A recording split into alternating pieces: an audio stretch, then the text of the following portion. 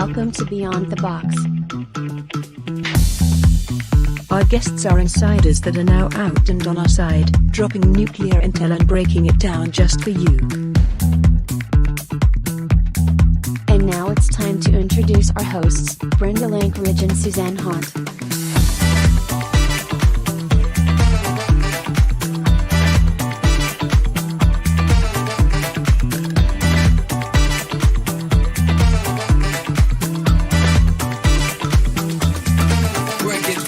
Join us and subscribe for weekly shows. Beyond the Box begins now. Let's jump in.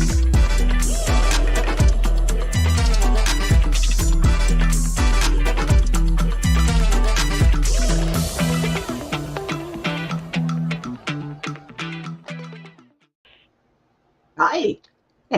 Here we are. Hey. Back, everybody.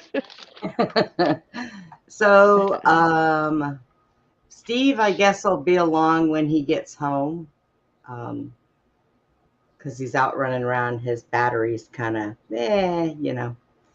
apparently he didn't take a full charge when he left the house. So, and Andy will probably be here when he wakes up,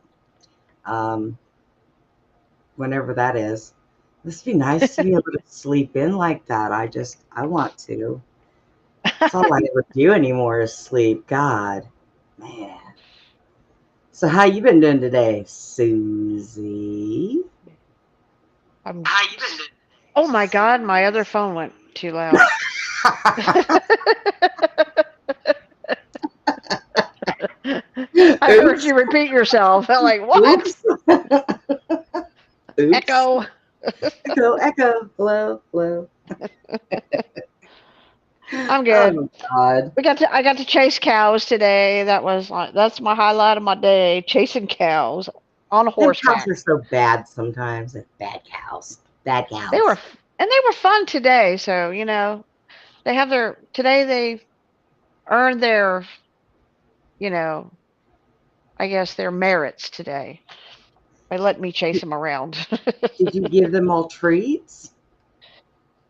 They always get treats. Oh, that's right. Yeah. You should see this one cow.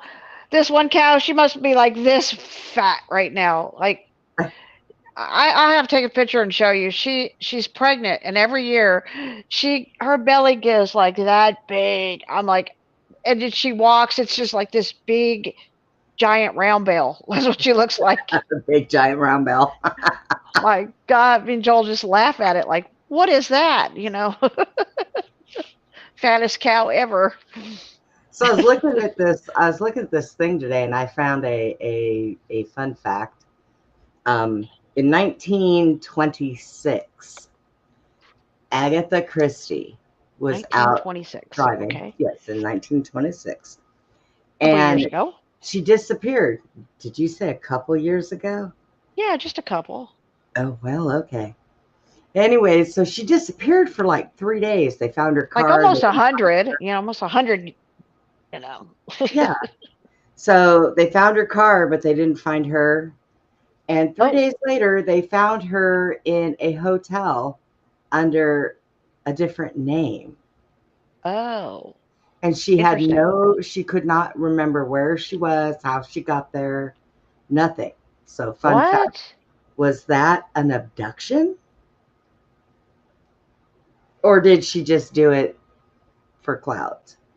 Or did she say, I don't know nothing, didn't see nothing, didn't hear nothing. Right? But it does sound a little odd. Well, that's what like back in the 20s to say that. I mean, Well, in 1849, Edgar, what was his name? Edgar Allan Poe. Yeah. Edgar. I can't even say his first name. Edgar Allan Poe. Yeah, like he got sick, and then he ended up dying. So the punt on that was it something natural causes? Was it poisoning? And here was the third one they came up with. Voter fraud. What? Did I miss something here? Yeah. Yeah, What? yeah. That's what Okay. they said. Well, one of the three causes of death could have been poisoning or, something like that. And then the third one was voter fraud. And I'm thinking to Okay, that was myself, like a. wait a minute. Hold on. Hold the phone. Hey, So, back to your first one, Brenda. yes. Your first story.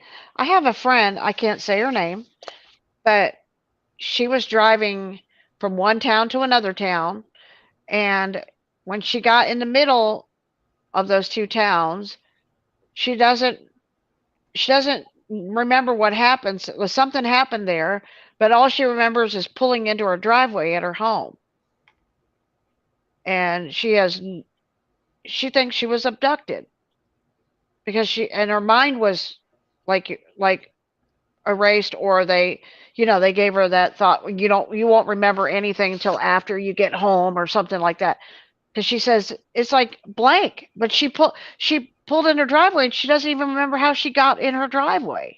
So, here's my thought on that. Because that's happened to me, but it was because I was out drinking. uh, well, she I wasn't woke up drinking. in my driveway and said, "How did I get here?" That's funny, Brenda. That's Yeah. So you never know. I mean, Yeah. it can happen. Hey, maybe that's what it was. She was drinking. She went out drinking with some guy, ended up in a hotel, and like, I don't know how I got here. Woke Yeah, up. and they drop those little. I've had that happen to me before. They put those little pills in your drink. Only I was outside the Oh club yeah. sitting in a pile of water, and it was pouring down rain. They dragged me back inside and said, "Brenda, sit here." I'm like, Hey, "Okay." that's the aliens. They don't need to do their little technology. All they do is give you one of those little roofies. You won't remember nothing, right? There you go. There you go. Oh, but you wake Yep. up the next day feeling like crap. I was walking into the walls and everything. I was like, I think I better go to the hospital, get a blood test done. And that's what it was. Okay. So why don't you go ahead and give us a little prayer?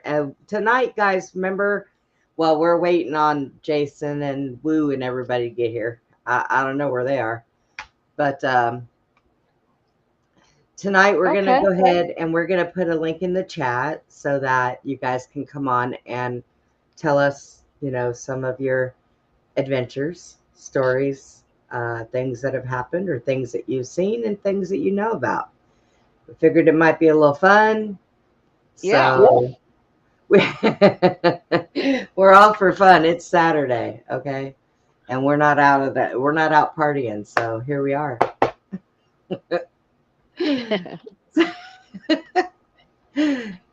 Go, Susie. All right.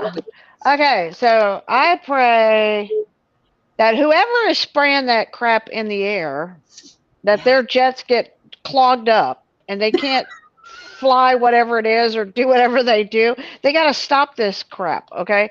No more sicky people. We're getting tired of all the viruses and the parasites and all the, everything floating around, everybody getting sick. So I just pray in Jesus' name that this has got to stop. Got to Yeah, stop now. absolutely. I know. Okay.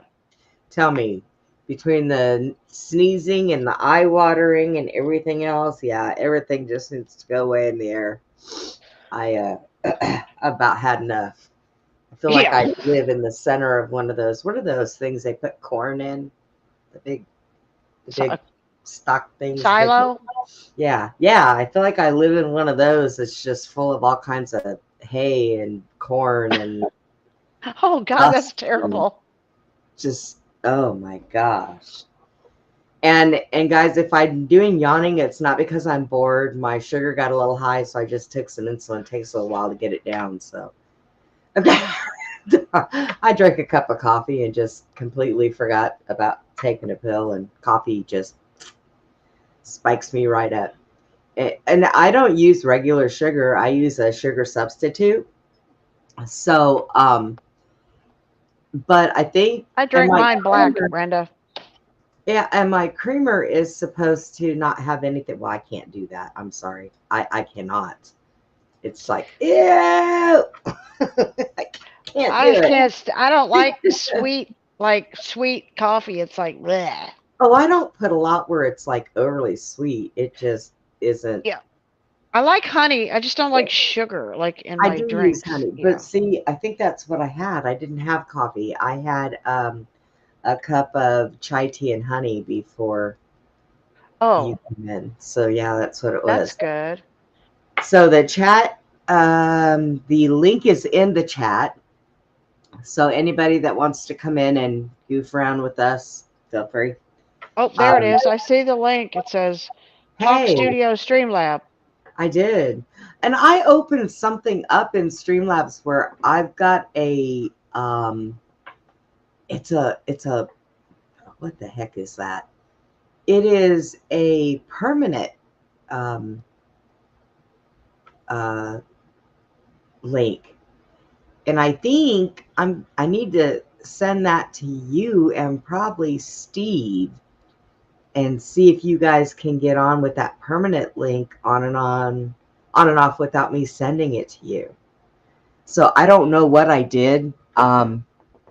I screwed up because usually they take the money out of my account every month, to pay.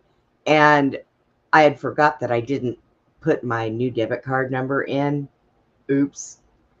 So when I went to go do it, they had already shut it off. And when they did that, I had to go in before one of the shows and I had to redo everything. And it really sucked. And I had to download all of the.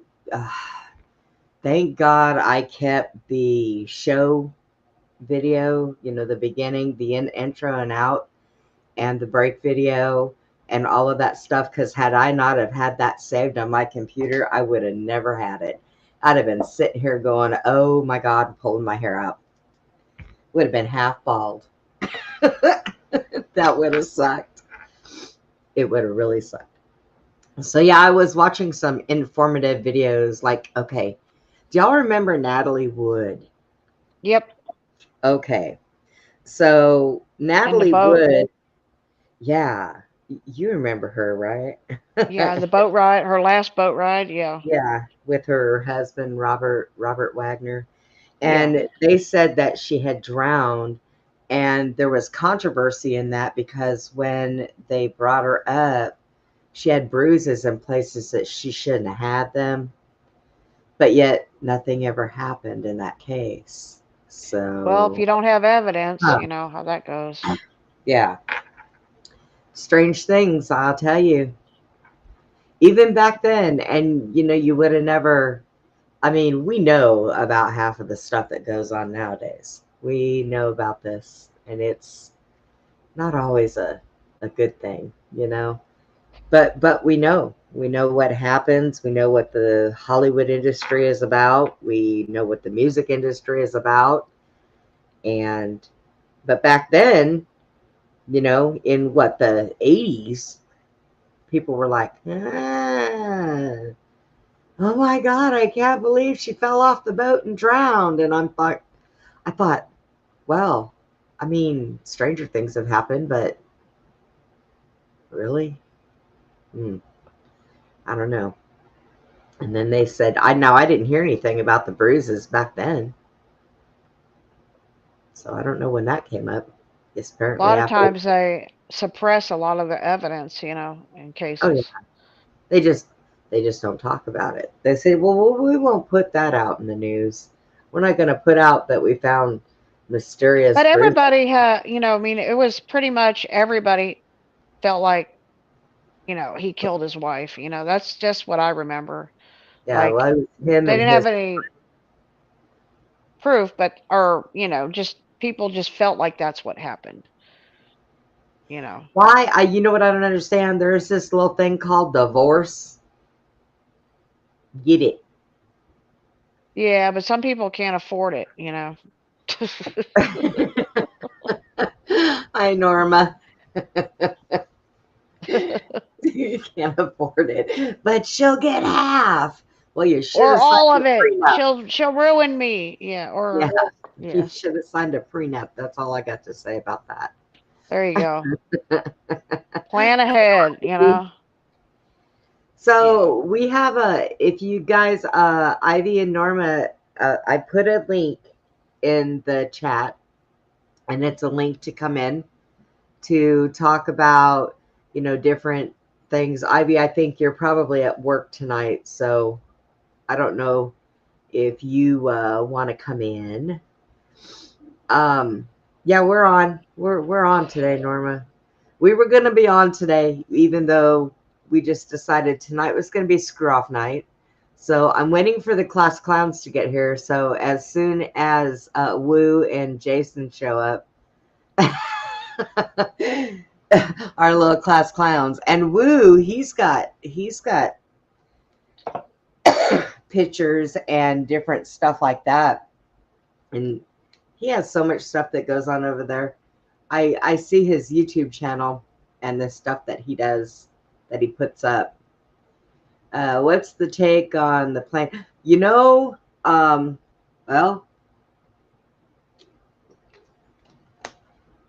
I haven't quite figured that one out yet. I've heard several different things about that. Like Steve said last night, he heard that the helicopter was unmanned and it was supposed to be something else, but I don't know if we have a remote like that with Blackhawks. Because I see Blackhawks all the time. I live next to a military base, so I don't think those things can be flown remotely. The thing of it is those helicopters, they fly in battle. Okay.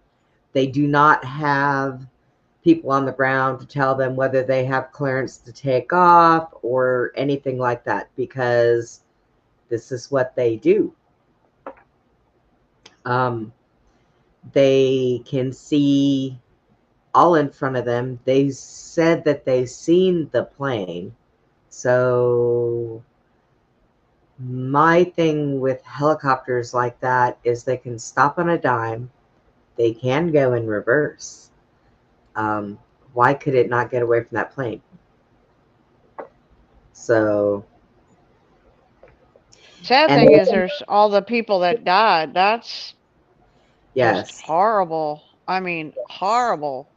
It was our figure skating team. There was the US, and then the people from Washington that were down there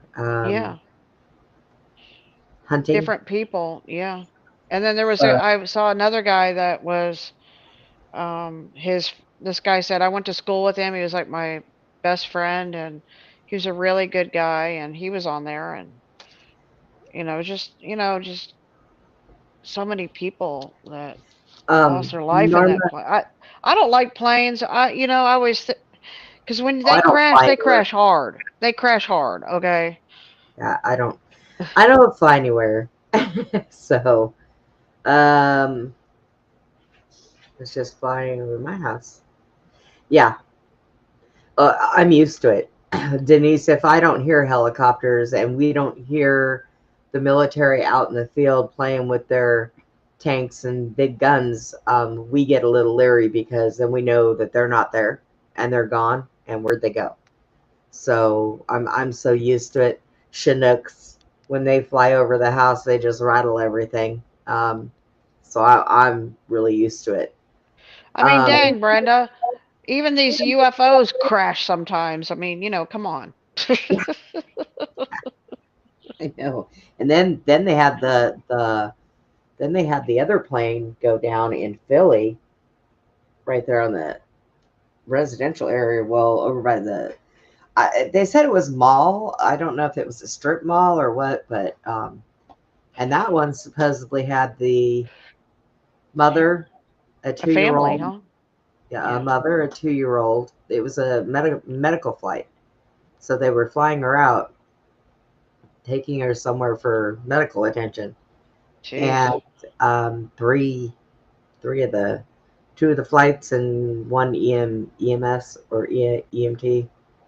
So yeah. Norma wants an update on Lucy, so you want to let her know about what you told me? Lucy is okay. So she kind of rubbed out some of her little staples on the one side. And I told Joel, I said, we probably should take her in because a couple staples come out. He goes, oh, she's all right. Well, a couple more came out, but it's everything is holding together. She's not bleeding or anything. And Monday is her appointment anyway. And she's on antibiotics every day, so she's on her antibiotics last one tomorrow. But Monday's her appointment. So I don't know if he's gonna like give her a few more stitches there or but I mean it's just like a little pink there. It's instead of like healed up all the way yet. So but she's doing good. I mean her swelling's gone down and she's happy and running around and so we'll find out Monday after we go in for our next vet visit. Yeah, Norma, I'll tell you what's really bad. When I first moved out here, I was sitting in my first place, and my ex-husband was in the military, and we had just moved in, didn't realize how close to the post we actually were.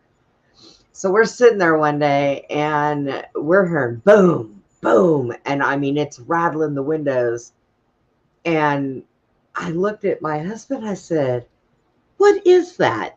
And he said, oh, they're out in the field, and they're sounds like they're playing with tanks. So they had said if we have any problems that we can call out to the main gate on Fort Hood, and they would contact. So I called thinking, what the hell are they doing? They told me, call us back when your window breaks and we'll send somebody out to fix it. So I did because, well, cracked the window. And they had to send somebody out to fix my window. Now, it took them a while, but they still did it. But like I said, after you're here for a while, when you live that close to a base, especially when they go out and they do training out in the field, you get so used to hearing that if you don't hear it, then you're like, what was that? And you're like, I don't hear anything. Oh, wait, what's going on? Why is Because it especially quiet? certain times of the year, they're supposed to be out there training. And if you don't hear them, you kind of freak out like, where is everybody? Did they go somewhere and nobody told us? So, yeah, it can be annoying, but you do get used to it. I mean, if somebody ever would, if my town was ever under attack, we would just be sitting here thinking, oh, it's just Fort Hood. they're just playing with their tanks out in the field. It's all right. So, but let's see. Oh yeah, no, Norma, I don't fly. I'm claustrophobic and afraid of heights, so planes aren't good places for me. The last few times that I was in a plane, I had to be medicated before, and I'm not talking about the over-the-counter crap. The Really? doctor, oh yeah. Well, one time my mother was, where was I? I was in Ohio, and my mother was in Phoenix having a triple bypass. And she didn't want to have the surgery till I got there. And it was like last minute stuff. So we got on a plane and I didn't have time to go to the doctor to get anything. Man, let me tell you. When we landed, it's a good thing they had an ambulance sitting there waiting, because my poor ex-husband, he had to have 12 or 14 stitches put in his arm because he made a dumb mistake. We hit an air pocket, and of course I freaked out. He put his hand across me to sit down. Well, when he did that, he put it across my mouth, and I bit him. And I bit him. And yeah, so he had to have stitches. What was the reason for the biting him? Did you think he was doing something to you? He was Like he was holding me still, and I don't know. That's why I told you. I've been medicated to fly, and I have to fly with somebody because they have to make sure that while I'm unconscious, nobody's stealing shit out of my bag or anything, you know? Oh my gosh. Yeah. Yeah, I don't fly good at all. So whenever anybody says, well, are you going to come here? I'm like, yep, it's going to take me a few days because I'm driving. I had a friend that lived in Australia, and he's like, you've got to come out here. And I'm thinking to myself, okay, 16 hours on a plane. That doesn't I don't sound think fun. that's going to work. I said, can I take a boat there? And he goes, Yeah. yeah, if you want to be here in 3 months. I was like, Oh, you could take a oh, cruise over there. well, Yeah. that sounds like a nice vacation. It's a vacation. I don't know. Boats, you can get pretty seasick, you know. No. I like boats. Boats, I do. I've used to fish on boats, so Okay. I boats get don't. pretty seasick, yeah. Boats, the sea doesn't bother me. Start hitting them I waves, was man. a Like boom, boom, boom. I Yeah. was an Like, excellent swimmer, so I had no problem with the water. I at one particular point in time in my life when I was younger, growing up in California, I used to surf, so I didn't have a problem with the water. I just have a problem being in something that weighs the amount of a plane that can drop in a dime, and there's my problem. I'm like, nope, no. planes are pretty smooth. They're just, but when they crash hard. That's the only bad thing. Not the one I was on going to Arizona. I don't know what we were doing, but I'm here to tell you when we hit dips that lift my You butt maybe up hit some off the seat, turbulence, huh? forget it. Yeah, that's what it was. Yeah. Mm-mm-mm. Been there a few times. Yeah. Yeah, I don't trust it. I'm not okay with that at all. So where's our chit chatty group coming on? Come on, guys. Come I in. don't Come know in. where they are. Oh, woo. If you are just sitting there listening, stuffing your face with ice cream, you can Yeah. get your butt in the chat at any time, Hello.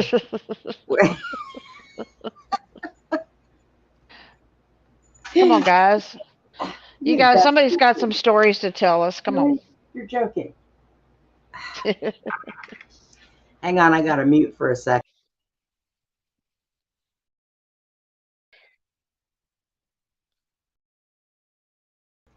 It's ridiculous. Normally, this dog goes out before I start the stream, but now he's deciding he's going to go and rip my door up to get outside. Uh, Tucker, you're bad. I don't even at know least what he to let you know. Oh, yeah. He's like, I gotta go. I gotta Yeah. go. Let me out. He's something else. Norma said she's calling Woo. Oh. Somebody better call Woo. I don't have his number. He's not allowed to give it to me because, he'll get in trouble. Try to keep Woo out of trouble. Poor thing. So, what have you Oh, come up with? Norma, are you really asking that? I had a dream about that last night. Oh, yeah. Yeah, it was weird. Yeah, it was weird. She was she was Tell up to her. no good in my dream, and I said, "Get out of here." Yeah. Yeah. I just, Norma, really I do not understand how anybody knowing the facts about that person would even want to be around that person knowing, especially after the stories of all the poisoning people. Oh, let's just invite her over for dinner, okay? And yeah, that's just a really good idea, I you guess know. the way they think about that is as long as they're in a different state and away from her, she can't get to him. Yeah, I guess, you know. Don't be stupid like Brenda and go spend a whole freaking weekend with her. There you go. Yeah. I Tell mean, Norma, tell Norma about your dream that you had. Tell her what it was. okay, so in the dream, it was funny. It was like, um, uh, she took a dog that I had to the vet to have the dog put down. And I went up to the vet and her, and I told the vet, "Oh, yeah, I have this dog that we're gonna breed it and get puppies or something." And then, and then I turned around and said, "That was not Penny's dog. Um, that was my dog." And the vet got really mad because he had already put the dog down because she said to put it down in the dream. And then I told her when we got home, "You need to get your shit and get out of here." And I couldn't get her out of there fast enough in my dream. Like, get out, you know, because you're just nothing but a liar, you know? And, but, I mean, she didn't actually, that was a dream. Like I said, that wasn't something that actually happened, but, and I didn't kick her out of here either, but, if she'd have killed one of my dogs, I probably would have. But, she left on her own, which is really nice. I didn't have to have any confrontation with her.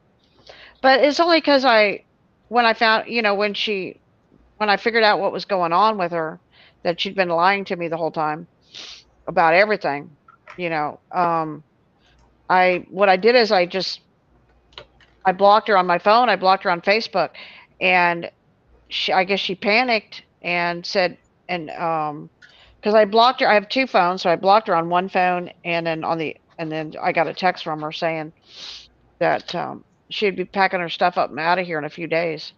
I didn't even respond back to her. I never talked to her after that. I mean, it was like, I cut her off completely. I Like, I think didn't I was want on the anything to do with her. phone with you when she sent you that, though, wasn't I? Huh? Yeah, I was on the phone with you when you got that text. I was like, wait, what? Seriously? She doesn't want to say she's sorry. She's just going to leave? What? Yeah, Oh my that's God. pretty drastic. Pretty, yeah, and that's okay. I mean, Yeah. I mean, really, I was tired of supporting her because I was, she wasn't paying for her way here, okay? And then I was always buying her stuff, like every time we went out to eat, I had to pay for it. And I finally there at the end, I said, "You know what?" I said, "You need to pay for your own food. I'm not, every time we go somewhere to eat, you always make me pay for it." "Oh, I'll get it. I'll get it." It's like, I was like, what, you know, because she was just, I felt like she was taking advantage of my niceness, like I'm being nice. So, okay, but it was all the time. So, you know, yeah, it was just, it was what it is and it is what it was. And, I've always been that person that's helped homeless people, down and out people. I've done that my whole life. So, helping Penny was not anything different than what I would have done for anybody else. She was locked up in a crazy house for a year because she said she was crazy, and she got out of the crazy house. Right? That's right. I mean, so I don't know if her family put her in there or if she signed herself. I don't even know. I don't even know what the true story is. But all And I know now is she you have, was, now, did you huh? guys know? Did you hear? Did you hear? So now What? she's telling other people to tell Uh oh. people they shouldn't come on our show Well, because she did that. Susie and I sh- are mentally ill. Oh, yeah, but she's the one that's been locked up in a crazy house for a year. I was going to say, I Confirmed know crazy. damn well I'm I not think mentally she ill. got I her can tell. disability. I think she got you know, I think she got I think being in the crazy house she could get more money, okay? And I think that's why she agreed to do that or whatever. I don't know. But I don't know. I don't even know. Cuz you know what? How do you know what the truth is or what a lie is from somebody who can't tell the truth? All I know is she was in the crazy house. Her family wasn't speaking to her, and Well, anybody that knew her in the past wasn't speaking to her, and she had nobody and nowhere to go. And I took her in and took care of her, you know, and for 6 something years. And you know what? I treated her like a sister. I was good to her, and you know, and so and then but I never believed her stories because her timeline never fit in anything, that she told. I mean, the stories never made sense. But like I would tell people, people would ask me about Penny and her story, and I said, well, that's her story. Doesn't mean I necessarily believe it, even after 6.5 years. But, there was some parts of the stories that was, like kind of true, some of it, right? You know what I'm saying?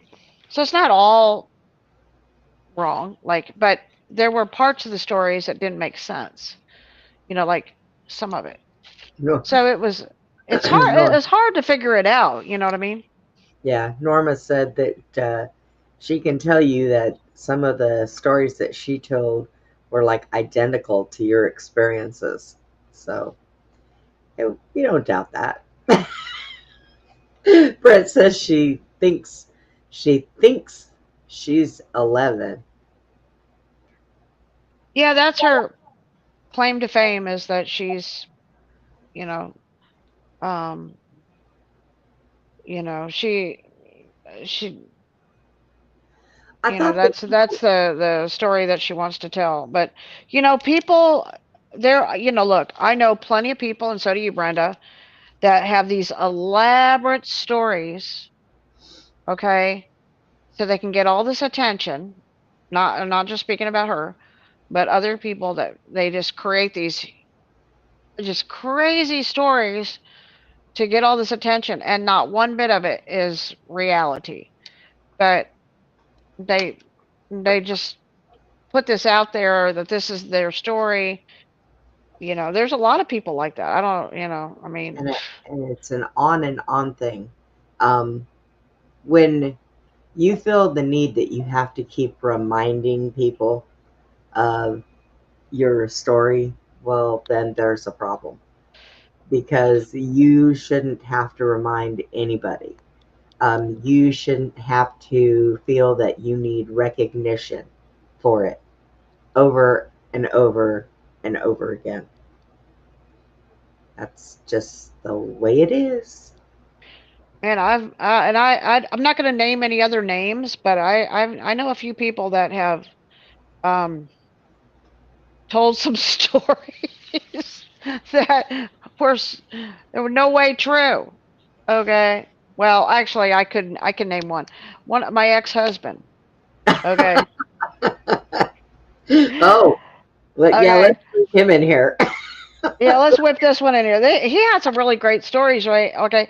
So when I met him, he was like, he told me, I mean, this isn't a secret. He admitted to lying about the whole thing. So, it's out in the open. He admitted to everybody he lied. But he was from Cuba, okay? And he apparently said that he was in the military and that he flew Russian MiGs, and he was a pilot, and he did all these, things and he knew all the Russian, because Russia, and Cuba's all together. So he said one day he was flying toward Miami, and he went toward Miami, he got in trouble. And so when he went back to Cuba, they put him in this interrogation room, and they were going to interrogate him, and he got away. He ran into this fence. All this is made up, by the way. And he ran into this fence, and he ran away, and he went to this doctor, and this doctor signed these papers for him. And then he was able to get on a boat. Now, this is during the Mario, when all the prisoners were shipped, Right. because he was actually a prisoner for since he was 16 till he was 20. He was locked up in a Cuban prison. So, but no, he's a pilot who's flying MiGs and yeah, right. I mean, you gotta sit in prison for all these years, and you gotta sit in a crazy house and make up these stories. Now, come on, now, okay. So, so And he gets I on always, this. He gets on this boat, and he comes over. He comes to America, and he gets to Miami. Right once he gets to Miami, they go to this big camp, and he meets his sergeant there, and they're interrogating him, and they're interrogating both of them. And so then they decide, well, we want to learn about what you know, so we're going to he puts them. He says he gets two handlers, this woman and this man. They weren't married, but they said they were, and they became his adoptive parents. Okay, it's all lies. Okay, and they take him in, and they're spies, and they're spying, and they're trying to learn all his information. They want him to give up all this information, and I mean, come on. So it wasn't until way later in the story when what he was doing is he was repairing um, RVs and horse trailers and things like that. That's how I met him. He was fixing horse trailers. And he met this guy named Spanky who flew for Starflight out of Austin. And so one day Spanky said, "Hey, let's go for a ride, because you're a pilot." And he let him take over the helicopter. Well, he almost crashed the thing because he didn't know what he was doing because he wasn't a pilot. Okay. But he was trying to fake it, till you make it, right? And I mean, oh, Lord. I mean, the stuff people can come up with. I mean, you spend your whole life making up a story and then trying to live up to that story. And then it's just one story after another story. He finally admitted the truth. And I mean, his first wife couldn't believe that he had lied about all that stuff. And I'm like, she believed him. And it's just, but people like that, I guess, they got something to hide. So they make up stuff. Oh, we want to play with your kids too. What? You can get on it and let your kids wave at everybody. We like kids. Lou says that he's got the kids tonight. Oh, wait a minute. I just got a message from Andy. Where is he? Are you doing? So I've met some good. Well, yeah. I've met some really professional storytellers. Okay. Yeah. Well, he's got a friend that's going to look for all of his stuff to back up all his stuff. So then he can.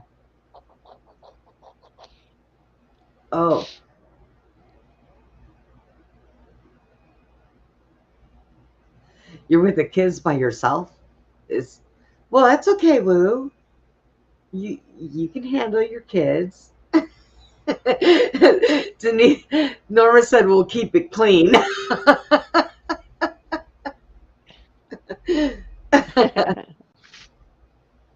What is Andy doing? I don't see you on YouTube.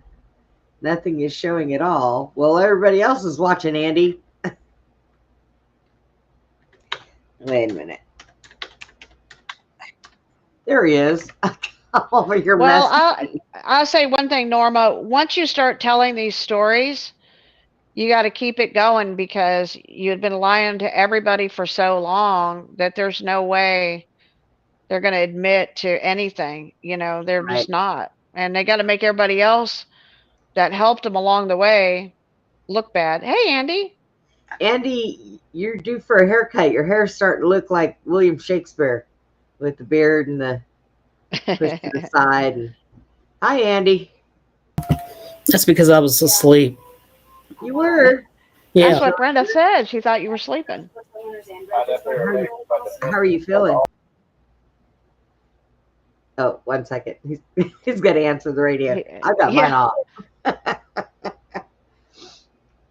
He's got radio talk. Yeah. Sorry, I had to turn the radio down. So how are you feeling? Are you feeling better? Oh. Yeah, I go back in 2 weeks to the wound center. Okay. For another checkup. Well, hopefully that thing on your leg starts getting better because this, Patrick asked me the other day on the radio, is Andy okay? He's been laying down a lot, sleeping. I said, well, he has that wound on his leg, so every few hours he has to lay down, and when he lays on his side, he goes right to sleep, apparently. Mm-hmm. So he says, oh, that's cool. So now we know how to settle Andy down. Just roll him over on his side, and he'll sleep like a baby. He said that? Patrick did. He did? Turn the radio on. I don't want to turn my radio on. It makes too much noise.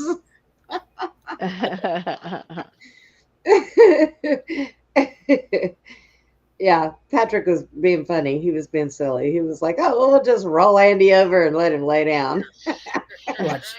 Watch this. Exactly what I pictured when he gets dropped out of custody. That's exactly. Hey, Patrick. Uh-oh. Uh-oh. What is that in the background? I'll send the video to you, Andy. And there's Tony. Oh, God.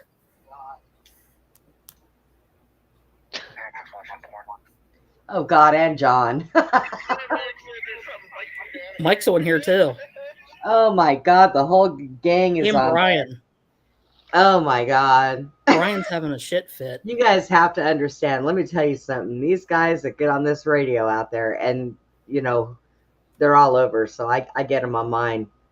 They get on there and they get to going, and you might as well hang it up. And they get me in there and forget it. And John and I will fight. You would think we all hated each other when we get on there, but it's actually in all good fun. So, Yeah, Brian's not too happy right now. oh, what's the matter with Brian? He went to the grocery store and they won $8 for a dozen of eggs. Whoa. Tell him that's still part of Bidenomics and it works great. I told him, I said, go buy your own chickens, then you wouldn't have to go buy any eggs. Well, that's true. He'd go buy his own chickens. Wait, what did Norma say? Yeah, I got something about that. You know what, Norma? I never really knew what that love bombing was, but I just got it, Tony. Thank you. when I saw it, saw her doing that to other people, I was like, oh my God, it does make you sick because it's like you realize that it's like a con job, like it's like, but you can, like you said, you're very professional, these things, because you've been trained, but What the hell? if people haven't been trained, they don't know, right, Brenda? Andy, mute. Mute. Huh? Oh. Go ahead, Susie. Yeah, I mean, love bombing is something you have to be trained to understand what it is that they're doing. When someone's like, "I love you so much, you're my best friend," and but it's like it's not real. But when you see someone doing that all the time, yeah, you're like, "Oh my God, this is how they play people or lead them on or deceive people." It is very much what they do, It's kind of crazy, but that's what they do.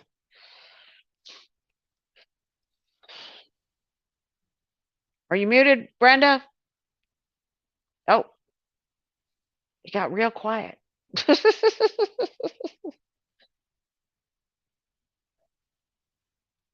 Okay.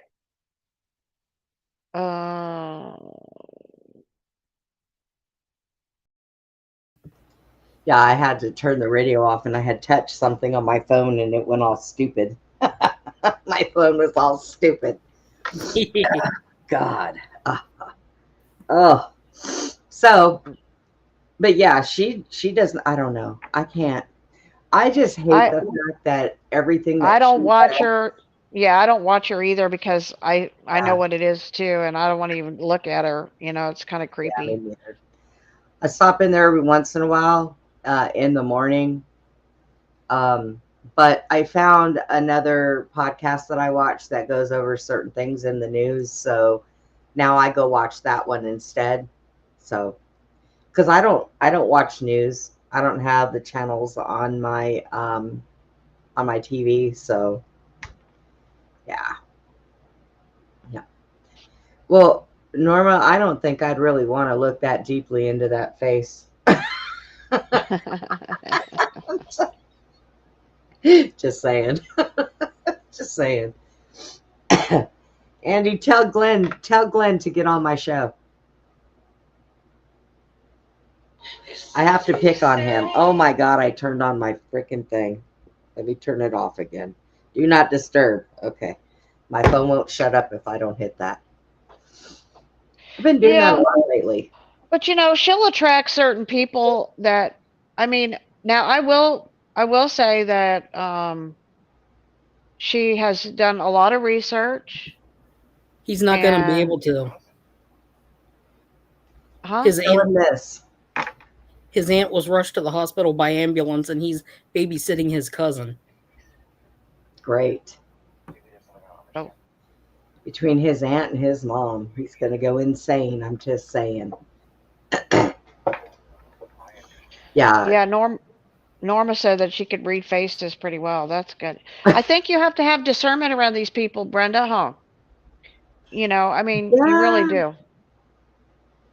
Yeah. And you have to quit feeling sorry I have to quit feeling sorry for the ones that are like that. I'm just like, if they, that's my, thing. But, it is what it is. But now I know a whole lot more than I knew before. But I wish I hadn't learned that way. You. I think I learned a very hard lesson right there. Very Yeah. hard. Yeah. Yeah, it wasn't good. It wasn't good at all. So, Andy, everybody's supposed to come on and we're supposed to have stories. So, let's see. I'm going to give you something that I know that you know about. So,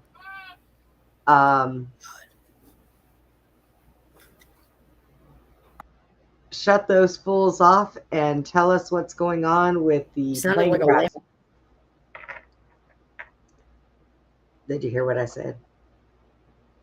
Tell them fools to hang out for a minute while you tell us. I said to Patrick, I said, you sound like a laughing hyena. And Glenn goes, yeah, and baby Jesus. Tell Glenn to go babysit his niece if he can't, or his cousin, or whoever the heck she is. If he cannot be on the show, he cannot be on the radio. See? All right, I'll see what he says. Hey, Yeah, Glenn, Brent Brenda said he if you- quit. if you want to. Oh, Brent said he quit watching a while back too. Brenda. Yeah. Yeah. Yeah, we did too. So, Andy, what's going on with the airplanes? Paying my bills and taking care of my stuff. She can just get her nose up out of my business. He said, did you hear what he said? You tell him I want an internet divorce. Did you hear exactly what he said, though? No, what'd he say? He What'd said- Glenn say? Glenn said, when did she become my mama? When did she start paying my bills? Yeah.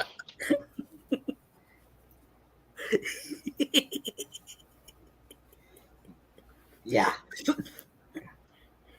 Let the fun begin. I'm your internet wife, bitch. You do it as I say, or you get spanked. Hey, what yokels do you have on your show tonight? It's just me and Andy and Susie. You should come over here and play with us, John. You know? Well, Damn it, we John, got, I was going to see that. I guess not. They can go away. Yeah, I fight with Glenn all the time. It's okay. Patrick said he was upset. He had to go to the grocery store without you again. Oh, crap. God only knows what kind of fat shit he got. 8 packages of sausages. 5 sausages per pack.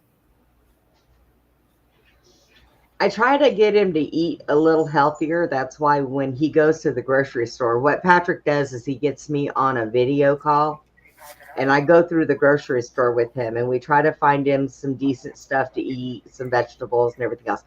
Whenever I let him go by him, tell Glenn to get the stick out of his ass. Hey, Get on there and tell Glenn that Norma from my chat and some of the people that will go over and watch his show said to get the stick out of his ass and come on the show. Anyway, so I go through the grocery store with him and I try to find him, vegetables and different stuff, for him to buy because he's a truck driver and he's on the road and he weighs like 400 freaking pounds. So try to get him to eat better. And apparently I forgot that he had a grocery trip scheduled today and I was asleep, so I didn't get to go to the grocery store with him.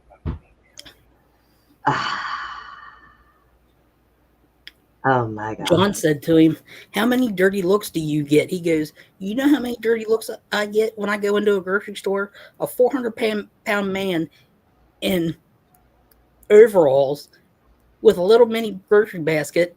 Everybody turns around and goes the other direction." He said, "And ladies with little kids turn around and run to the other side of the store." Well, you see, look, I went out to go, I had Jack take me out to go meet Patrick in Temple when he had come to Texas. So we didn't tell Andy that I was going to meet up with him. So what I did was I handed him Putin, and I took a picture of him with Putin. So here's this big old guy with poor little Putin, right? And the look on Putin's face was like, "God, please don't eat me." Well, yeah, it looked like a big old linebacker from the Chicago Bears holding a tennis ball. and I sent the picture to Andy, and he was like, "Wait, what? Oh my God, he's going to eat Putin." Yeah, for an appetizer. My poor dog. I subjected him to that. He was horrified. It was pretty funny. Oh my God. Yeah. You guys are awful.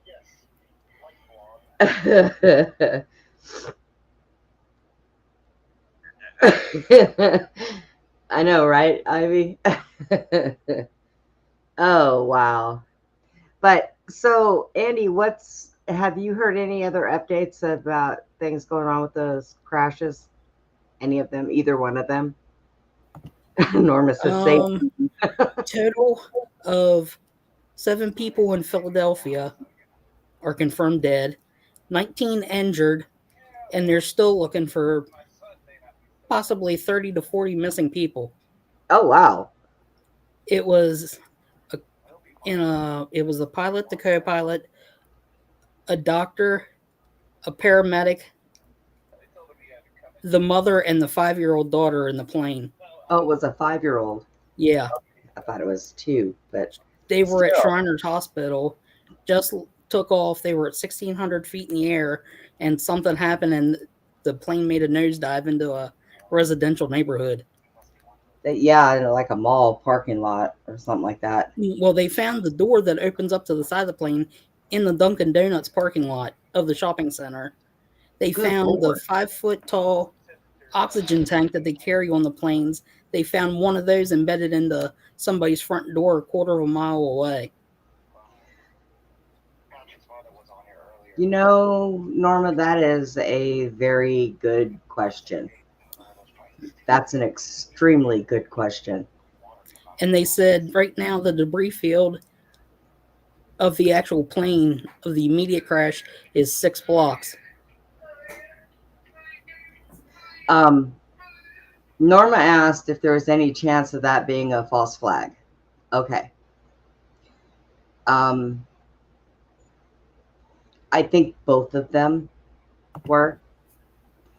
Because we all know that whenever something like that gets planned, they don't care who they take out with it, which is sad.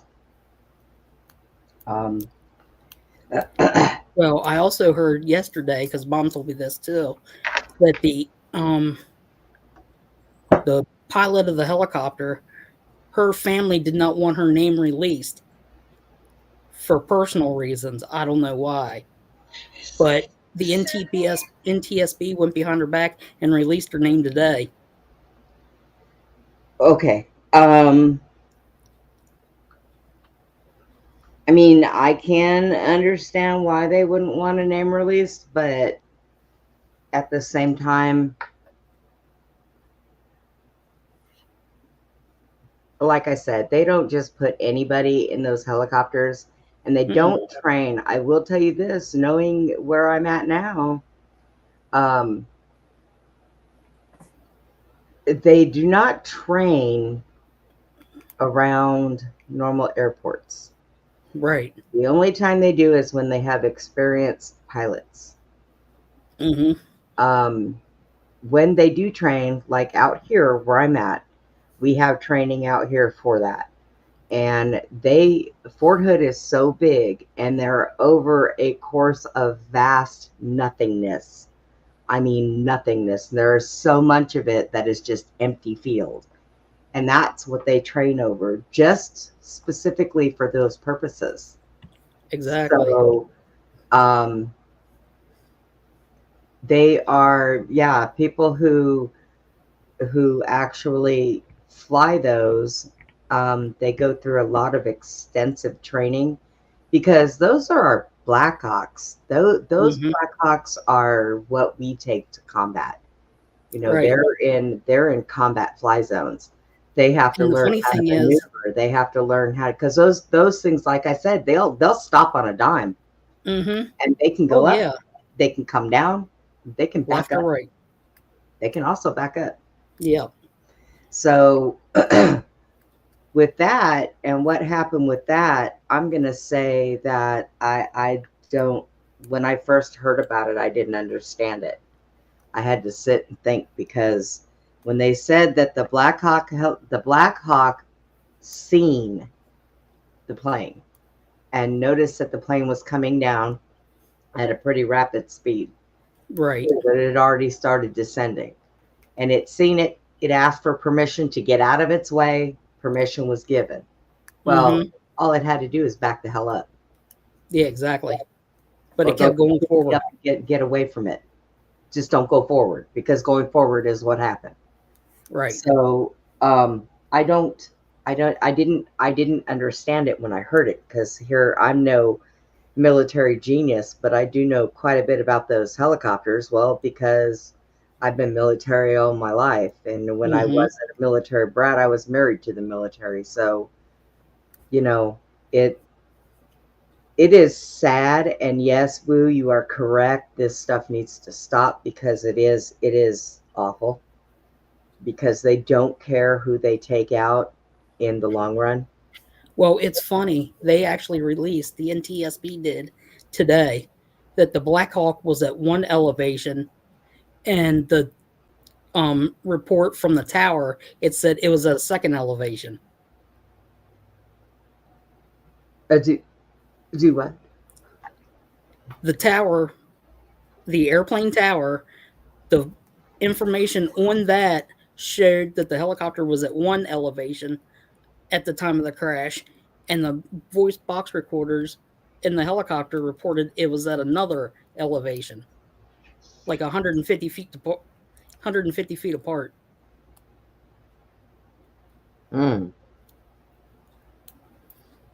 Interesting. So that would be why According to the tower, that's why they the ended up helicopter was putting only out. 300 feet off the ground. Now, guys, I want you to know this, okay? The reason why I ask Andy is Andy is privy to certain information when it comes to the helicopters and planes.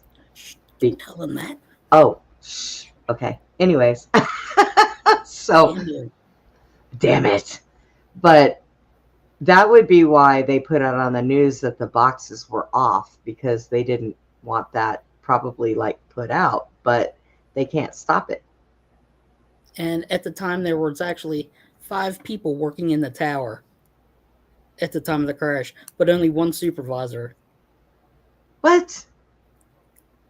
And the one traffic controller was appointed to go ahead and do control for the helicopter and the airplanes at the same time. Oh, gee, and let me guess. How much training did that person have? I had no idea. I missed that part of the interview.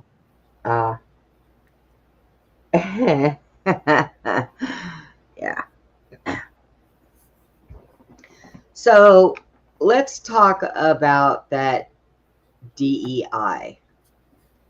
I don't know if I'm allowed to talk about that or not, but I'm going to anyways. Okay. Yeah, what So, is it anyway? well, what it is you know how when you go in to get a job and they have all these little boxes that you check, man, woman, and well, now male, female, and now it says 15. There's 15 boxes to check now because apparently we have more genders than anybody ever knew of. But Yeah. But now so that's going to be changed back to only 2. yeah, but they also here's the problem. Okay, people were saying that they couldn't get jobs because, well, they weren't educated enough, or they don't want to hire me because I'm a different color, or they don't want to hire me because I'm an illegal. Did I say that? Okay, yeah. But so they were taking these jobs and giving these jobs to people that were not qualified Right. to do the jobs, just to be able to fit in on their diversity, equity, whatever. My problem with that is that's okay when you want to go work for Walmart, or you want to go work at Dollar General, or you want Hmm. to go work in the mall. But that is not okay handling our aircrafts, big trucks, Hmm. trains, big things that can hurt people. That's not all right. You've got to be qualified to do these jobs for a specific reason. Had they had a not qualified person on a plane, flying a plane, and that person had, well, like Susie's ex-husband, Hmm. said that he had all this piloting experience, put him in a helicopter, and he almost crashed it because he had no idea what he was doing. You take your family members and put those people on these flights, and you're expecting to take off and land safely. And it doesn't happen because these people are not qualified to fly. Right, exactly. You got a big problem, people. A really big problem.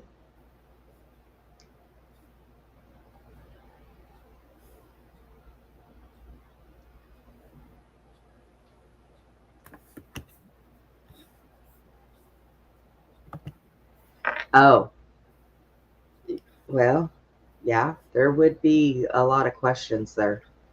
Um, uh, that would have been on the right track. Being a aircraft mechanic, you have the experience on how a lot of things work, but Hmm. learning to fly them and maneuver them, that's a whole different spectrum. Um,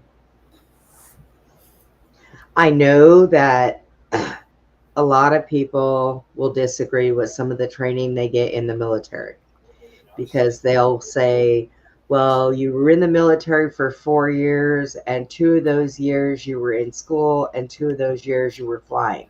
So they would feel that they wouldn't have enough under their belt. Now, that all depends on what they did. Because if you take them and you put them in a war zone and they're learning how to do maneuvers and all that stuff, you can actually gain quite a bit of an experience when you train with the military. Hmm. But however, just going to school, I mean, I think that on a normal basis, when you go to school, you have to have so many hundreds of hours of flight time. Isn't it like 1,000 or 1,500 hours of flight time before It's you like can go out almost on your own? 2,000, I think.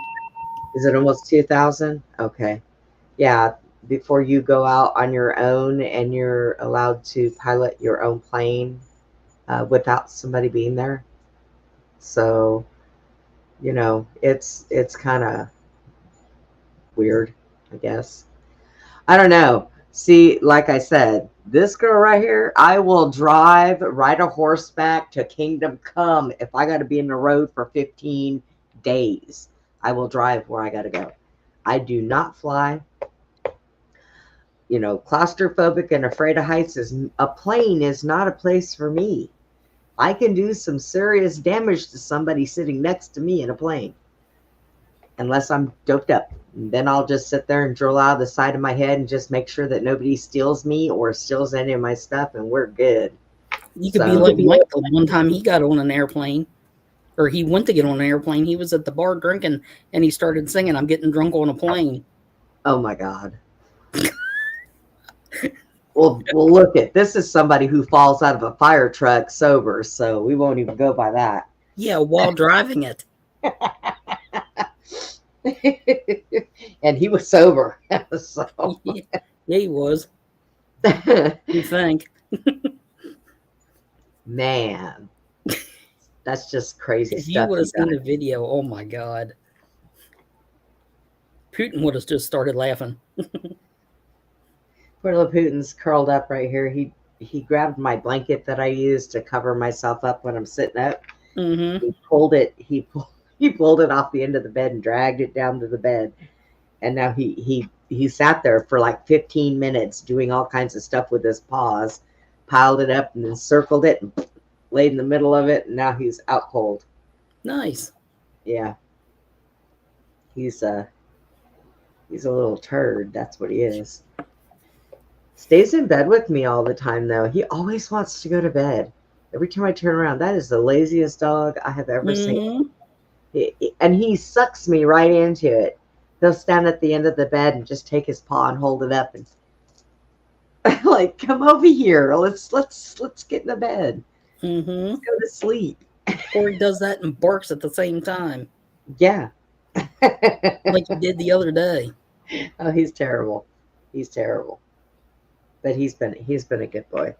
I think they ate at noon with us, so they're both him and Tucker are pouting because they're used to getting fed at like 6, but we fed them 6 hours early, so now they're being pain in the butt. So after the show, I have to probably have Jack get something out and feed them because they're acting like they're starving dogs. They never eat ever. No. I don't know. I've never seen them eat once that we've been on these podcasts. Well, that's because I don't have food in front of me. Because if I had food in front of me, to tell you the truth, I've never seen you eat either because your food vanishes. No, they get it. They get it all. 1 bite for me, 2 bites for you. That's the way it works in my house, man. Earlier, Susie took me outside to show me some stuff in the arena. Yeah. And her pups were up on top of the patio there by the door. And they were so cute. They were talking to me. Oh, baby. Oh, I bet they're getting big. Her puppies? Oh, yeah. And then she's got another pregnant dog. Ooh. Susie's going to become another pregnant granny. She's going to have puppies for sale. Uh-oh. Yep. Because she won't sell the 2. She got attached to the 2 that she had left that she was going to sell. Yeah. But she got attached to them, so now they're part of the herd again. I was going to say, how can you not get rid of them? Yeah. What did Roger say? Especially when they look at you like 15 dogs to 18 dogs again. Or we went to...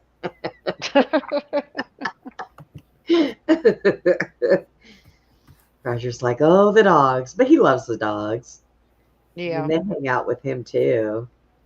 He says it takes him about an hour before he can do anything because he has to spend the first hour petting everybody. Well, Woo, do you know what time it is? What time how old are your kids, Woo? How old are they? Let's see how old they are.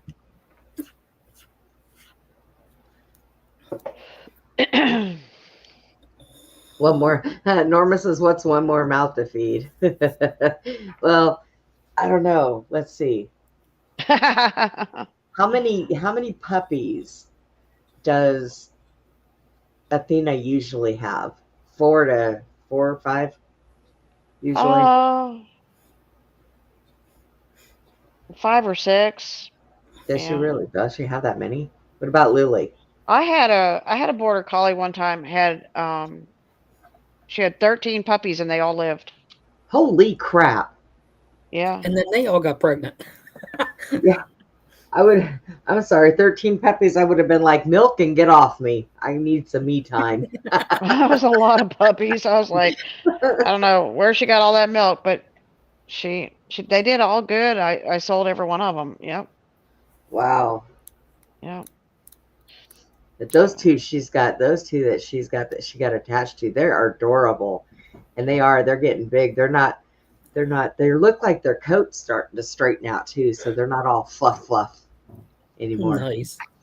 But they're mouthy. Okay, Mouthy. I'll take everybody out to go see them. How's that? Let's go see the puppies. Oh, good field trip. Okay, we're going outside. Are we ready? Okay, here we go. Oh, wait. There's Dirty Freedom. Freedom. Freedom, you don't look so red. What happened to you? You've been rolling around in bed, huh? Yep, and there's Scooby. There's Scooby. What are you doing, Scooby? Scooby-Doo. Sleeping. Leave me alone. Scooby-Doo, get that damn camera away from me. Look at me. I'm an old man. Leave me alone. I've had enough. Okay, we're going outside. Oh, go see the kids. Hi, babies. There she is. There they are. Their sister and brother. There's brother. There's sister. Hi, Good Lord, they are babies. getting big. They are. Hi. What you doing? Yeah. What you doing? What you doing? And there's Athena, pregnant Athena. Pregnant Athena. Right? Hi, Athena. That's a good girl, huh? Yep, she's a cute little girl. And then over here, let's see. Here's Elvis. What you doing, Elvis? Sitting in the chair. Got my Right? spot. And then, oh, I don't know. Nope, nobody's over there. Okay. See, there's the arena. Hi. Cool. So you can see that. Have you never the horse seen pen. her arena before? No. Oh, it's huge. Yeah. Yeah, that's the horse arena. I'm surprised her horse isn't in it. Normally she's in there. Well, she's over in the barn in her stall. So that's the pen where we work. And then you can see the arena here. So Wow. Oh, here comes who's this? Oh, this is Elsa. Oh. Hi, Elsa. How you doing, Elsa? And I want to let That's one of everybody Athena's babies. Huh? Is it? And I want to let everybody know when they thought that it was the hog that the hawks or the buzzards were after. It was my favorite dog. Diggers. Yeah, we found Diggers. Apparently passed away out there all by himself. That was my buddy. I liked him. We don't know. There's the barn over there. That's where my horse is over there. What? They're like, hey, say hi to everybody. They want attention now. Right? All right, kids. All right, we're going inside. Quit mauling the poor woman. Let her go. Me too. I'm going in. Woo, it's chilly out here. Okay, coming in. Oh, watch out, everybody. Shut the door. Oh, okay. It's bad. You got to fight your way. But yeah, Diggers, when I was out there, he followed me around in my wheelchair and sat with his head in my lap all the time. There we go. Okay, so that was our field trip. It's too bad your horse wasn't in the arena. Everybody could have seen her. God, she's so pretty. And she has an attitude. Okay, let me go see if she's over here. All right, hang on, guys. Okay, we'll go. Go over here. You got to take your kids out to Susie's, and we'll get them up on the horses, and they can go horseback riding. Let's go see if she's over here. Teach those Oh, kids there she is. Okay. Folk. All right. Where is she? I don't know if you can see because it's kind of dark, but she's right there eating on a big bale of hay. I don't know if you can see her. Can you see her? Here she comes. Oh, yeah, there she is. is. Hey, girl. She's like, what do you got for me? You got cookies? What you doing, girl? You say hello to everybody? Huh? You say hello? Yes, animals do have friends. Can you see her? Yep. Yeah, that's my girl. Yep. They do. Oh, there's Jake. This is Jake. Hang around. Where's little horse butthole? Oh, he's like, over there. Okay, we'll go to the barn. Hang on. Little horse butthole. We're going to the barn, y'all. We're going to the barn. Okay. And I'm barefoot too, and it's cold out here. It's okay though. I got a You're whole crew barefooted? following me. See, look, everybody's following me. See, It's a everybody, prank. all the dogs. Ah! All right, come on, guys, let's go.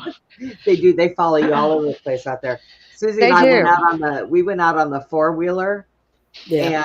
and I don't know if they would ever come back as humans, Boo, but I do know that they hang around with you. At least, especially until you find Going something in to the barn. replace them if they're worried about Okay. you know. Now we're in the barn. Oh, Andy's never seen the Okay. barn either. Look. Mm. Hey, puppies. Okay. Yeah, this is the barn. Okay. Oh my gosh. Okay, everybody. Oh, that's Man. Thomas. That's Thomas. And that's Jake. Those are two brothers, actually. Those two. Okay, here's Joel's horse. Moose. This is Moose Couture. Hey, Moose. Hey, Moose. I don't know if you can see him, but that's Moose. Hey, buddy. Good He's Lord. like, what are you doing? You putting me on OnlyFans? That's a baby doll. Yeah, it's a baby doll. Oh my gosh. I got a crew. Yeah. Yeah, they're such a good dog. Really? Really? Such talkers. Yep, yep. Yeah. Okay, and this is our, since you're getting the tour here, this is our little room in here. As we're, Yeah, that's the one I saw. Yeah, the horse feed and stuff like that. Said that Cows, they initially, cows and oats. the Army had initially refused to identify Yeah. the request of the family. Mm-hmm. I spilled that crap on your table. okay. Yeah, I think you It's did. not even sticky. Okay. All right, so It's like shellac. Uh-huh. That's probably the collagen in it. Yeah. Don't sit anything on that side of the table. It'll slide right off. I caught Moose pooping in here. Okay. Oh, what? Yeah, that's Joel's horse. Wow. Not Okay, even guys. excited on the camera. going He had inside. to poop. Yeah. Okay, back inside. Lou, I'm going to tell you, she's Chilly got out here. Bigfoot out there. I know she has Bigfoot Huh? out there. Lou asked Right? if you've ever had any problems with like dogman or any cryptid sightings out there. See that? If you could see that, that's my tractor. I don't know if you can see that. Can you see that? Hey, y'all. She thinks her tractor's sexy. Oh, I love my tractor, man. It really turns her I love on. my tractor. There's nothing runs like a deer, like they said, right? That's right. It runs like a deer. Nothing runs like a deer. Hey, that has air conditioning, okay? Yeah, air conditioning and heat and everything else. Oof. Okay, back to the house. Dun, dun, dun, dun, dun, dun, dun. Yeah, the other dogs are over at the other house. Okay, so Yeah. oh, okay. So that was your field trip, guys. Again to the barn, and I'm running because my feet are freezing. One of these days, got to do that during the day so they can exactly see. Because Right? Oh, we got 272 acres. that's what we went on right there, huh, Brenda? That's Yeah. what we rode on the Coleman. So you got all my fence equipment, but I've been working in this all week doing fence. See all the barbed wire and fence posts and Good okay. Lord. I don't want to look at no more fences for a long time. Okay. Oh, troublemakers here. Uh-oh. Oh, they snuck in on me. I know. Come on. Come here, you. Come here, you little. Oh, come here. Oh. God, you're heavy. Hold on, guys. Back outside you go. Okay. Oh my God, she's heavy.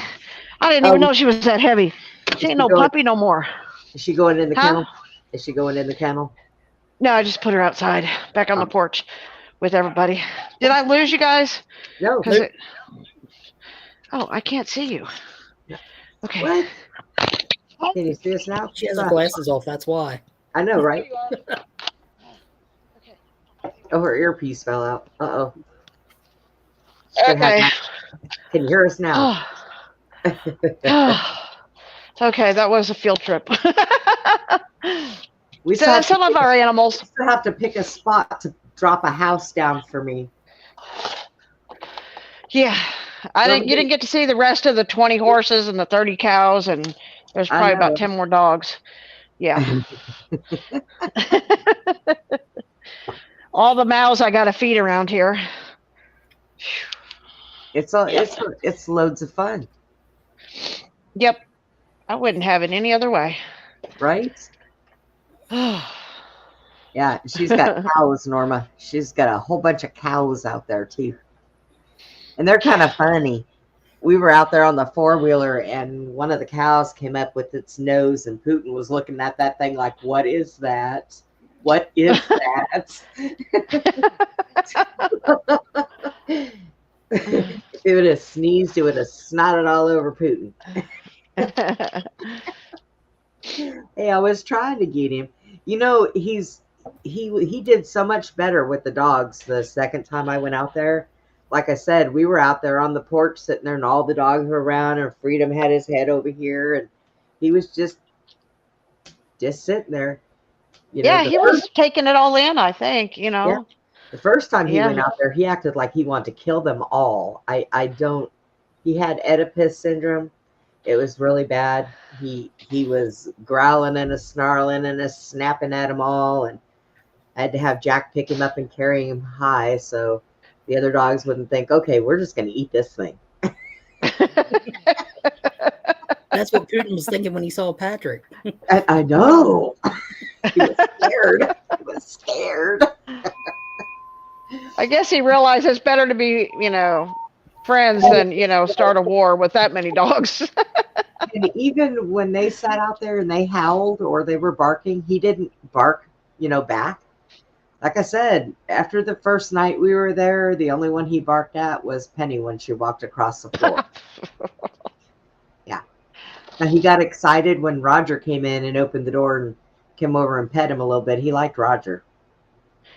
Right. Like, Roger's an big time animal lover. Mhm. Animals love him. Yeah. It is a full-time job and she takes on a lot. Yeah. Yeah. It's a lot of work. But, you know, it's what I love. I don't know. I couldn't do anything else. I mean, I couldn't think of living a different life than being around all the animals, you know. Right? It would be so weird, or like it'd be like a lonely world or something to me, you know, without them. Yeah. I know it was rough when you guys were moving from Helltown out there. Oh, You yes. had to leave the animals there and they had to be transported up and down all the time out there. So Yeah, I had to keep him at the one farm while it was in transition, and then Roger was going back and staying there, and then, you know, it was terrible, but I was so happy when I finally got them all moved up here. yeah. So that was like made my day, you know. Did Roger go berry diggers? Yeah. Yeah.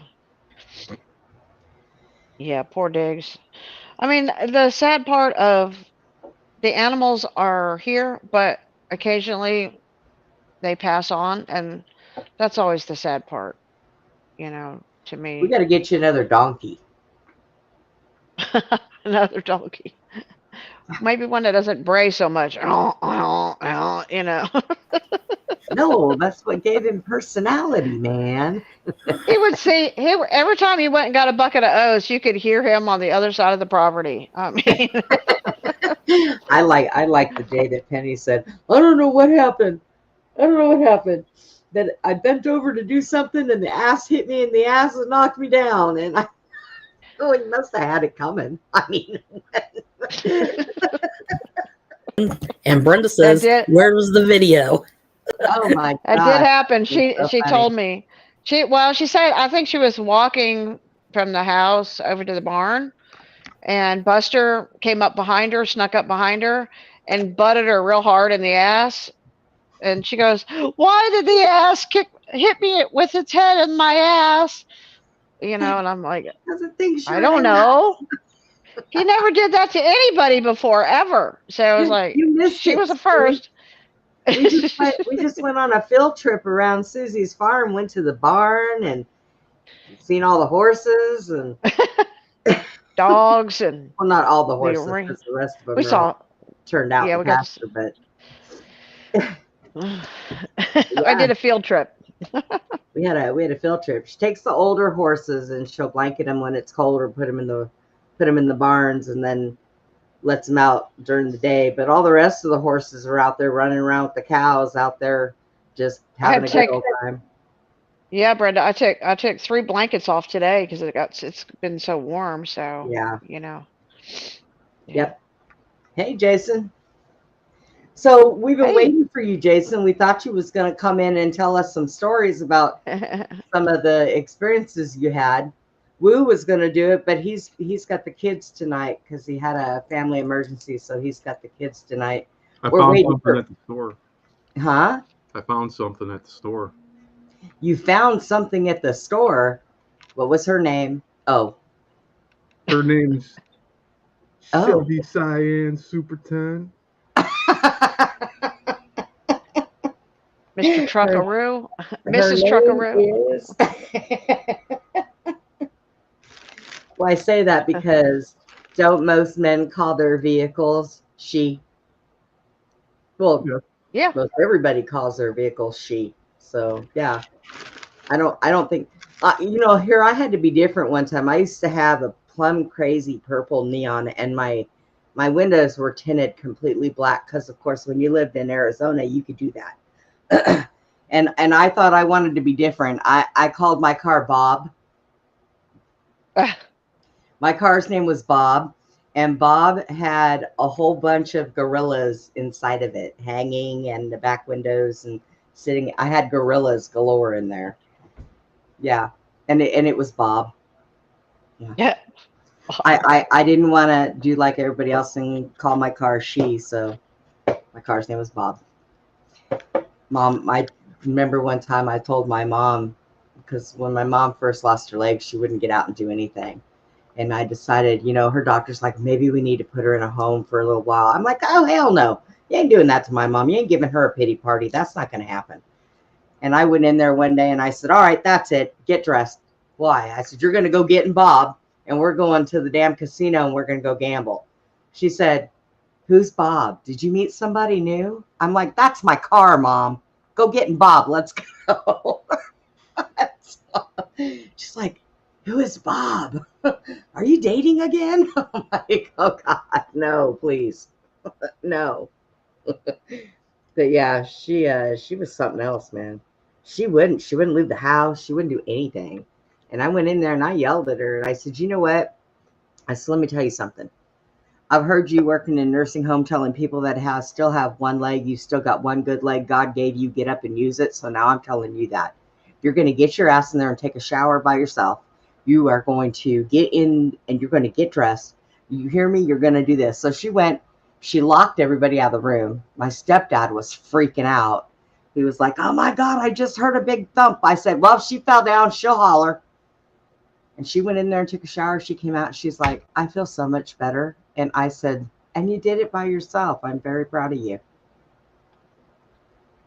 So that's what I did. I wasn't going to, no, don't keep me down. I was home 2 days.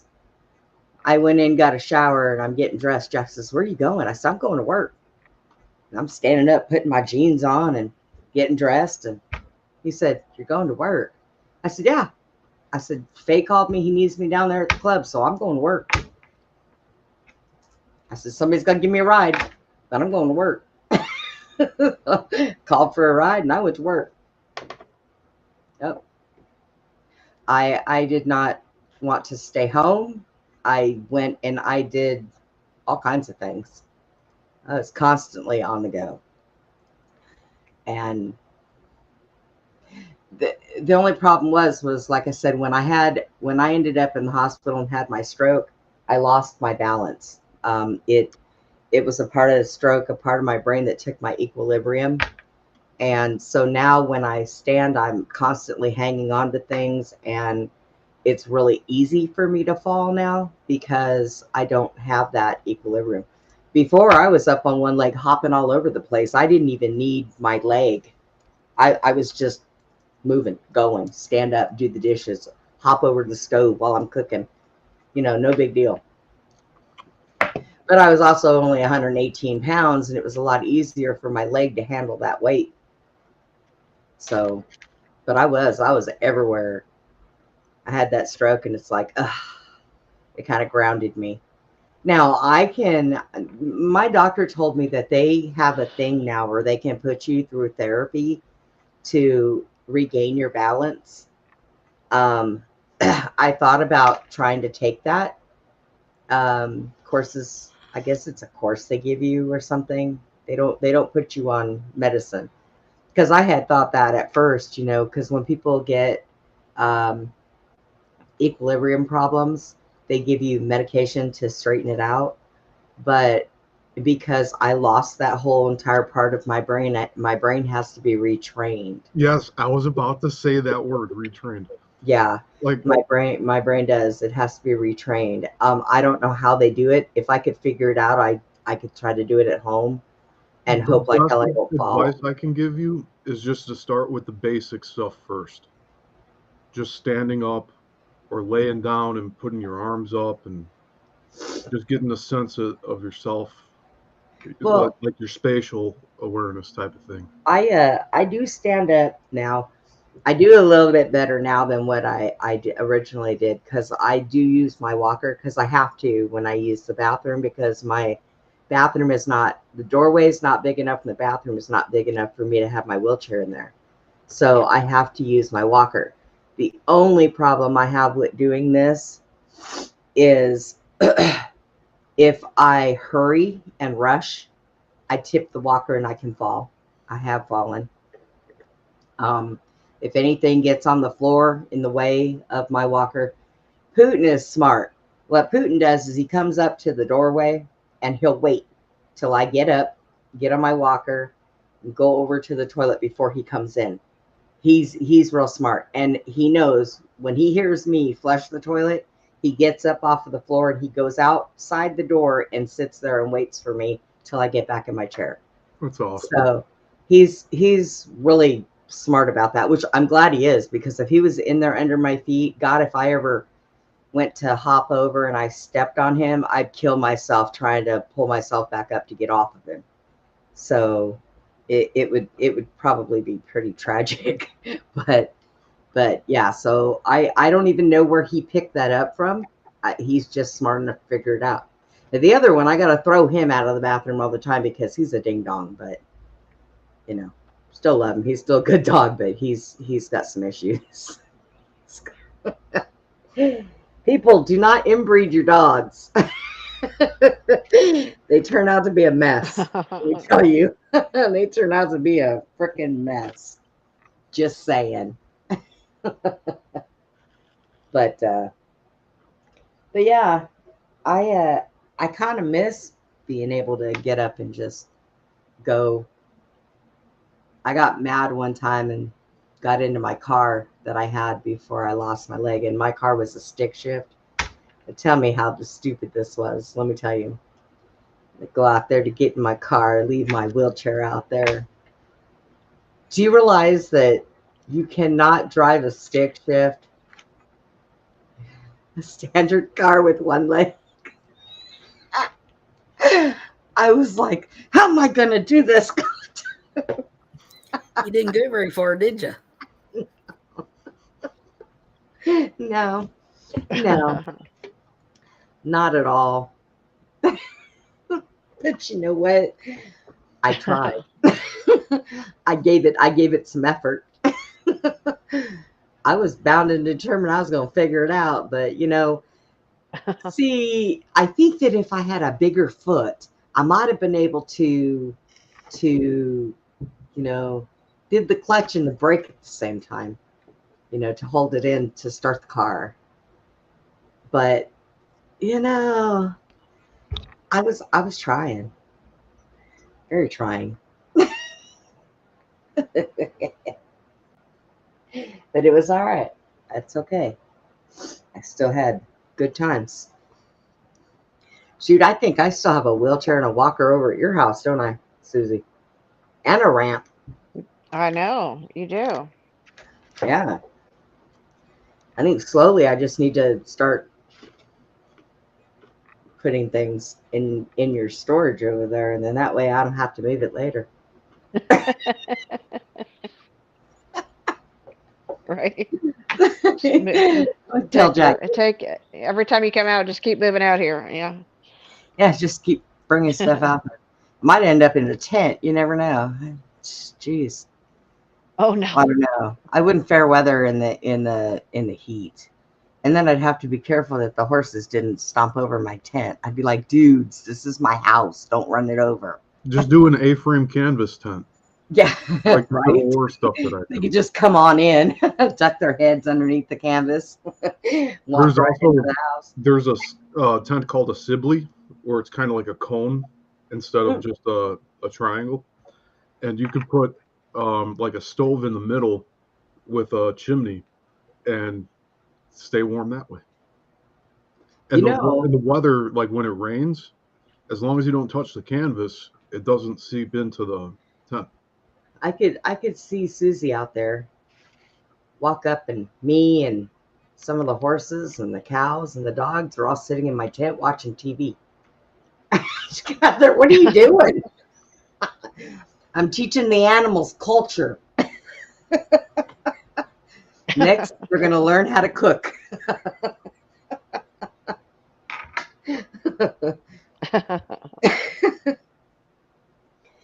So for all those people who think that a horse cannot go into a house, you are sadly mistaken, because I'm here to tell you they sure can. I used to have these friends. I called it babysitting. They would do acid, and I didn't like them doing it by themselves because I was afraid they'd hurt themselves. And one day, apparently they got started before I got there, and they went out for a walk. And that was one of the things they used to really like to do. They would go out and they'd walk around, and just trip out on everything. So they called me up, and I'm in the middle of cooking dinner. And they're like, you got to hurry up and help us get rid of this donkey. I said, what are you talking about?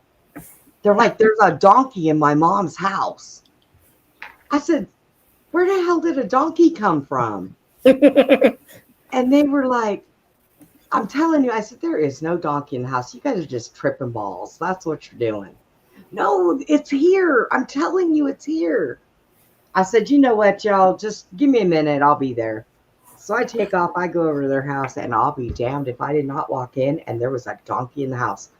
I said, okay. First thing, we got to figure out how to get this donkey out of the house before it craps on the floor and your mother comes home and has a fit. Okay, there's that one. Second, I want to know where y'all stole the donkey from. They said, we don't know where it came from. We were walking down the street and it just showed up. And I just said that. I said, what do you mean it just showed up? I said, the donkey had to come from somebody. Where were you guys? So we finally pushed it out. And let me tell you, this donkey did not want to leave this house. This donkey was like, I am here. I live here now. Somebody bring me something and feed me. It was not leaving. We had people pulling and trying to push it at the same time. I got kicked in the leg. It was not fun. But we got the donkey out of the house. So we go walking down the street. Oh gosh. With us, and it's following us. And I said, well, maybe if we go the way you guys came, it'll find its home and it'll go. So we're walking, and this donkey's just following us all over the place. And finally I look over and I see this big gate open. And I'm looking, and I said, I want to bet that's where that donkey came from. So I go over to the gate, and I'm looking around, trying, people not to see me. And there was a trough out there and everything. I didn't see any horses or anything else. And I said, this is where this donkey lives. So we get the donkey in where he lives. Now, he doesn't want to go because he wants to stay and hang out. And I said, one question. I said, did y'all give this donkey any tabs or anything? Did you guys give donkey drugs? They're no. I said, okay, because I want to know why this donkey likes y'all so much and it doesn't want to go home. And we didn't give it anything. Well, we gave it some carrots and we gave it some apples. And I'm like, oh my God. So we finally get the donkey in there and I closed the gate and there was a chain on the gate. So I wrapped it around a couple times. There was no lock. And I'm thinking, God, I hope this keeps this damn donkey here. But I could not believe it. They had a donkey in his mom's house. And I'm thinking, oh my God, you guys, this dog. And their mother had like really light beige carpet. I said, if this donkey pisses or craps in this yard, you guys are going to wish like hell you never, ever did this because your mom's going to kill you. Do you understand what I'm saying? You got to get this damn beast out your house. And I came from, horses. We had horses and stuff, so I knew this donkey's going to take a piss in this house and you guys are going to regret it. But yeah, they would do such stupid shit. I couldn't believe that. We got a donkey in the house. What? I used to take my pony in the house when I was a kid. Yeah. Well, your pony, I think, would have been a little bit smaller than this donkey, maybe. Well, I don't know. Well, I don't know, but we had a real nice English Tudor home in Akron, and my mom went on a cruise. So I thought my bedroom was upstairs. I said, I'm going to try to take Cindy up the stairs to my bedroom so she can see my bedroom, because my mom wasn't home, right? So I tried to get the pony up the stairs, but it didn't work out really. She wouldn't go up the stairs. So my mom came back from her trip and she said, who brought a dog in the house? I never, because she saw dog hair. She saw pony hair on the steps,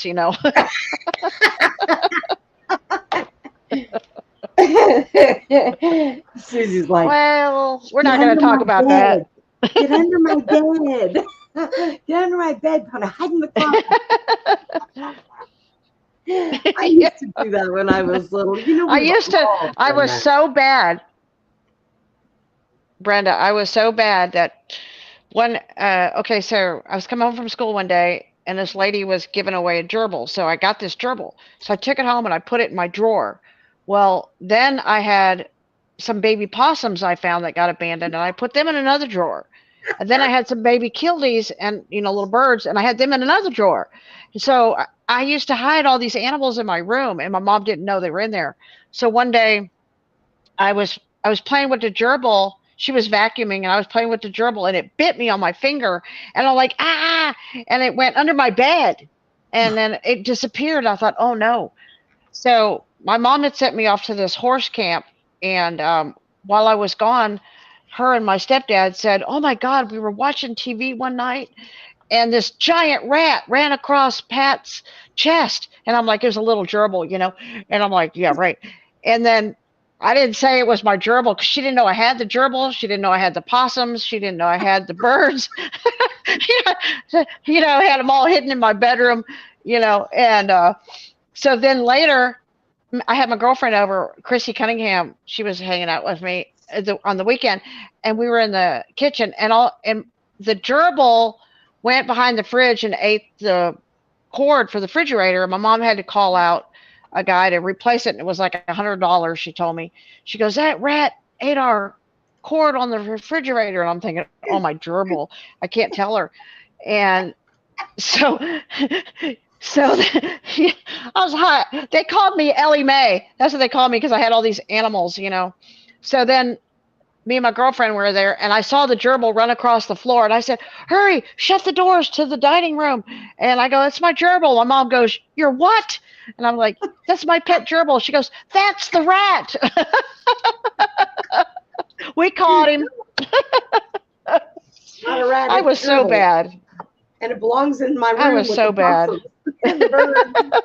With the possums, but you don't know are in there, and the birds and everything else I had, and the 16 cats I had, and a pony outside in the city. You were worse than me. I had a cat, a real pretty cat, white, long-haired cat I found one day, and we weren't allowed to have animals where we lived. So I took this cat, and I'd had it in my closet, and I'd feed it, and one day, apparently, it decided it. I didn't know because I was young. I didn't know about how, cats go into heat. Well, she was in there meowing while I was sleeping, and my mom kept hearing this cat making all this noise. And she comes in my room. She's like, "What is that?" She opens up the closet, and there's the cat. And I'm like, "Oh, please, we got to keep it. It's been here too long." She's like, "How long has this cat been here?" Weeks. Sounds like me. We gotta keep it. It doesn't like to get in the Oh, window. Lord. You can keep it. No one will know. Oh my God. I've always had to have animals around How me. many days before Oh, the Lord. smell gave you away? Well, Yeah, she never did, find out. I kept everything hidden and clean, because my mom was a clean freak, so I had to keep everything perfect clean. Had to make my bed every day, vacuum every day, wash the dishes every day. We had like an immaculate house. So. oh my God. Yep. Andy, what do you got hiding in your closet? Hey. Clothes. Clothes. Clothes. Oh, Lord. I'm just glad my mom never checked my drawers. Don't tell Patrick there's any room in there, Andy. He might try to hide out in your closet. Rebecca said, "How did you have a pony in the city?" Okay. Akron, Ohio had a stipulation that you had to own at least an acre of land to own a horse or a pony. We had an acre and a half. My stepdad still owns the property. So by the city ordinance, we were allowed because of the amount of land we had. So that's how I got a pony. And hold on a second. I'm going to show you something. Be right back. You keep talking. I keep telling, hey Andy, keep telling Patrick that I'm gonna hide him under my bed, but I don't know how I'm gonna be able to get in and out of my bed. I'd have to raise it pretty high. I don't think he'll fit well. Okay. He won't fit, period. Okay, I don't know if you can. Well, all right. Can you see this? What is that? Oh, yes, it's a picture. Okay. It says everywhere Suzanne went. Okay, I made the cover of the front page of the Akron Beacon Journal, me and my pony, because I was the only kid to this day to own a pony in the city of Akron. So there's my pony Cindy, and me sitting in the library, the Akron library. Inside, my pony's outside the glass window on the sidewalk waiting for me, and so that's why I said everywhere Suzanne went. So, and you can see that's the. Yeah. See, it says the Akron Beacon Journal. Did you try to take your pony into places where you probably shouldn't have? That was a Thursday, April Fool's, 1971. April 1st. Rebecca, that was in 1971, guys. Putin's better. He every now and then he'll still lift that leg up, but he's doing better. Oh.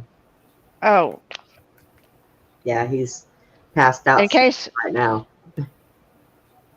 You see that? I have to show this while I'm at it. You see, this is the Enquirer, the National Enquirer. Oh yeah, Susie's on National Enquirer. Look at Susie's on the Enquirer.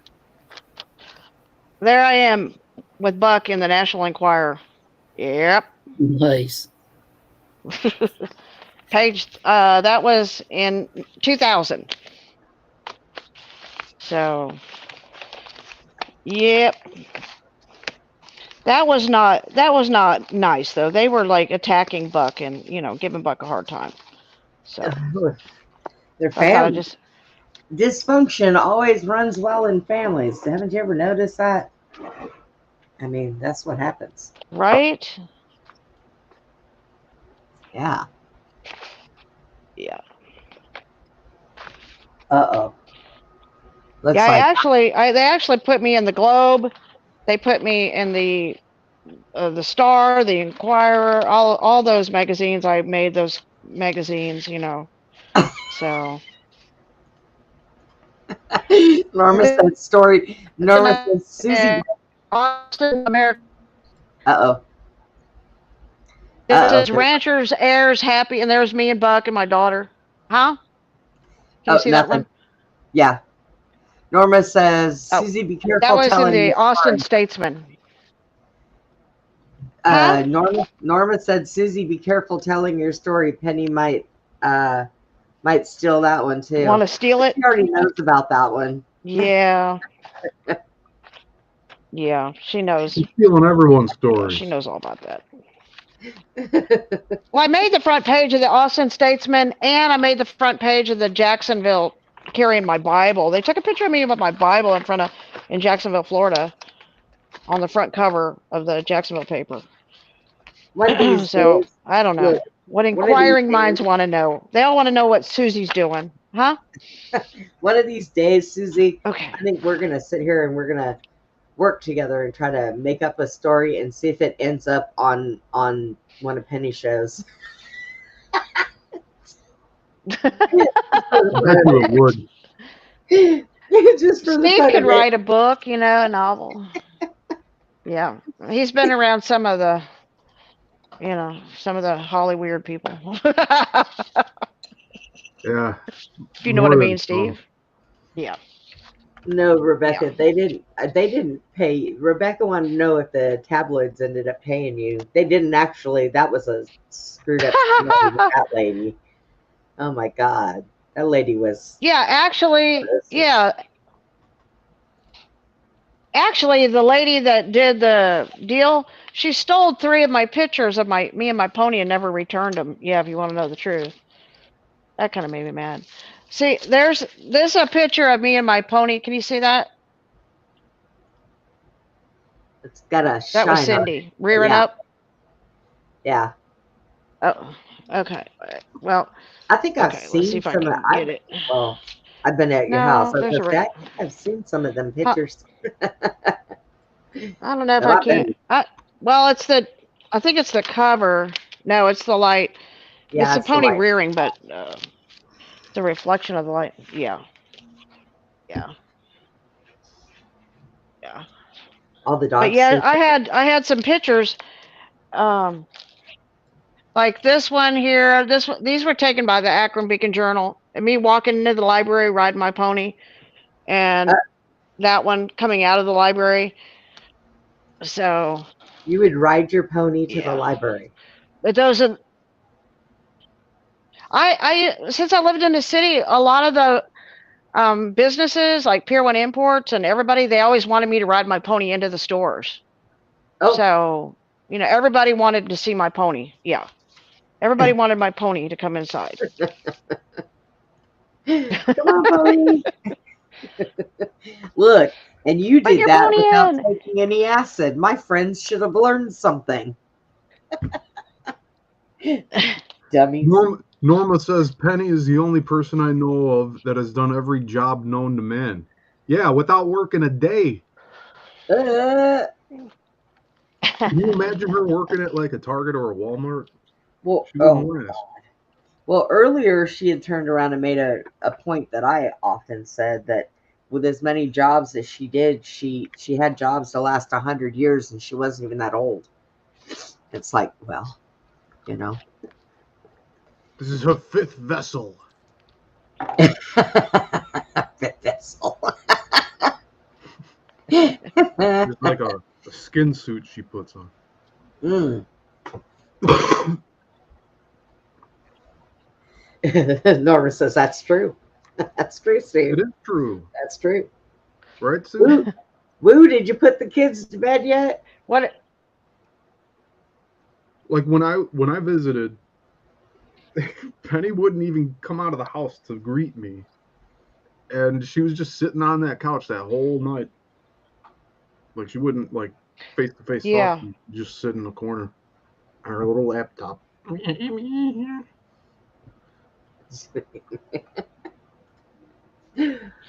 Well, Yeah. I Well, waited she for the would wrong invite person people before I left. over, and then she wanted, she always invited people, but then she had me entertaining the people every time, all of them. whoever came over, she said, "Come visit me," but then she didn't spend no time with him, right, Brenda? Yeah. But when you were there, it was pouring down rain. I couldn't get over to the house. It was pouring all the time, and when it didn't rain, I came over. But when it was raining, and then she just kind of ignored you the whole time, didn't she? I seen Roger a Yeah. couple times, and at that point, I was stopping smoking and doing vaping. So the whole time I was there, I think I had 2 cigarettes the whole time I was there. And Roger would come over and help me get positioned on the. He would straighten my back wheels out for me so I could just back up into the door off of my ramp.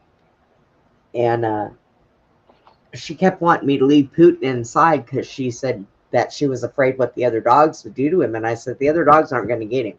I ain't even worried about it. And she said, we can't do Hey, anything to hurt Norma. the dogs. Oh, I said, no. I'm not, you know. Sorry, Brenda.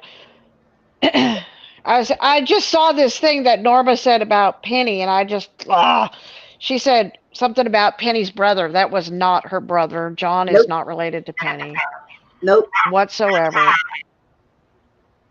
Not at all. Yeah, that's just another fabrication to, make the story sound better.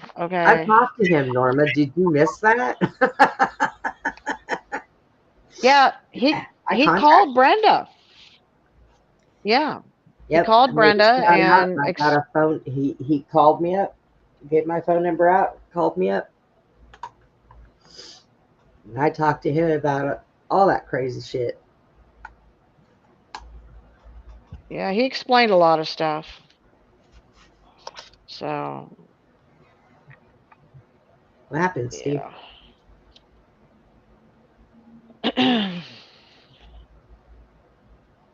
Steve's doing something. What are you doing, Steve? I switched to my microphone. Oh, But Let me know if you it know what sounds I was good. gonna think? You know what I was thinking, Brenda? The people at the top of this country, they know exactly who Penny is and what a fraud she is. They know everything. oh.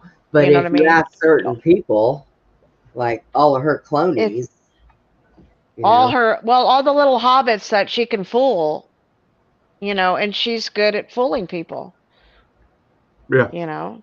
yeah. She goes and spreads rumors about the people that she wants close to her. And then when we have evidence, firsthand account evidence, the people close to her don't want to hear it, aka Tom Althouse. They Well, want to you know, live in their matrix. They want to continue to just think that nothing's wrong. and you know what really pisses me off? It's like, okay, the night that we had that guy on, the night that we met you, when Tom just couldn't deal with him being on the show. And I told Penny, I said, well, then on the nights that we have Jim come on, we'll just go ahead and have Brian fill in and don't have Tom on that night. And, well, I can't base shows around a co-host. He can deal with it or he can just not be there at all. And I mean, and I'm like, really? But yet, and she used to talk about Jim all the time too. And it was so funny how, I can't contact him now and haven't been able to contact him when him and I, would message each other all the time. And I'd say, hey, how you doing? Yada, yada, ever since all this happened. So, she talked really bad about a lot of different people, and yet they still, I don't know. Well, It's okay. I'm good though. yeah, she's a real well, and the thing about why would you say you slept with your brother? Because a lot of satanic ritually abused people have had incest in their family, so it makes Penny fit in, makes other people think that she's one of them. If everything in her story, other people can relate to it, then they have a connection with her. And so she makes these connections with everybody based on a story that she fabricates, and that's how she fits in. Okay. But coming from sexual abuse, if I ever slept with my brother, that would not have been anything I would have ever admitted. even if it was a not knowing thing, I still wouldn't have ever, You would ever. be surprised how many That'd have been something people. I'd have kept Yeah, that to myself. Well, it tells you know. how twisted she but is. you Like she gets but you'd be enjoyment out surprised how of many telling people her. do come forward and yeah, because then everybody can relate to her. So if say if somebody was molested by their brother, she said, "Hey, I slept with my brother. Didn't even know he was my brother until Being I was told." molested or raped or something like that is different than voluntarily sleeping with them and saying, "Oh, I did this." But she found out later. It wasn't like she knew in her story. Her story was that one of her ex-husbands told her that, oh, that was your brother or something like that. And she was like, oh my God, it was my brother. Why would I sleep with my brother? Oh my God. So, that's part of her Norma, story. look at Norma. Look at Norma's last. Norma, I know. It's already cooking. Look at years ago, before I even met Penny, when she was on David's show, because I used to watch David's show before she even went on there. I had a dream that me and Grizzly and her and David had went to this place where we were looking for children, to free children. And Grizzly and I were looking all over the place for her and David, and we couldn't find them. And we went outside and we caught them wrapped up in each other's arms, sucking face. And I had that before I even met Penny. So That's funny. Penny, I had ended up telling Penny about that after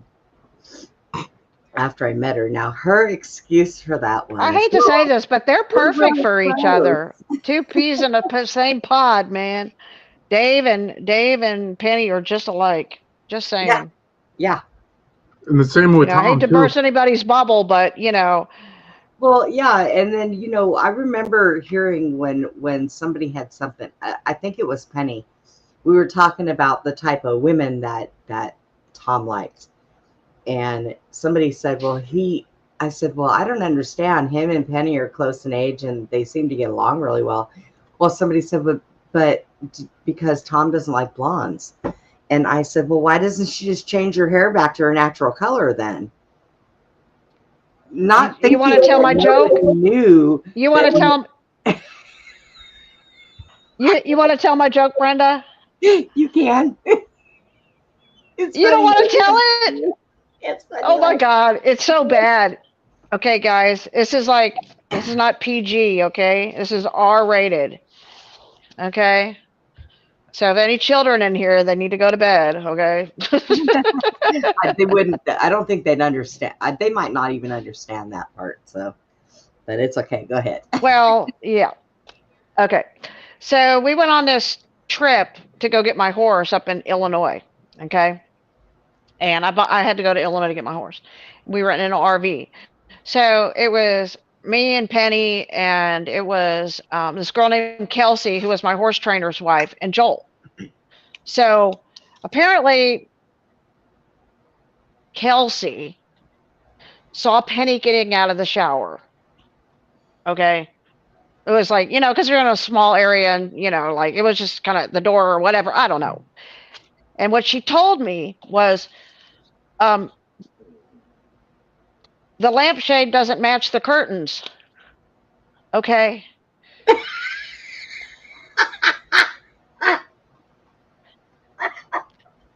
Okay. She's not a blonde. Okay. I'm like, what the hell? The lampshade doesn't match the curtains. Okay. Okay. That's what she said. That's my, but there you go. But and before I even knew about that, look at Andy died.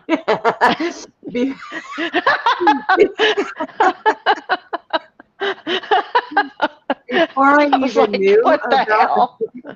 even knew about that story, I already knew. I mean, don't ask me how I knew, but I just already knew that it wasn't natural. So I have another point to bring up. Drapes don't match the carpet. Brent said drapes don't match the carpet. Yeah. When Penny fled Well, Susie's a property, lampshade goes on the head, right? yeah. What, Steve? when Penny fled Susie's property and just like left after she got caught with the lie, she went to Tom Althouse and asked to move in with him. And I know that firsthand account because Tom told me this before he stopped talking to me. And the only reason that he didn't accept her to move in is because his mom told him no. So thank Smart God woman. for Tom's mom. Right? Smart woman. Otherwise, Tom would be even more Oh, compromised. that could have been an interesting story, though. Just think about that. Penny moves in with Althouse. Yeah. Yeah. No, she would have never left, though. Like, she would have lived there till she died. Or until, like, one of them caught themselves in a lie or some shit. Who knows? Crazy. And then like she was hoarding all of these like products, right? Like something you'd like run an online store with. Like, so she'd probably be stuffing that entire house full of shit. Look, I am telling you, Susie and I figured that out. The reason why she had all that new stuff that was unwrapped there and would get packages every day, she was using those little things to mail out packages to certain places because she would have written up information in there. She was taking people. You cannot convince. I'm not convinced that she wasn't doing this. She was selling people's information from their stories. I am telling you right now. I've heard of that too, where people would just put a decoy product in a box, but then folding papers with information and mailing it out that way. It could look like a packing slip to anyone else, but really it's like information on people. It's kind of messed up. Mm-hmm. I'm so glad you caught all that, Susie. Like, that was a message from God. Yeah. He exposed everything for you. Yeah. And thank God both of you made it out alive. Yeah. Like, right. Crazy. I feel like that poor rat of Susie's getting out of a drawer.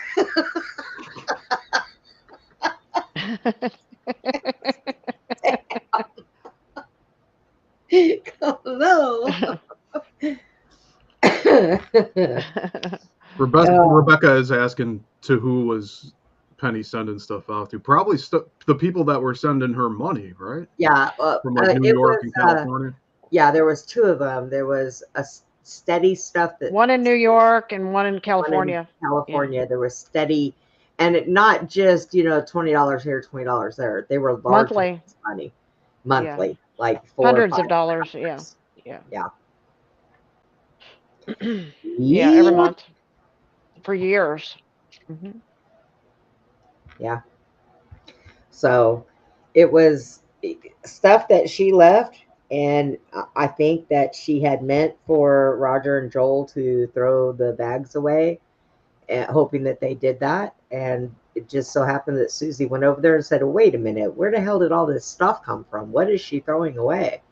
And she happened to look. She found brand new things of makeup, brand new clothes, brand new different stuff. And it's like, what? And then when she told me she used to get packages and send packages all the time, then when she found all her bank ledgers, she was like, oh my God. And I said, that's what she was doing. That's why she had all that brand new stuff there. She was sending small things out in the mail to certain people. And they were certain people that were giving her lots of money. So the dog food thing was a ruse. But the scary part is that she wrote in her 100 journals that I have, in every one of them, how much she loved Satan and Lucifer, so she's not working for the good side, people. She's not working for the good side. Yeah. She did. Well, and here's the thing, Rebecca. All right. We had been talking to Susie for a while because Susie was talking about selling her property. She's going to get a bigger place, and I was going to move with them. Okay? That was the thing. So, all she told her, she wanted her to apologize to me for what happened. And basically told her, We didn't look, know it was as bad as it was, Brenda. We only yeah. knew on the surface a little And, bit and what was going on at that time. and she told her Brenda's going to be moving out here. Well, she assumed that I was going to be living with her, which would have probably never happened because I'd had to kill her. I could not, I couldn't live with her. There would have been no way. But because if I'm paying my share of the rent and I get up and I go in the other room to go get something and she's on air and I make a noise and she says anything to me, I would have just not said a word to her and went over there and pushed her computer off of the damn desk. I wouldn't have cared. I would have just been like, but because that's just me. I'm just a bitch like that. But, so she assumed that I was going to be moving there like right away. And, I was moving in with her. And she went and called everybody and told everybody that Susie was going to move me in there. And no, that was not what we were talking about. So basically, Susie just wanted her to apologize because we all had to get along because we were going to be living in the same places. It's not, no big brainer here, And she That was just, 8 months ago, and you still haven't moved in, Brenda. So it wasn't. yeah. Yeah, we weren't saying that. Well, Yeah, first we were going to build a house, and then we were trying to find me a place out there close enough to you, but that places I've been looking, they don't accommodate my chair. So now we're thinking about trying to find a right. modulum home and just have Roger and Jack build the ramp for me because modulum homes automatically come with doors and bathrooms big enough and wide enough for wheelchairs. So I would just have to have a ramp and that would be it. So we're now that Susie's planning on just staying where she's at, so now we have things that we're gonna do. But yeah, that was in July. It was July 4th was the Independence Day for me and Susie. 4th of July, Independence Day. Right. Whoa, that was heavy. Independence Day. So one time when the holiday worked in our favor. Yeah. And then she called everybody and told everybody that Susie kicked her out. Susie was kicking her out to move me in. No, that was not that. She never. And I know because I was on Susie's phone and I was muted in case the dogs barked or anything. And I heard her go in there and talk to her. And she kept yelling at Susie, oh, I'm the enemy and I'm this. And it's like, then she said, Brenda's going to be moving here. And all of a sudden she got quiet and she's like, when? Susie goes, I don't know. We haven't worked out any details. It's just going to happen. And then she, 2 days later, sent her a message saying, Monday, I'll be out. Well, I did have ulterior motives, Brenda. I was hoping when I went in there and she was, when we caught her lying, I was hoping if I mentioned that you were going to move in, that maybe she'd want to move out. Just didn't know it was going to happen like that. Yeah, so quickly. Yeah. The narcissist panics. Well, after that, look at Steve. After one lady was on the property that one time, Susie had been staying kind of clear of Penny anyways because she was upset that she invited that woman out there and didn't even vet her. They have had problems with being chased down and shot at, and Susie's friend was killed on her property right in front of her son. So yeah, Susie showed me the vehicle with well, the she bullet brought this lady. Yeah, I still have my shot up like truck. you showed me it. Yeah, and that's kind of weird. Yeah, because Penny claims she knew about it and wouldn't get in my truck that night. So how did Penny know that was going to happen? That's another freaky thing. Yeah. She's by no means psychic, people. Yeah. Let me tell you that right now. I don't care what she says. No. But she, it just,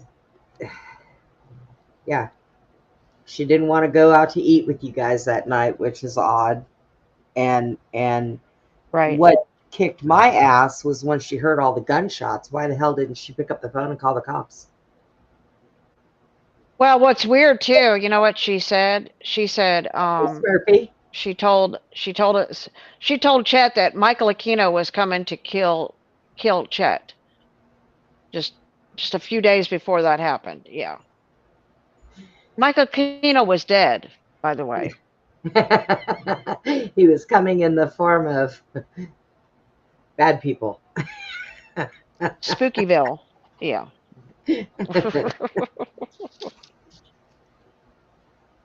And she also said that Alex Jones was involved in coming. Yeah.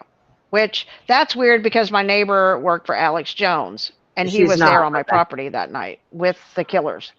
Yeah. No. Yeah. And you know, it's kind of funny because if you would have heard her said at one particular point in time, she had a dream about something, it was usually Susie's dream. So she liked to have dreams, apparently, that Susie would have. And I know it pissed her off when you and I would finish each other's dreams, Susie, and she'd be like, why can't I have that? Well, because you're a bitch. Right? I will warn, though, not as big as one as I am, but still. Because I just behave myself now. I don't know if y'all know much about Capricorn women, but let me tell you something. Well, Capricorns, period, because Steve's one too. We are both very stubborn-ass mules, and he can be a dick, and I can be a bitch.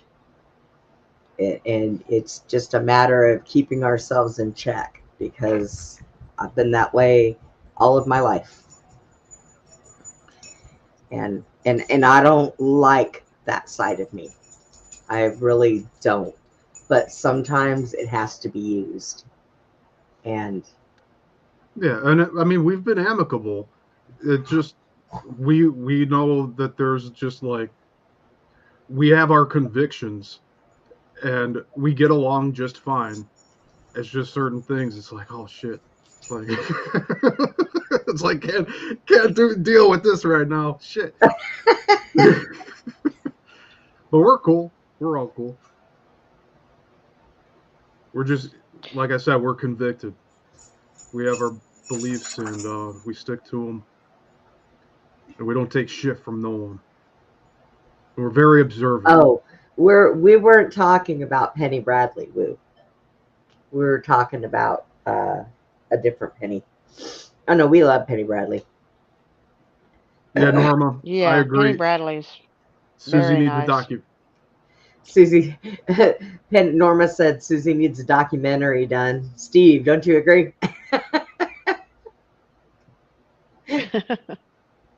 Well, we can start by having Susie guest on my channel and just tell the truth about Penny, because I know my viewers need to hear that if they haven't already.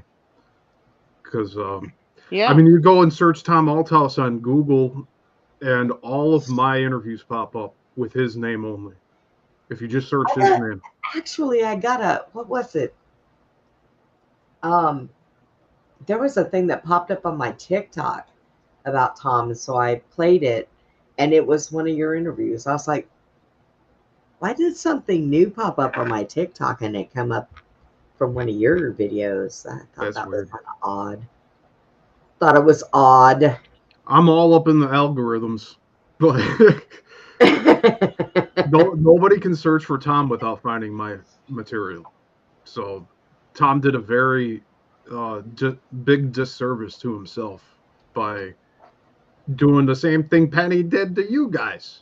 It's like just run and flee. That's why I said I know where it came from. When the minute you said it, I'm like, oh, that sounds familiar. You know, and it's the same way with Brian. I think we should go our separate ways. In memory of my 2 dead sons, please don't bring any of this up anymore. Because of a 5-minute window where I'm waiting for him on my live and he doesn't have the link yet.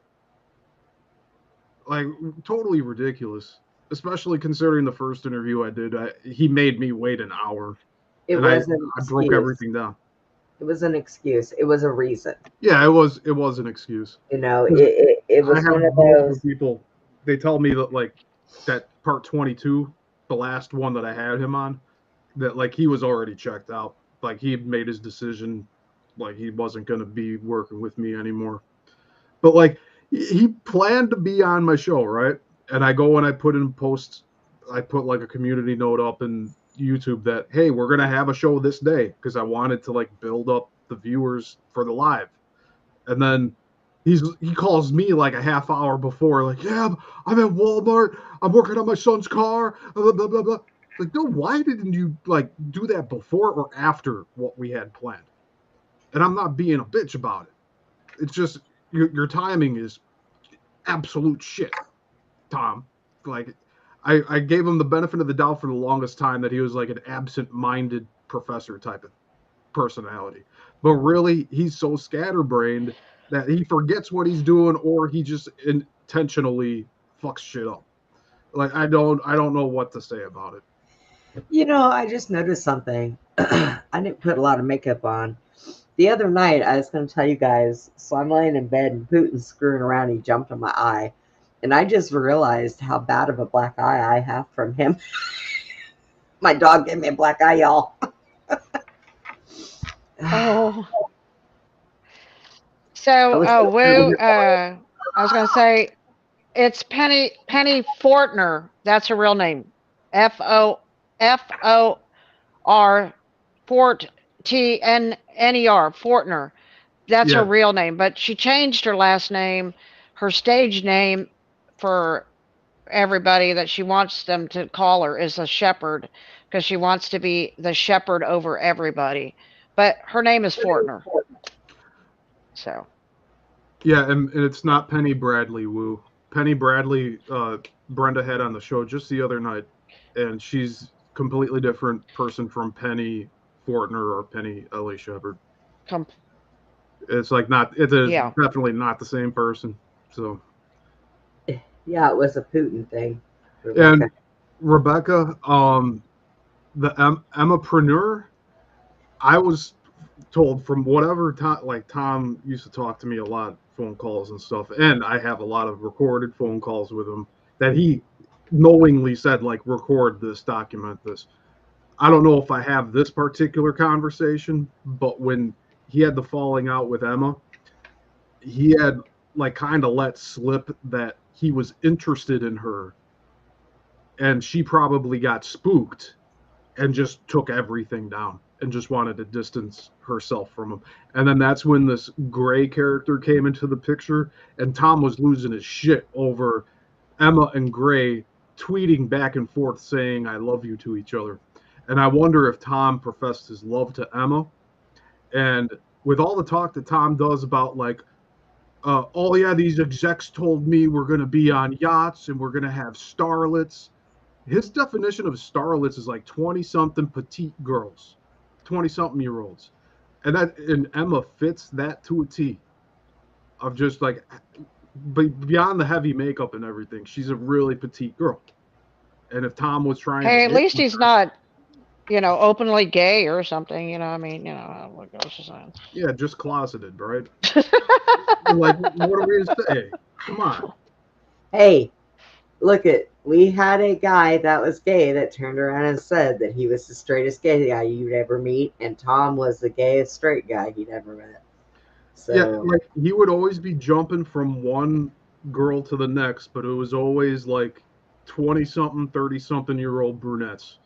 When I was visiting him in April, there was a new one. Oh, Jen. And then he'd be upstairs on the phone with her, and she would be like just gushing over, and she was doing some like rock and roll magazine bullshit. And I think she actually helped him put up his website, which I told him use tomalthouse.com, and he's like, oh no, that's too conceited. And then he's using it now anyway. Motherfucker. Uh, So like a lot of this stuff, like with Twitter, he couldn't log into his Twitter for months. I'm like, dude, buy a VPN. You could pay $3 and you'll get right back into your Twitter. He's like, oh no. No, the alphabet Well, agents know already. The alphabet hey, agents know where I'm Steve, at. I heard this through rumor.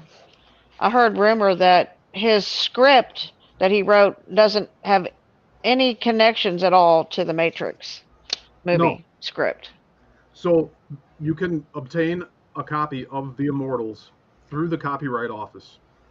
And it is my intention to read that script on my channel. And we will show that it has nothing to do with it. And we already read some of it. And it was kind of like, okay, if it was Corny? it was corny. It was a stage. If it was a stage play, okay, might give him that. We got 12 pages in. Box office movie. There's nothing. The first 12 pages have no relation to what we know as the 1999 film The Matrix. Like, there's no building with Trinity. There's no phone booth. I was You even know, saying, maybe like, we just keep stumbling onto these really good storyteller people. You know. You know.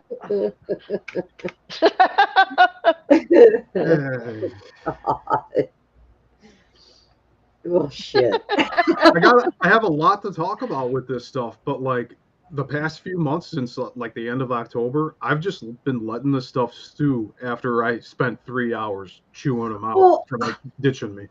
That was us too. We, 4 months had gone by, and Susie and I went about our own merry little way. We did our own thing, but kept getting people contacting us, telling us that, she's talking this about us. She's calling all these people and making up all this stuff, and yeah. And I was like, you know what? No, we need to address this because this is ridiculous. We have done nothing to her. She did it to herself. Period. Hey, she has to keep making up stories. That's her MO. It's just her MO. Yeah, and that was the only reason why we went ahead and we addressed it, because it needed to be addressed. And then when Susie started digging into those journal things, it was like, oh my God, what? Yeah, so that was it. We were done. And I'm still being cyber. You mean these books that? Oh, yeah. These books. Yeah. This one says Project Camelot, Stranger Things. She wrote. Why would she choose Camelot? Isn't that Carrie's name of her show? Probably, but this one really tripped me out. I think it was this one really tripped me out because she wrote this one back in 2016, this book, and this book was locked up in a storage unit that we had when we moved, and so this wasn't one that she threw away in the trash. One I found later that was locked up in a storage unit. In the storage, and then she said, God, my prayer to reveal to Susie and Joel concerning her and an argument that was meant to cause dissonance and a distrust between Susie and I, and to facilitate not us working together. Let her see that I always tell the truth. She was trying to cast some kind of spell or something because she lied, and but she wrote this back in 2016. I didn't even know the wench back then. So that's crazy. Who is she and who is she connected to? Yeah. How long has she been stalking you? Yeah. Didn't you also mention, Susie? You mentioned that Tom Altos was mentioned in those journals as well. And so she met him before she met him too. Like, well, she knew about me way before I knew about her. Let's put it that way. Yeah. Yep. You're welcome, Rebecca. That's what we're here for. Like, we want to be transparent and clarify as much as possible. Like, we don't have anything to hide here with all of this stuff. I was here to give a platform to Tom, and he just threw that away. Like, but I didn't pull any of the videos down. So you have like 30 hours of him running his mouth on my channel. But then you have the end video where I'm showing how he dissolved our complete, I guess, business relationship, right? Because that's how I viewed this, is like, I'm giving him a platform. He comes on once a month, and then he gets to talk for anywhere between 1 to 3 hours, sometimes 4 hours. I mean, it depended on what was there to talk about. And something that gave a big spike in views was when we were talking about the chemtrails, and that there were like low range planes flying over his house when I was visiting in April. And he, like, that stuff just took off because people were saying, like, oh yeah, I'm seeing the chemtrails over by my place in this state, in this state, in this state, in this state. So it was getting a lot of people talking about this stuff. And Tom's like, oh good, it's so good, we're getting the stuff like out, the message is getting out. But like, he's saying that to everybody. The thing that really got me was when he's saying, like, on all their shows, finally, I'm talking to some smart people. Who do you think I am then? You think I'm a fucking retard? Excuse me. Do you think I'm stupid, Tom?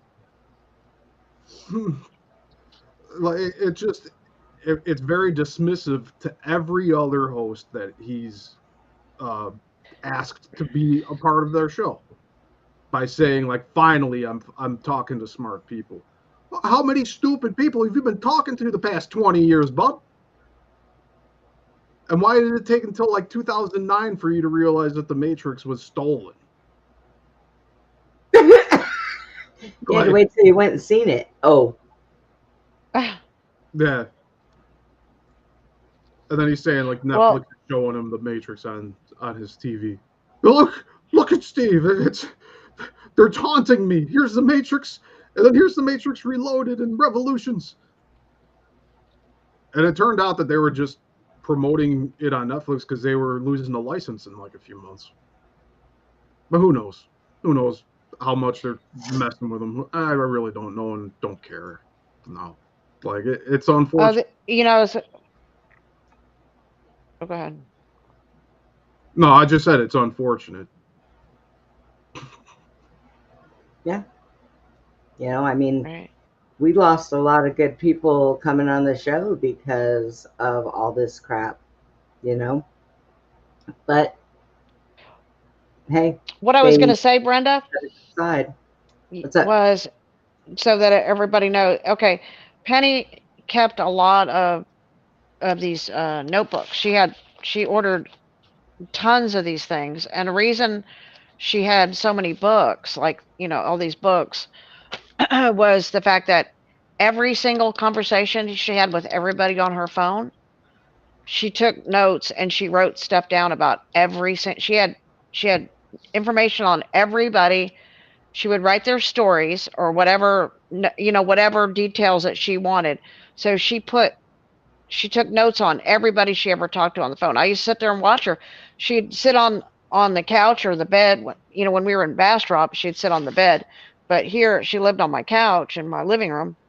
And she'd have her books, and she'd be on the phone, and she'd be taking notes, and she'd be writing everything down. She'd be writing stuff down about every conversation. So everybody that's ever talked to Penny on the phone, she's already noted all your information, what she feels important, and she would take the certain ones that were of interest to her, I guess, and maybe certain ones that had certain information.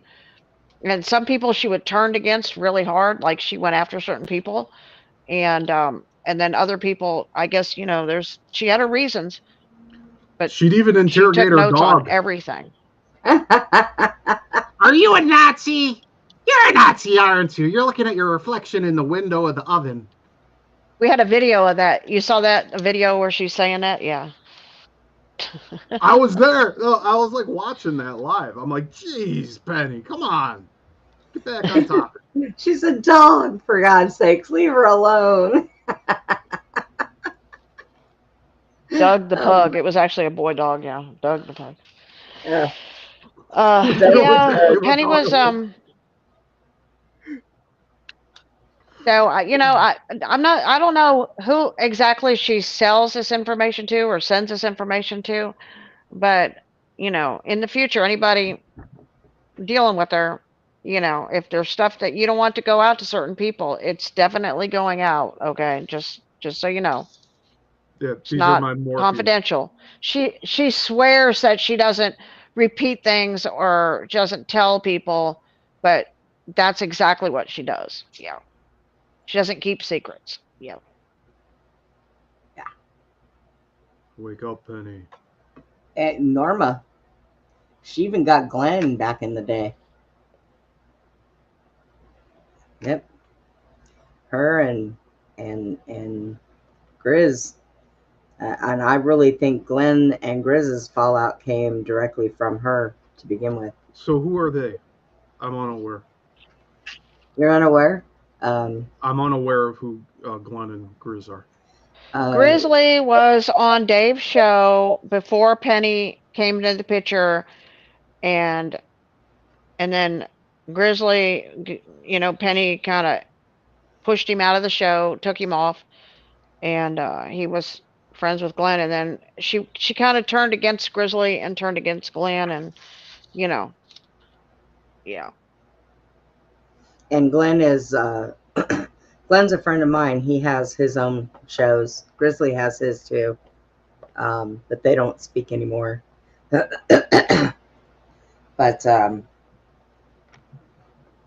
yeah, that was even something I had to deal with that because I was right in the middle of that. Don't ask me how that happened, but I was. And then I kept getting the ultimatum: you're going to be friends with him or you're going to be friends with me. And it's like, oh my God, I'm not taking this. I'm not doing it. Because Penny was bragging to Grizzly about me because she's like, Susie gets dreams from God. God tells her stuff. Grizzly, you should have her come on your show, the show. And that's because Penny had ulterior motives to get into the show. So she was using me as the door to get in the door. And so that's how I got Grizzly invited me into the show. And then Glenn was working with Grizzly at that time. And so Glenn had me backstage, brought me in. I had a dream from God about some stuff that they were that morning. And I told him the dream I had, and it was about the guy's wife and stuff. And that's all God told me. It was just about the wife. It was the silliest thing ever, but it was right on. And so Penny was in the back stage of the show, and she was getting screaming mad because Glenn wouldn't bring her into the show, and she was trying to say that she was psychic and she knew something about like how you and I finished each other's dream. So she was trying to say she knew something about my dream, that she knew something about some dog this lady had. I don't know. It was just crazy. And then Glenn never brought her in, so she just went ballistic and turned against Grizzly and Glenn because they didn't bring her in the show because it didn't work to bring me in, and then because she didn't get in also, but I got in. Yeah. And then after I met Glenn, I talked to Glenn, I think the next day for 2-3 hours on the phone. We were just talking, and because he was telling me a little bit about himself and his dog story, and and stuff. And then you were friends with Glenn, and so that's how we met. Yeah. Yep. I mean, I think that, well, and I've heard Susie and Steve both say it a number of times, is that things worked out to where, had it not have been for Psycho, that we probably all wouldn't have met. So, it kind of all did work out for the best anyways. Yeah, Can I share my story again on that? Yeah. So Go.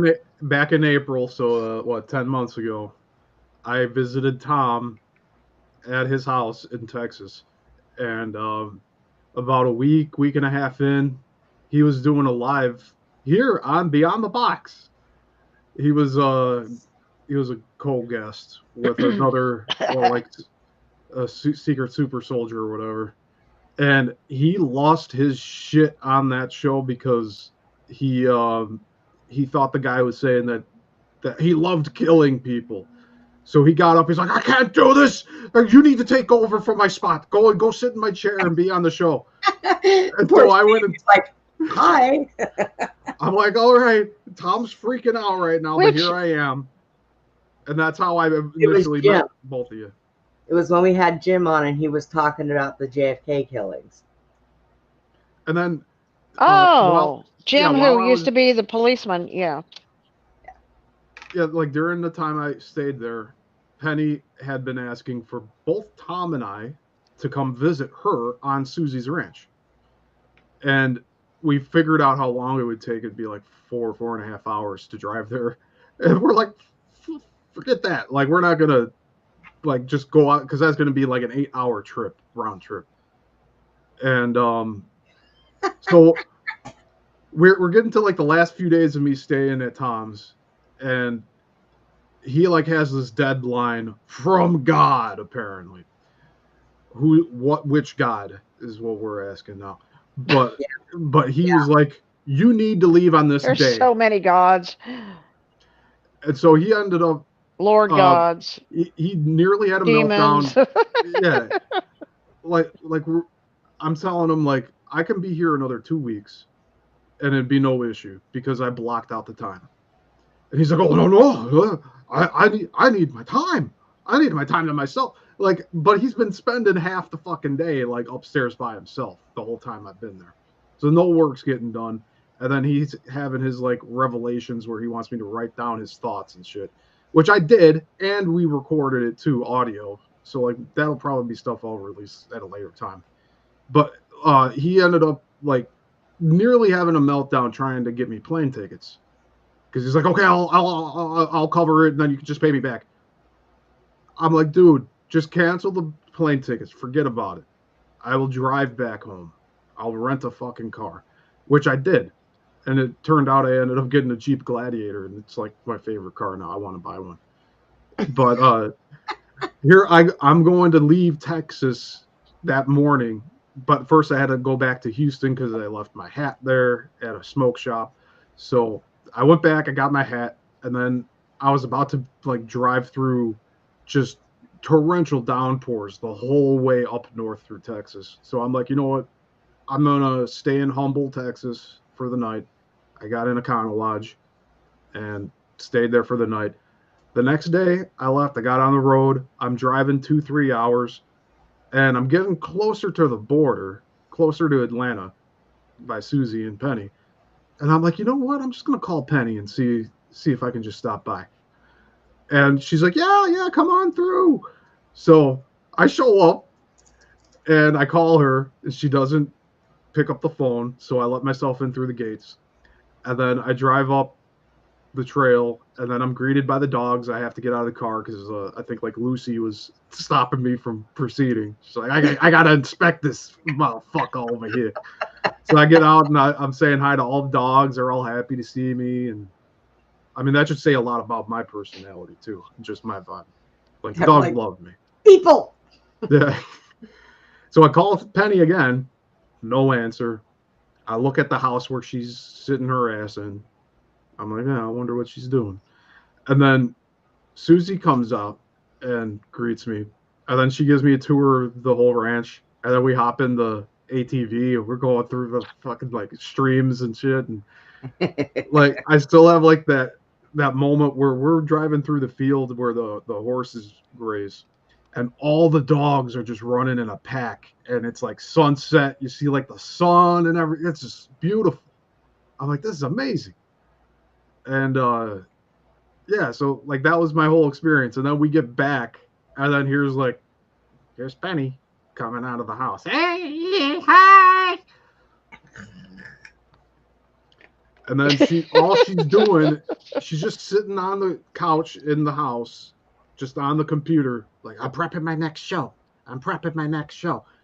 And then she's on like at 7 or 8 in the morning doing the Zublik stuff. And then I guess she had another show like in like noon, mid-afternoon, and then she has her evening shows. And she was tying Tom's time up the entire time I was there. Because he's like, oh, I have to do this show. I have to do this show. I have to do this show. I have to. Dude, I fucking flew out here from Illinois to film your documentary. To have you sit on camera with me and show all the artifacts that you fucking wrote The Matrix. And here he's like, he wanted to throw that all out the window. He's like, let's write a book. And then by the time I'm leaving, he's like, let's make it 4 books. And he tells John B. Wells, oh, we're going to have it done in July. I'm like, motherfucker, you go and tell these people all of this shit like you're going to get this done like that. Like you decided to make a book when I show up in April, May, June, July. You think you're going to publish a book in 3 months, let alone 4 books. But you want to get that first book published in 3 months and it's not even fucking written down yet. And we go to Walmart and pick up all these notepads and like chapter per notepad. And we're trying. I have photos of all this shit. Like we did a lot of fucking work, but it was all for nothing because he just loves to just change his priorities on a whim. I flew out, my briefcase was full of my film equipment.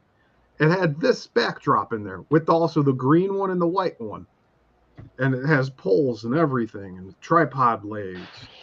And like the other half of my, like I had to bring a second bag, which I had to check in. So there was $80 extra that I didn't account for, but I had the emergency money to do it. Like I made the shit happen. I'm like, I'm showing up. I'm going to be filming this for you since no one else is doing it. But now I'm thinking, what number filmmaker am I that has passed through his place that has been disappointed with realizing that this isn't ever going to happen? Yeah. That was a good statement right there. Yeah. Susie and I mean, even Susie turned around and told him, you know, hey, dude, okay, the past has happened. Whatever fight you got to have, but you have a script. Go ahead on with your script and make the new material. Right. There's 16 scripts. I buried them without staples in a hole in an unknown location. And if anything happens to my final son, I will dig them up and destroy them. Like that's his threat to Hollywood. Like they're just they're gonna sit in a hole until the end of eternity now and rot. Like, yeah. They're gonna get wet and mildew away. I had viewers asking like, why doesn't Tom make his new scripts? That's a good question. It's a very good question. He has a lot of people that want to help him, but it seems like he wants to be, and we said this before, he wants to be a perpetual victim. The moment that I showed up, he decided no more documentary. We're doing a book. It's like, fucking, I'm not a writer. And then he invited a writer over to make the documentary after I left. Figure that shit out. Hey, Steve, the man that raised me, Buck, he buried $1 million in a trunk on his ranch, right? So that, you know, like, because he went through the Depression and all that, so he figured if he buried $1 million, if things went bad, he could get the cash out. But he went back years later to get it, and water got in there, and all he could salvage is like $200,000 out of it. Yeah. Ooh. Because it got wet and yeah. It doesn't pay to bury the shit in Ziploc bags. Yeah.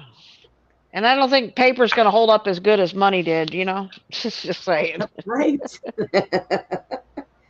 Putin, what are you doing? Your bedhead, look at you. You're a mess. What are you doing, man? So unless he put waterproof, you know, like, you know, bomb-proof container, it's gone already. Thank you, Rebecca. Yeah, I think I do a good impersonation of Penny. And Tom, for that matter. Like, I've talked to the dude for so long, like, for that period. There's like 2.5 years of talking to this guy. Convinced that he was, in fact, the original writer of what became The Matrix. Now, like, We only got 12 pages into his script. And it's like, it's nothing compared. There's no Trinity. There's no building jumping. There's no phone booth. There's no agents in those first 12 pages. Where the telephone booth gets hit by the garbage truck and the agents are like, we know, we have him now. The prophecy is real. Like, none of that stuff is in the first 12 pages. It's taking place in some fucking jungle, and they got a monkey in a fucking knapsack pillowcase, and this is, again, all public knowledge if you go seek it out, but I will present it at a later time here. But yeah. Wild ride, huh? I found Tom on It's been BitChute. wild, all right. Yeah. But like, that's how I met Penny on Facebook. Hi, Robin. Yeah. Hello, Huh? Robin. Hey, Robin. I said, hello, Robin. We're just talking crap. we're just talking because, you know, we can. Yeah. Stared at Norma, funny. I have a sneaking suspicion that Tom like picks up a pillow every day and just screams into it. Ah! All right. How's the rest of the day gonna go? When he would make food, I would just talk can't to believe himself. that his script did not match. You know, that's just, I mean, that blows my mind, you know. So what was his book about? Some weird romance or something? Sort of? No, it's like it's taking place in the future, and they like put Jews in cryogenic chambers, and like the Nazis are still around, and they're trying to regenerate the Jews. It's really fucked up. But like, that's still only the first 12 pages. That's only the first 12 pages. And it's in the middle of fucking Amazon. And like, who the fuck knows? Like, I don't know.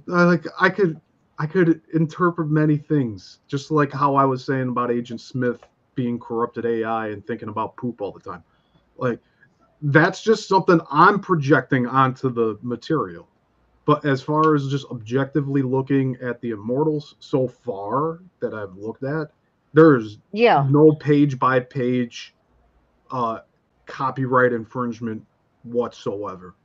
The names, the locations, the subject material, it is completely 180 from what, like, even if it was like 35-45% similarity, I'd be like, okay. Like, I could see the connections here, but there's no connective tissue so far. Nothing. Wow. That's pretty heavy duty. There is like a present day with like corporate building and the FBI and all that bullshit. Well, But, everybody like, does those kind of movies and stuff. we haven't gotten to reading that yet. But like, as far as that goes, maybe there's a few similarities, but the stuff we looked at, no. And I even mentioned, like, isn't this where like Trinity's supposed to get hit with the garbage truck in the phone booth before like after the running all on the buildings and everything? And sure enough, we flipped to the Matrix screenplay to that same exact page where I thought it'd be on, and there it was. It was right there because I know the story so well. 12 pages in, there it is. But 12 pages into Tom's script, they're in some like concrete warehouse with pods, but the pods are like cryogenic chambers, not like Matrix battery shit. Yeah, it was interesting. That's really shocking, though, huh? When you find out, it's very disappointing when you find out. You know, the whole you've been time I'm going hoodwinked. He's reading it, and I'm like, what does that have to do with the Matrix? Wait, I know it's been a while since I had seen the actual movie, so I just couldn't figure it out. I was like, wait a minute. What does that have to do with this? I don't know. There was like some weird fascination with like the Amazon miniature eels that go inside the urethra of the penis. Like, there's just weird shit going on in the script, especially so you have a monkey in a pillowcase. How are the viewers supposed to know that a monkey is inside of a pillowcase if it's not see-through? Like how? It was crazy. It was crazy. It was crazy. And this is me talking from like a director's point of view because I've studied to be a director. So I know like how, like what to do to translate people's work into film. And if you're Wow. not showing things, then you're just expecting everyone to get it. Like, no, you have to read it this way. You have to no, the director does not tell the actors how to read shit. And let alone the screenwriter. And if we were to finance and produce the Immortals, I guarantee you Tom would shut that whole fucking production down because of like a fucking short straw or something. Just some random shit, and the entire day would be canceled because he doesn't like a certain thing. I'd fucking kick him off the set. And then he could go and try to sue me for finishing up making the movie. Like, that's where I think it would go.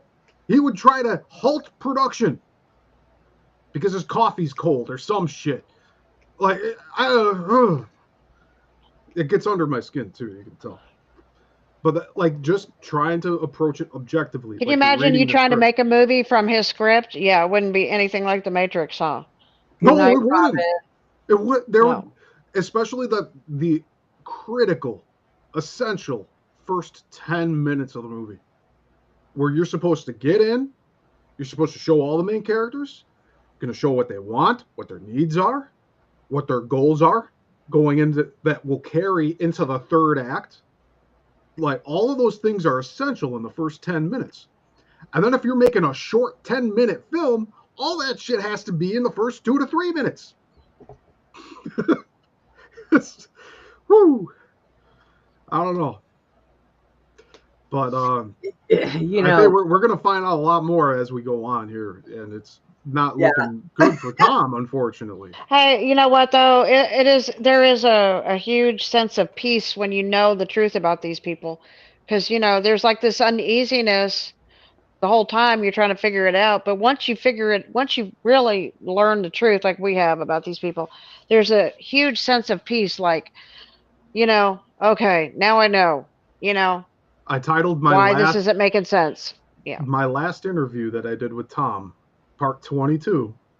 I titled it Narcissists and Giant Egos. And I titled it like that because of Penny.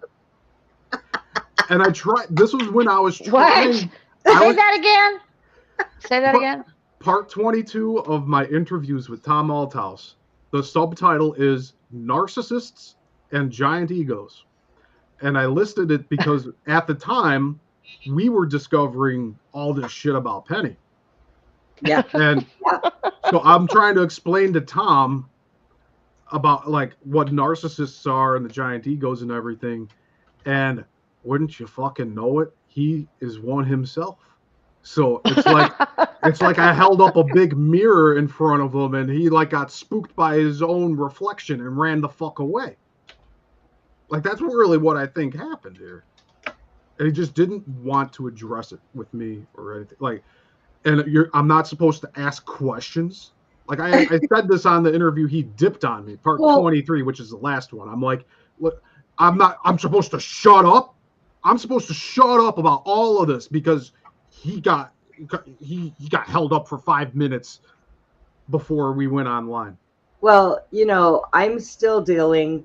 I makes sense. I'm still dealing with the emails that are coming on the show's email.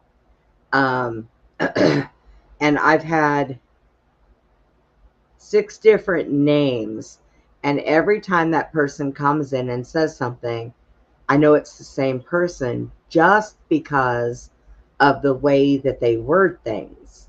Their verbiage, yeah. Yes. And so I am so sick and tired of the cyber stalking that it isn't even funny.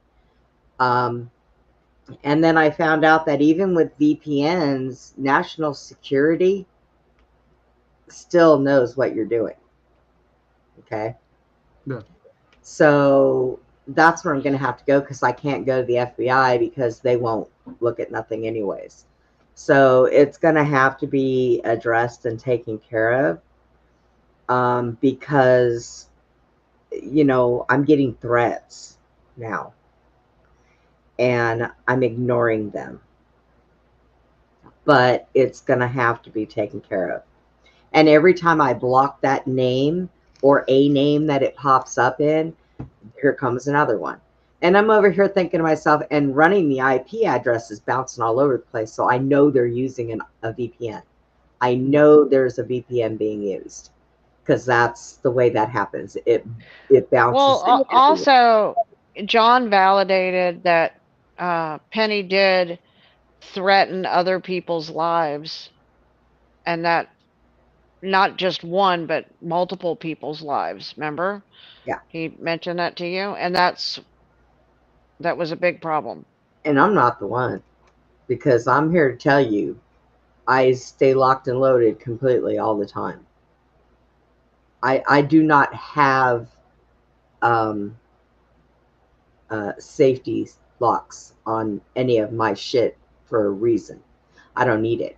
Number one, I don't have small children in my house. And number two, I am very qualified with what I own. And I mean, I'll tell you, You're protected. one of the jobs that I took working for Las Vegas PD was they contracted us out to a casino in Nevada. Now, I don't know if anybody's ever heard of Don Laughlin's Riverside, but Don Laughlin used to be one of what I consider one of a mafia type people. My job, being afraid of heights especially, was great. My job was on top of the high rise of the hotels with a long range rifle. That was my job. Okay.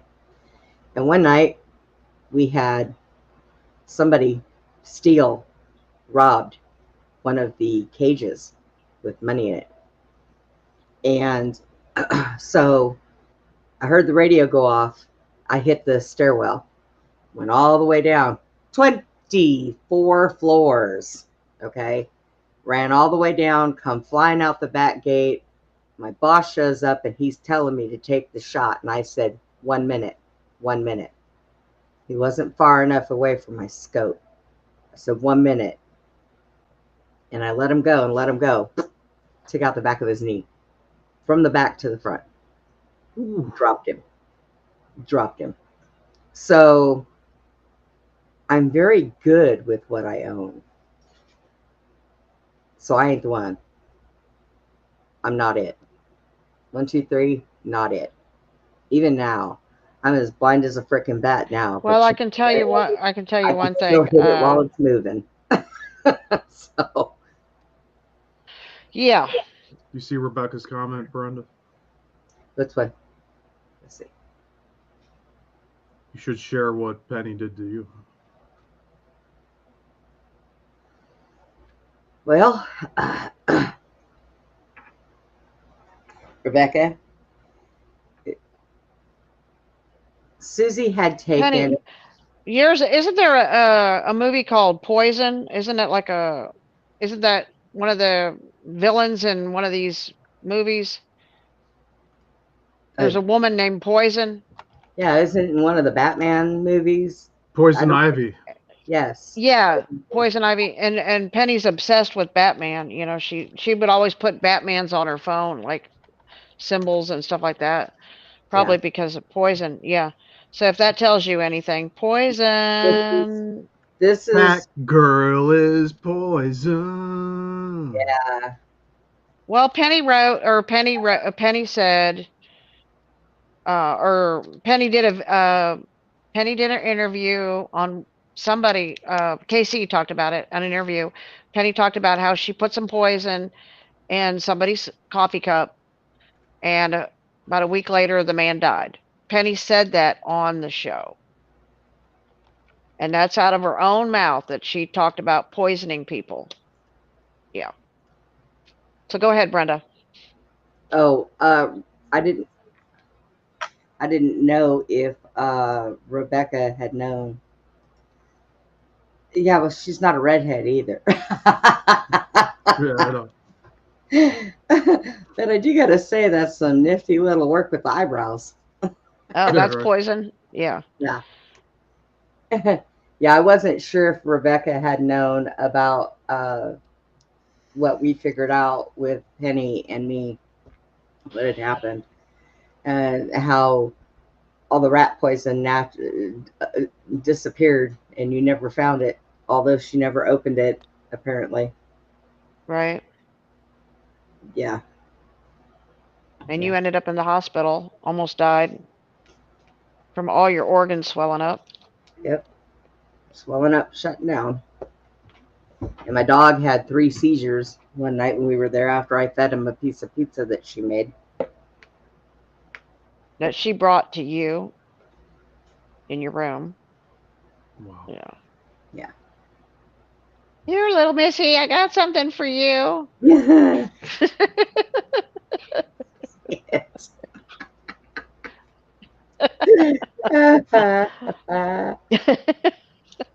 All the eggs in my fridge are black. Oh my God. I can't believe that. How do you keep eggs that long? I don't. How do you not get black mold poisoning Look, from it? I don't care if I have 18 eggs in my refrigerator that I just bought and the date is out, I throw them away. They don't even stay in there. I don't use them. They don't stay. It's like, I don't. Every time we go to the grocery store, I go through the fridge. And if there's anything in there that I even think remotely smells funny, it's gone and I replace it. I mean, She it's that has. simple. Okay, Rebecca says, I remember the assassination claim in her journal. She made several comments. She said on her show many times, Dave's show, other shows, how she's killed people. Okay, she's just said it. I killed people, but I was under mind control, but I still killed them. She said she shot some guy. Yeah, and she also says in her journal that she is responsible for the death of the Venezuelan president. That you know, I seriously killed him. She said, so she makes a lot of claims that she's poisoned and shot people. Okay, but she was all mind controlled. Yeah, it was all mind Yeah, controlled Rebecca, because we're she's the three. Agent 11, so she can get away with it. Yep. The 3 of us are very fortunate to be safe from all of this that happened. It's like jumping into the viper pit with these I people. mean, I still have a badge and uniforms. I can get away with it. It's like, oh my God. Yeah. I sit here and I think, I used to sit there and say all the time, God, I just don't want to have this boring life. Stop, Brenda. You got to be careful what you wish for. Well, according to her, when she was locked up in the asylum for a year, now she can't carry a gun legally. Oh, Okay. Tex. Yeah, you haven't been around long enough, Texas, to find out what all happened. So Susie here, her old roommate, basically I'd gone out there and stayed a weekend with them. She poisoned me and almost killed me. I ended up in the hospital. I'm still recovering from that because I still have a lot of problems. My everything in my stomach, my pancreas, my liver, my gallbladder, my kidneys, everything was 3 times the size it should have been, and my organs were failing. And I spent 14 days in the hospital. They couldn't find out what it was by taking blood because Susie looked it up, and the kind of poison that Susie had given her to put out for the rats, it could be detected in blood only in a blood clot. Well, I'm on 2 blood thinners, and one of them is to stop clotting. So they couldn't find it in mine at all. So I go to one of the best doctoring systems in Texas. We are 7th in the nation.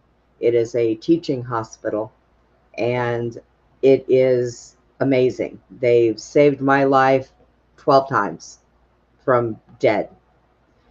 And I had these doctors in my room. I had 6 of them sitting around, scratching their heads, looking at each other, looking at my charts, looking at me like, we don't know what's wrong. We don't know what happened to you. You know, we can't explain it. But they did want me to get my family down there because they really didn't think I was going to make it. They thought my organs were all going to fail. And I went through a very miserable time. You were supposed to do the show. We were supposed to do the show, and you were taken to the hospital. And I didn't hear. You didn't call me. I didn't hear from you. Yeah, because you nobody. were so I couldn't do sick. anything. I was so sick. Look, my dog goes everywhere with me, and I didn't even take him. I was so sick I couldn't even deal with Putin, and I was in a very bad way, and I didn't talk to nobody Yeah, while I you was couldn't there. talk very well. You were Yeah, in so much pain. You were crying a lot on the phone. I mean, you were in pain. I mean, It was imagine horrible. It my was stomach. horrible. I felt like I was giving birth to an elephant. My stomach was so huge, and I couldn't get comfortable. And they didn't know what was wrong with me, so they couldn't do anything for me but give me medication for pain. So Yeah. that and fluids, and I didn't How eat long for were you in the 7 days. hospital? I was there for How long? 14, How and long? 14 days Ugh, because we missed that's crazy. 2 I weekends of shows, and then the second weekend I came in and did one night after I got home, but I was still down. Um, when I did get home, I still couldn't even get up and go to the bathroom. We had to get me a bedside commode, and all I could do was go from the bed to that and back to the bed. I was still doing but I recovered a lot faster than what they expected, and it was a weird thing how I recovered. They weren't sure what was going to happen with me, and I didn't want to just straight up come and tell anybody, hey, Susie, the doctors don't know what's going on, and basically they're telling me that they don't think I'm going to make it. So I didn't want to say this to anybody. But that night, about midnight or so, I was sitting in my bed there at the hospital, and a woman had come in. I thought she was a nurse. She was dressed like a nurse. She was a short, little, heavy-set black woman, had this thing wrapped up on her head, and big cheeks.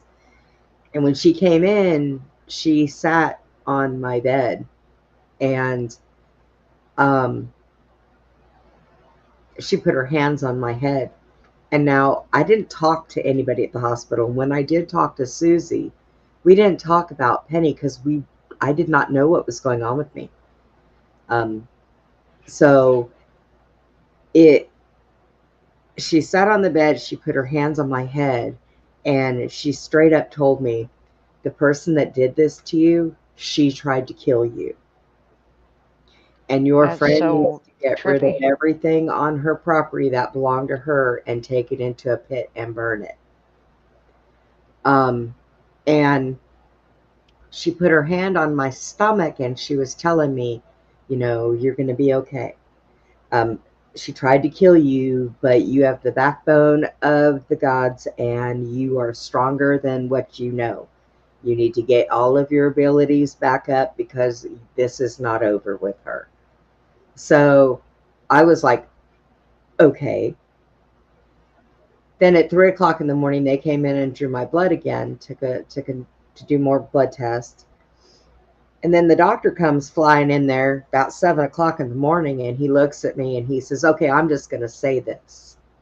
He said, I don't know what the hell is going on with you, but all of your blood work just came back and all of your stuff is going down, and I don't understand this. But you can go home if you want. And in the process of this, when that woman left my room, when she walked out, my nurse came in to bring pain pills in. And now I didn't ask this woman who she was, what her name was. I didn't feel like I had to. She was so calming and so warming. And I wanted to know who she was. And I asked the lady when she walked in, I said, who was that nurse that just left from here? And she says, she looked around, she goes, there was nobody here. I said, yeah, she walked out just right before you walked in. She said, I've been sitting outside your room for the last 10 minutes doing a chart. And nobody has left this room. And I said, okay. So I just shut up because. See, God protected you. He sent his angels. Yeah. But like I said, normally I see spirits. And when they do try to touch me, it's usually cold. And this woman, when she touched me, it was warm, and she felt real. She was very, yeah. So it kind of. It says it too, that sometimes we entertain angels unaware, like we think they're regular people, but they're not. Right. Mm-hmm. Right. So yeah, it was an experience that I'm still kind of having issues because of it. My gallbladder is shot. I've got stones in there now because of all the swelling. I'm having some kidney problems. Not too bad though. So I'm still recovering. And this was back at the end of July. Take your body a long time to get through it all, through all that trauma that was put through. Because this happened in July, like 4 or 5 days after she left your house. And yeah, and I'm still having a little bit of problems. You are way more fortunate than that poor guy that she says she poisoned and killed, right? Like I said, when I told her I was going to go ahead and call Jack to come get me and bring me home, and she was like, why? I'm still off for another week. Boy, I'm glad I didn't stay a whole week. She'd have went through all that. Damn, you guys have walked in there, I'd have been dead in your room there, Susie. Mm-mm-mm. Yeah, and luckily I only stayed a night, and Susie and I and Joel went out to eat, and Penny didn't join us. And then we, Thank God. And we went to you Walmart. Want her slipping you a Mickey. Yeah. It's like I don't think I accepted any food or drink from Penny. And see, I brought my own water, so I had my own drink because I drink a lot of water. But she did make me a cup of coffee that didn't taste all that great. I called Susie, you get coffee? Bring me some coffee. Because I just didn't drink it. I was like, no. The first cup of coffee that I had the first morning was okay. But that second cup, I was not okay with that. It was really bad. And I think I took a little sip of it. I could smell it wasn't right. I took a little sip and said, no, I don't want this. And I actually kept the cup in my room until later. And then before I left, I went in there and took it and dumped it out and rinsed it out. But I couldn't drink that coffee. I guess she figured she didn't get enough of me with the pizza, so she decided to go ahead and try it in the coffee. Yeah, because that's what she said she gave that guy that she killed was in his coffee. Yeah. That's so crazy. But she was Agent 11 and she was under mind control when she killed these people. So, she has an excuse. Oh, she was still Agent 11 when she was at the house. Yeah. She's the real Agent 11. So she can kill people because she's under mind control. Yeah, whatever. I beg to differ. I'm just saying, you know what I'm saying? It's all a story. If she was on fire and I had to take the meanest piss in the world, I don't think I would still piss on her to put her out. I put a damn clothespin on the damn dog's pee-pee so it wouldn't pee on her to put her out either. That just wouldn't happen either. Sorry. I don't hold any hate, and I forgive. I will never forget, but I do forgive. I don't hold any hate, but I still don't think that she would be worth me. Well, just don't go out to drink coffee with her anytime. I'm just saying. Shit. Yeah. Drink coffee outside my house anymore. She likes to make coffee for people. Yeah. No. Yeah. None for me. Thank you. Won't do it ever. No, Norma, we started off talking about all kinds of stuff. Somehow we ended up on this one. I don't know. It's because I started They say talking. all roads lead to Rome, so there you go. Rome's not a good place either, so that's all right. It's just it takes so long talking about these people, and then we just roll with it. So it's like all of this ill will that has been done to us, and then we're just trying to explain what happened here. Woo said he was about to make a funny joke. Woo, are your kids in bed yet? Did you put the baby to bed?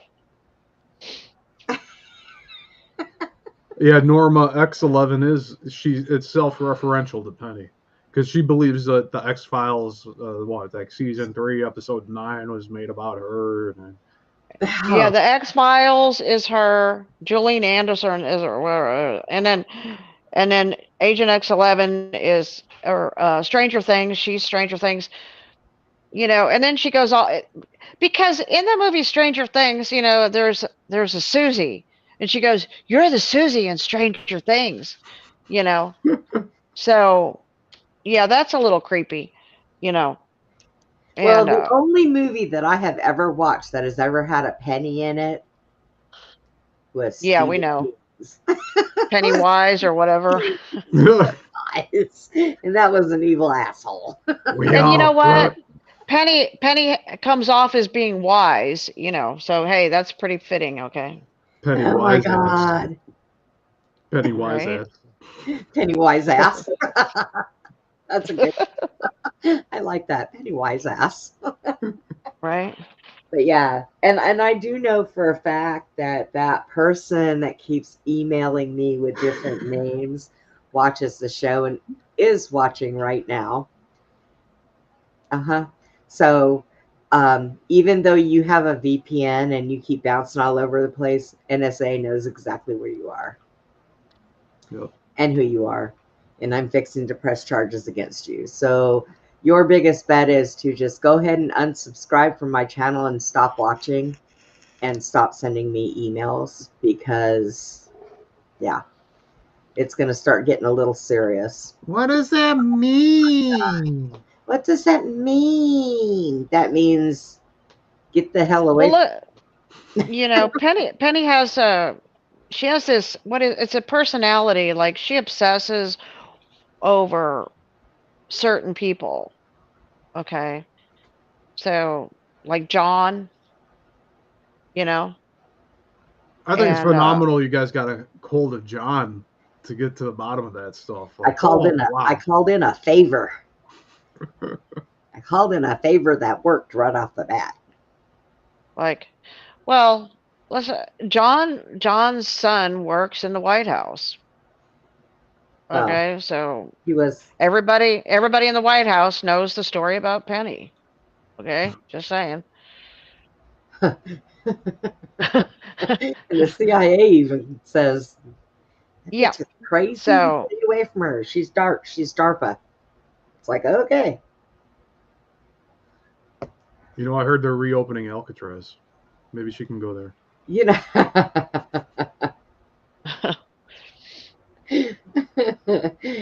I went there once on one of those tour things.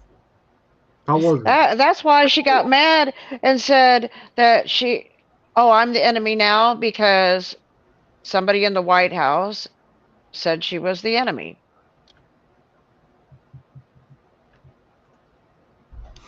And that pissed her off. Well, I don't know. There you go. I spoke to John, and he's a very nice. He was very nice, but very adamant that he wanted nothing to ever do with her again, ever. And she can stay as far away from him as she could, because he, you know. Yeah. Yeah. You know, when somebody says, I almost took my family and moved to a different country, you know, it's pretty bad. You know? Shit. Yeah, I just hope that, like, Yes, you sharing your story, Brenda, and you sharing your story, Susie, me sharing mine, and how they're all connected in a way. I hope this has prevented other people from succumbing to this abuse that Penny is doing to people. Yeah, let's just say that there's people like us and they come encounter with her. Please don't drink the coffee. Or eat pizza. Right. Or eat muffins. Yeah. It's like that. There was a video I saw a few months ago of Putin. Or brownies. Yeah. It's like what Putin and Kim, the North Korean dictator. They're both going to sit together at a table, and they pick up a glass like they're gonna cheer and drink it, and then they look at each other and put it back the fuck down. They're like, we're not gonna get poisoned today. Not today. That's funny. I could just see that too. Yeah. The clip's out there somewhere. I saw it a few months ago. So yeah, don't accept drinks or food from people you don't know or you think have bad will or intentions, because Brenda's a good example of what could possibly happen. And Brenda had the better end of the story because she survived. Well, let's just put it this way. Here's the whole problem. The whole problem was that I was taking care of Penny for 6.5 years. And Brenda came in, and so that was going to come between me and Penny. And so that's why Brenda ended up in the situation she ended up in, unfortunately. And because this is how these kind of people operate, you know. And it's psychotic too, because it's like laser focused into trying to manipulate specifically you, Susie. Like all of her actions were trying to sway your opinion about them. Yeah. Messed up. She did not want Brenda near me at all. At all. Yeah. She was afraid of Brenda. She was so afraid of Brenda. She wasn't aware that you two were talking for a long time either, right? She just We would talk all night long for months and months and months. Like, I mean, literally, like, Brenda and I were on the phone every night for hours and hours and hours till the sun came up. Huh, Brenda? Yep. I mean, we'd just be talking and talking and talking and talking, you know. And, you know, so that it wasn't like we talked a little bit here or there. No. We were like, Brenda, hey, guess what? Hey, Brenda, guess what? Yeah. You know. Yep. We're always on the phone. Yeah. I remember one time, Penny, I think one time tried to call me, and I was already on the phone with Susie, and I just let it keep beeping. And after I got off the phone with Susie, I called her back. I said, hey, what's up? She goes, were you asleep? I said, no, I was talking to Susie. Oh, so you didn't answer me because you were talking to Susie. Really? She said it like that? Yeah. Dang. I was like, we were in the middle of a conversation. I didn't want to stop what we were talking about. It's like, checking up on you, Brenda.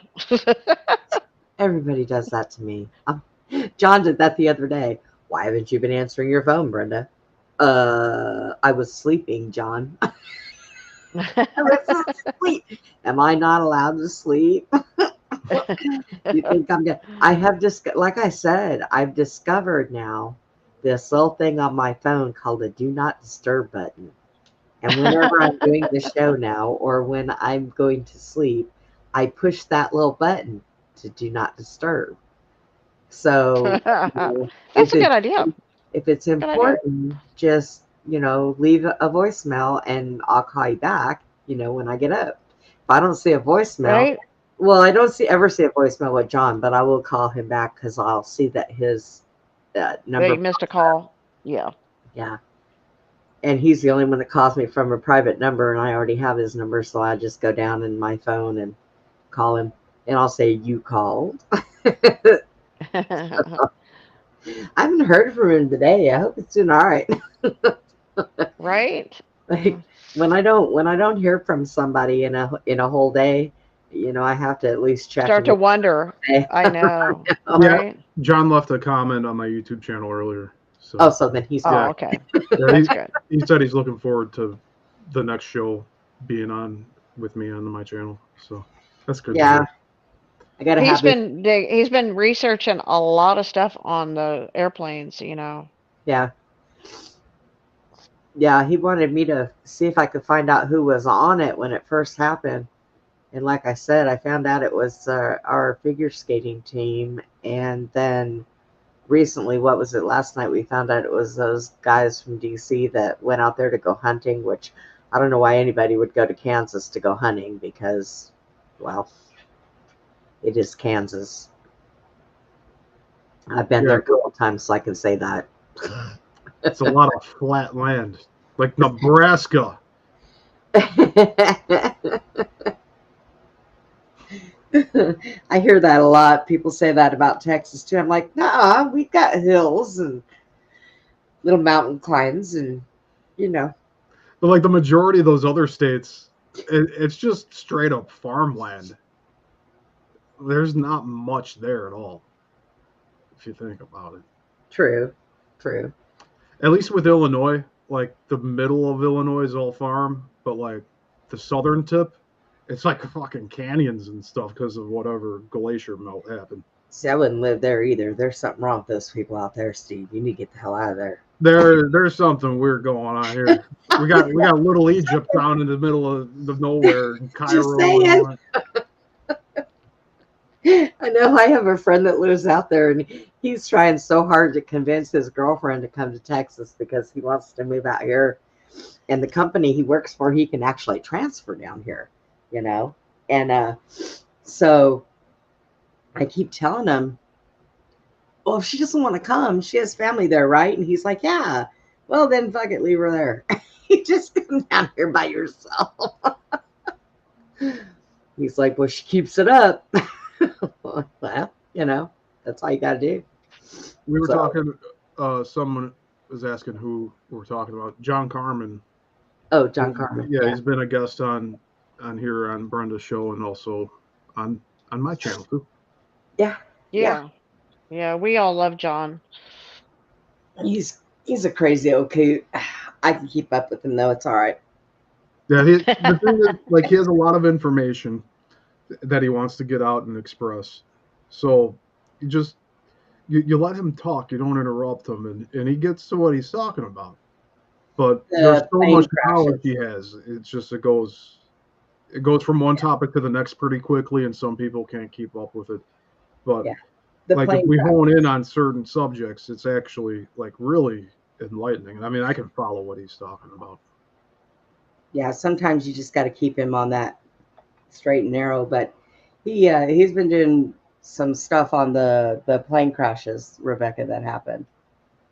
Oh shit. But yeah, he comes on. Matter of fact, I know he's asleep now, so I guess I better call him tomorrow and say, hey, are you okay? You didn't call me. I'm going to do that to him. Why didn't you call me yesterday? You're already missing John because you're like, okay, I miss you, John. I haven't heard from you. Where are you at? What are you doing? I'm going to call him tomorrow. I'm going to say, you didn't call me yesterday, John. Why? Just see what he says. He does that shit to me all the time. I'm going to do it to him. I'm going to turn it around now. Yes, I am. Steve and his Matrix look. Ha ha. I love these glasses. I got these. They are replicas of Morpheus's glasses. I Yeah, got them like in 2002.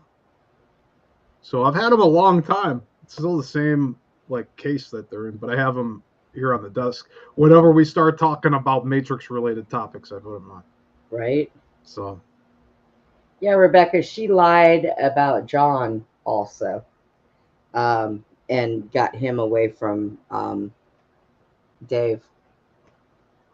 So yeah, from what John said, he wanted to talk about certain topics, and Penny told him no. Like, we already know your background. Nobody else has to hear it again. Like, very dismissive of John and what he wanted to speak about. So, I mean, as a host, really, you don't do that type of stuff. You're bringing someone on as a guest. You want them to talk about things. The more they talk, the better. And that you're there as a host to guide the conversation. yeah, when I have a very tired week, I like having Dennis Carroll on here because I'll have him come on here and I'll ask him just a couple questions and he takes it and runs with it. I love it. It's great. It is outstanding. I'm like, Well, goodness, another thing, on here. John had a lot of contacts in Russia, and Penny was trying very hard to get those contacts, and he wouldn't give them up, Yeah, and I'm that glad he pissed her didn't. off. That pissed her off. Yeah. Yep. Yep. Absolutely. Do you guys know how long we've been on? We've been on 3 hours and 45 minutes. It's always when I'm on. So, Rebecca, what we were saying earlier is that there is a method to her madness of people that she's trying to connect to certain people to reach and to connect to other certain people. So, John was just part of her when she couldn't get what she wanted, the connections from John, because he said no, no, um, she cut him off. Yeah. He was a stepping stone in what she wants. You know, she does that. She has certain people she uses for certain things. And when she's done with those people, then she throws them away and because she finds other ones, you know. Unless she feels like she told me, like Brian Singh, the only reason that she had anything to do with Brian Singh is because he had connections to other people. She told me that. She Yep. doesn't like Brian at all. She said that to me too. Yeah. But, you know, but he falls for it all. And now he's going around saying stuff about us. And it's like, Well, he's under she's maneuvered in such a way with him because he he does all that stuff. So, I mean, but she's told me she doesn't like Brian. Just can't stand him, But since he you goes to know. all these conferences, he's meeting all of these well-connected people, and she wants to have an in with that. Yes, yes, it's all about she needs information.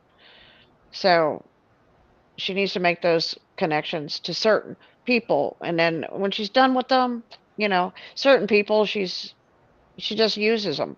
So there's like a lot of people that she'll contact, and if their information isn't what she's looking for, she cuts them off immediately, like immediately. So, yeah. I've watched her in operation for many years, and um, of course, I didn't know she was selling information at the time, but you know, she Real, some of the things she told me her agenda. She told me was her goal was that she believed the United States was going to get cut up into three sections, and that Texas was going to be its own state, and that she was going to run for president of Texas. She was going to take Texas and be the president. So she was trying to get people that she felt she could pull an army together, like a military army or whatever, that people that would have her back, and then she could, that's what she was looking for. She said she was trying to build a super soldier army to follow her, and she was going to lead the army. Okay. Now, Yeah. that was, Yeah. 6 years ago. Now, whenever, then her story changed a little bit and went from, okay, but she still talks about, she makes jokes is what she does now. She'll say, they told me I was going to be president of Texas, but I was only president of the residents at the crazy house. They made me the president there, you know, and so she jokes about it, but she still believes that she's going to rule Texas as president. Yeah. But so does Tom. Like, get that one. Like, I wonder if she took that idea from Tom, or they just No, like this was talked. way before. This is in 218 before Tom. She told me. Okay. Yeah, they Yeah. just so happened like where both of them were told they'd be president. Yeah. Yeah. So she's trying to build some kind of rapport of certain people in her circle. That's why certain people she's pulling towards this and this one. So, yeah. Yeah, that's what she says, She also said she made a map that was like what the same as the Philadelphia experiment with the flooded updated map of the United States. But we don't know if that's true either. Well, she lied about that because she studied what was it, Al Basic or Al the Philadelphia experiment, the guy that said he went to the future and he saw Al Bielek. Yeah, she already studied him. Okay, so she already knew about the map. So she claims that she did the map before him. No, she saw the map. She's just trying to take credit for she wants to take credit or be somebody she's not. Okay, and then she tries to convince people that she's that person, and she's not that person. Okay. It's just what she does, She turns everything into something that makes her look like she's somebody important. Yeah. Just objectively, that Philadelphia experiment and the entire story with it is so fascinating to me. Right? Because it involves time travel and a disapparition, and like some of the service members on the ship were like melted into the walls, and they made a movie about this thing too. And like some of the scenes that they made for that movie like is really stunning to like know that like they got to publicly make a feature film on that thing. But yeah. Right. And she pretends it's whatever fits her narrative. And so that story about the map that she supposedly she drew it first. No, she didn't draw it first.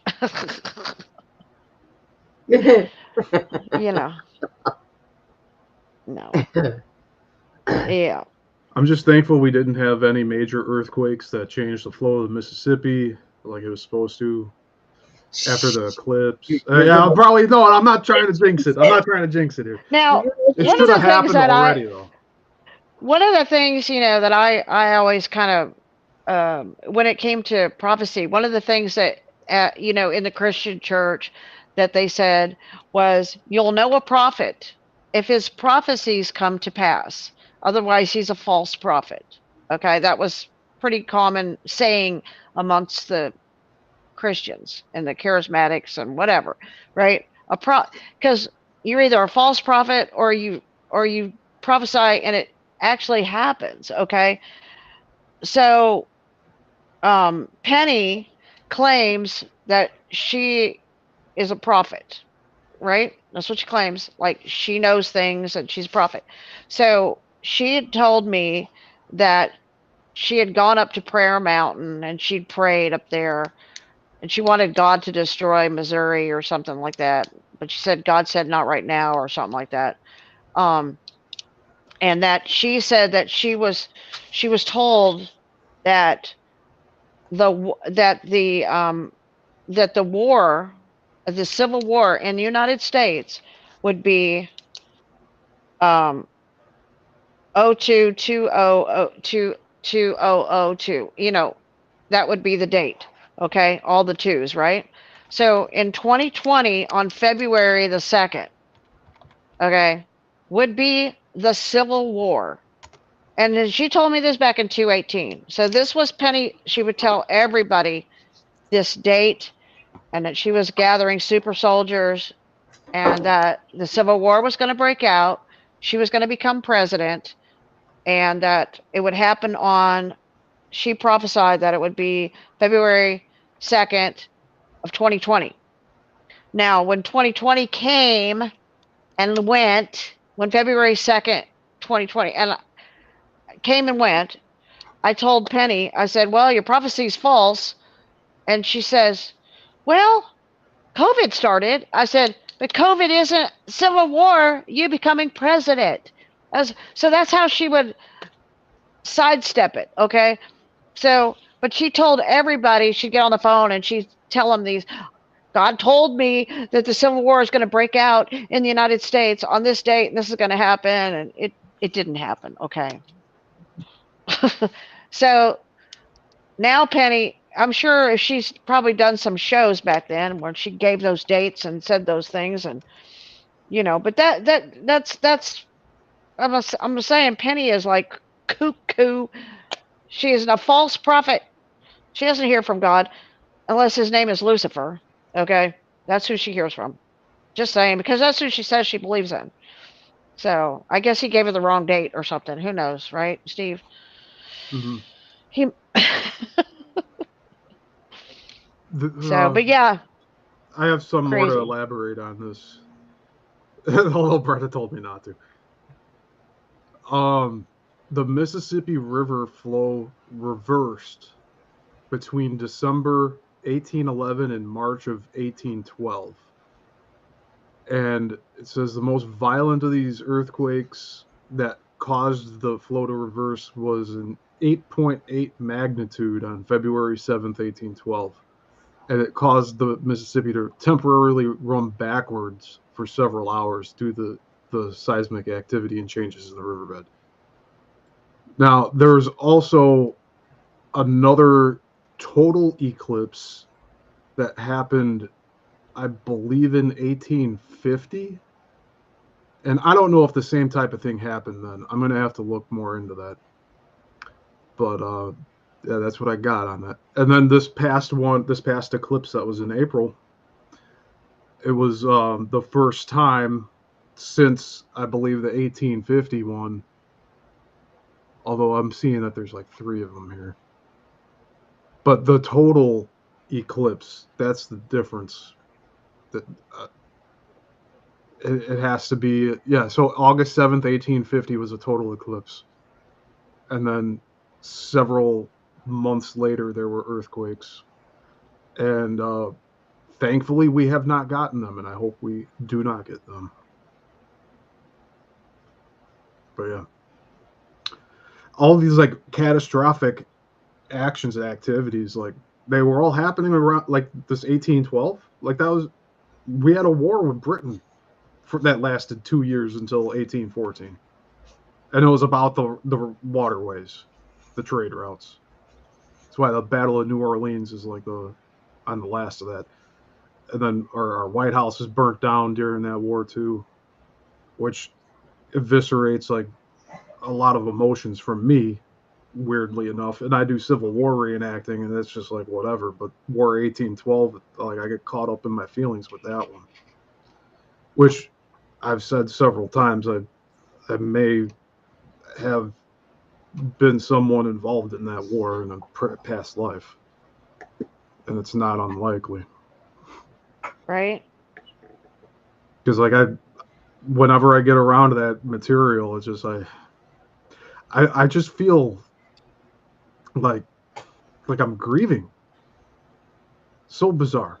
I don't feel that way about the Civil War at all. Like I'm still like who's this motherfucker Lincoln? Like I'm asking questions about the Civil War. But then like when it's the War of 1812, I'm like, damn, like that was a war for the country right there. That was us standing up as a nation to our former masters in a way. With Jefferson leading the charge. Jefferson threw on all of his fucking captain gear. He's like, I'm leading the way. And he's like in his like 60s, 70s at the time. Sorry I was gone so long. I was fighting Oh. for my life in the bathroom. Oh, I figured you had to go No. take off to go there. No, yeah, but Jack had the toilet paper way out of my reach. Oh, And wonderful. I was trying to Jack be nimble, Jack be quick. And he's asleep, and I'm trying to get it, and I'm stretching, and I'm pulling over, and I'm like going, okay, I'm going to lean over really hard, and this toilet is going to come up off the floor, and we're all going down. Oh, shoot. You know, I understand. Oh, I have to address Tex. Tex asked a question, and so I just want to address this. Okay, he says, what type of super soldiers is she referring to? Well, anybody, in her opinion, who there is a whole community of what they call super soldiers, right, Brenda? Yes. So, in that community, all have similar ties to certain people and government projects. Yes. So that, you know, and a lot of these people have suffered through satanic abuse within these projects. Yes. And so this is where the term super soldier came from, because the tortures and the things that were done and the process of making these soldiers be super, it's kind of like supernatural, tapping into the supernatural realm. Go ahead, Brenda. I know you're going to say something. What? Yeah, it makes them go through a lot of stuff. Like, well, Tommy happens to be one that was tortured for those abilities. And the type of people like Tex, if they get a phone call and somebody has a trigger word for them and it sets them into their role. Yep. Okay. Kind of like that. That stuff does happen. It's unbelievable, you know, that people think that these programs have stopped. They stopped using the mind control programs and they stopped it. No, that stuff has never stopped. They still use it. It is still in play. And it's sad. You know, Tommy happens to be one of my really good friends. And I have always been close to Tommy. And when I talk to Tommy, I feel I was thinking about Tommy today. Yeah. Yeah. Lou asked where he's been, and I talked to him. Was it yesterday? And he's going through a lot. So, but I feel his pain when I talk to him. You know, it's horrible, and I know that I was never really put through any of that type of torture. They liked Tommy because he was very athletic, he was very intelligent, and he was a good role model for a soldier. Okay, so they try to take the spiritual part and the physical part, and then they try to utilize that in these projects. Yeah. They break you. They break them bad. A bunch of times. Yeah. Them. They break them a bunch of times. And it does. You know, Tommy tells me a lot. You know, he gets put into a dark place. Tommy has an outlet, which I'm very proud of him that he does have his outlet, and his outlet is his music and his art. And when some people look at his art, they think, oh my God, that's so dark. But you know what? It is. but that is the dark that he expresses when he does his art. And I've always said I would rather him do that on a painting than take that stuff out on a person. So that's his good outlets. He doesn't do the things per se like Penny does, which, sometimes I question a lot of what she says on Yeah, that aspect. Tommy's actually a wonderful soul. He is a Yes, wonderful soul. Yes. very much so. Very much so. And so sometimes with Penny, I question a lot of exactly what was ritual abuse and what was not, what was being involved in the CIA and volunteering to do the things that she does. So, yeah. Yeah, I've worked with a lot of musicians because I've filmed a lot of live events. I actually got asked today to do another show in May. My friend's band is opening for, I think, Ziggy Marley.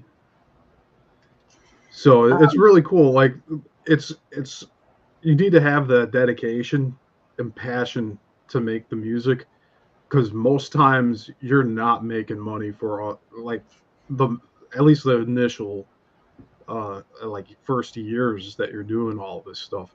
And some Now, bands just break up after a short yeah. while. Now, Woo, I don't know if you know, Tommy has an actual album that he made. I have it. You can find it on YouTube, and it is an actual album, and it's got quite a few songs on it, and every one of them are good. That's awesome. He has a good voice. Yeah. Yeah, I think with him, he can make it. He can do very well, but because of the industry being what it is and things that he's already gone through in life, I don't think he wants to put himself back in that. Yeah. Because, yeah. So, and between that and the gang stalking that he goes through and all that other stuff, he tries to kind of distance himself. He distanced himself from people also because he doesn't want people getting tied up in the stalking that he goes through. So it's pretty sad. And sometimes I really just wish I was close enough just to give him a hug, to let him know somebody cares, because he does stay alone a lot because of it. And especially when he does his disassociating, it's miserable, because Tommy's actually a very sociable person. He really is. He's a social butterfly. But things that have happened to him in his life have made him not be like that. So, and sometimes I just feel so damn bad that it makes me ill sometimes because of some of the stuff he goes through.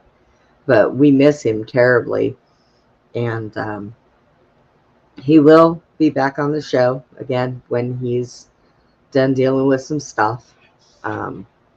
He likes what we're doing with the shows now because he would rather do different things with the show. I told him we've gotten away from the SSP program pretty much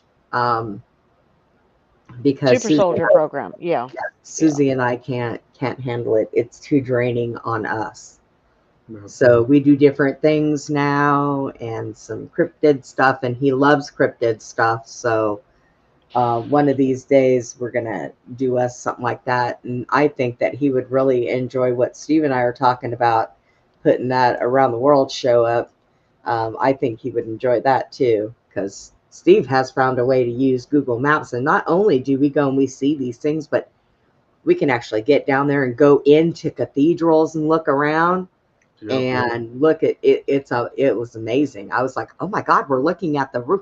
He said, look up, Brenda. And he pans it up, and you can see the whole top of the inside of this conundrum. And it's got a picture of Jesus, and it's looking down at the people in the church. And it was just gorgeous. I'm getting chills. Look at this. I know, right? Describing it, I'm getting chills hearing it. Yeah. Yeah. But we had a blast. So we want to put together some shows on that because we went to, where else did we go? Where were we? We went to Albania, to Albania. Montenegro, and Russia. yeah, we were looking at Russia for a while. So I had to change, but this is where the VPN comes in handy. You switch over to the different country that you want to go look at, and then you have access to like all their internet stuff there. Yeah. So that's what we were doing. We were just going around the world looking at all these different like monolithic structures, buildings, the major cities, the mountains, the rivers, the waterfalls. The waterfalls in Montenegro are beautiful. And it's all in the like the Balkan Mountains, which is very similar to like the Rockies here, but totally different part of the world. Yeah, It's so it beautiful. was pretty cool. Like I said, we're gonna eventually put together a show doing that, you know, once a week or so, and we're gonna have some culture. we're gonna give ourselves some culture. And we'll have to look at the Parthenon stuff too. Like that's connected to the World Fair stuff that I'll be doing videos on. But yeah, the 1-to-1 scale Parthenon in Nashville. And then we went on Google Maps and we went to look at the actual Parthenon building, which is like in shambles now. But we were able to go into the site. We saw all the photographs from people taking pictures there, panoramics and everything, 360 photos. So we could just scroll around and it's like we're actually there. It's and amazing. we found, and this would interest Woo. So we were looking at, was it outside of Russia or Canada? Yeah, it was outside of Canada, on the opposite side of Canada, outside of Canada. And there was like a strip that went nowhere. It was just like a nothing. Yeah, it's Canada. And it was this big strip. So I told Steve, well, I wonder where that goes. Follow it. Let's see where it goes. So we're following it and just keeps going. And he got closer to it to where we can look at it. And I'm looking at it and I said, Steve, that looks like music writing, music tones. And he's going, yeah, you're right. Look, dun, dun, dun, dun, dun. He's following it. And I was like, could that be a UFO landing? Because where it starts, it's off of the land, like where the water is. I really like that theory too. Yeah. And then it goes down, and where it stops into water. You know, there was nothing, but it was the weirdest thing. And it just kept going on and on.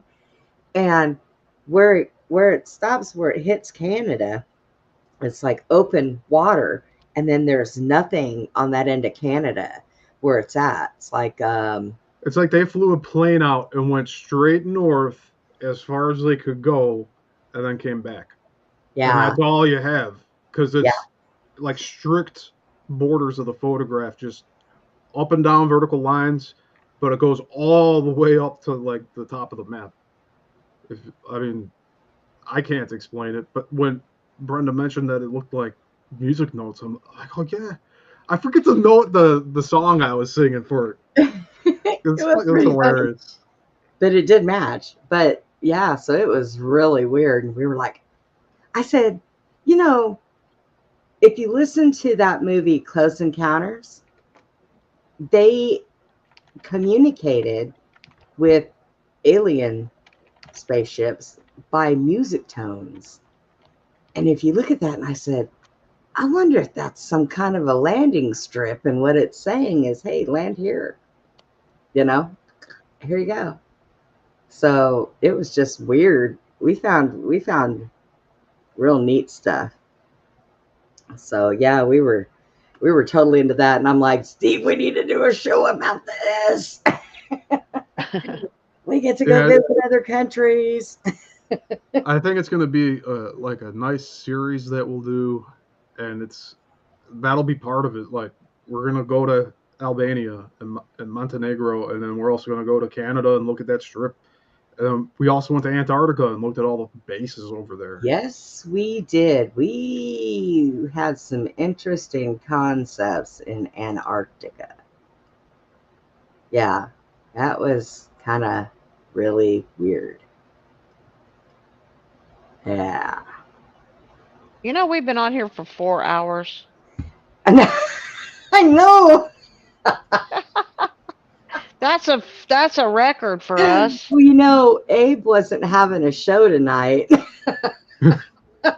because he was going to be out doing some stuff for his birthday because his birthday's tomorrow. So everybody make sure tomorrow you wish Abe a happy birthday.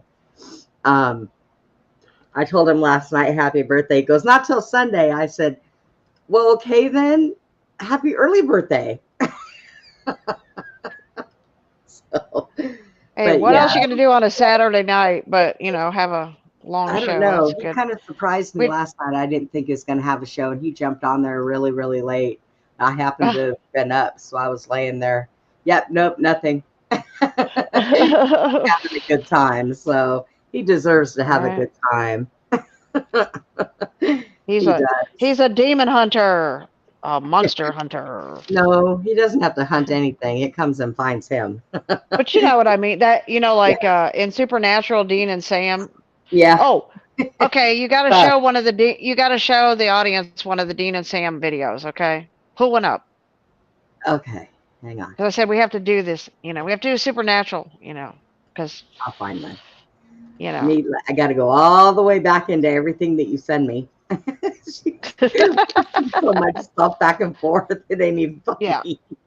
Yeah. Let's see. Okay. Okay. Let me see. You I found don't know one? if this is the same one that I showed last night. Let me see. I don't know. This one.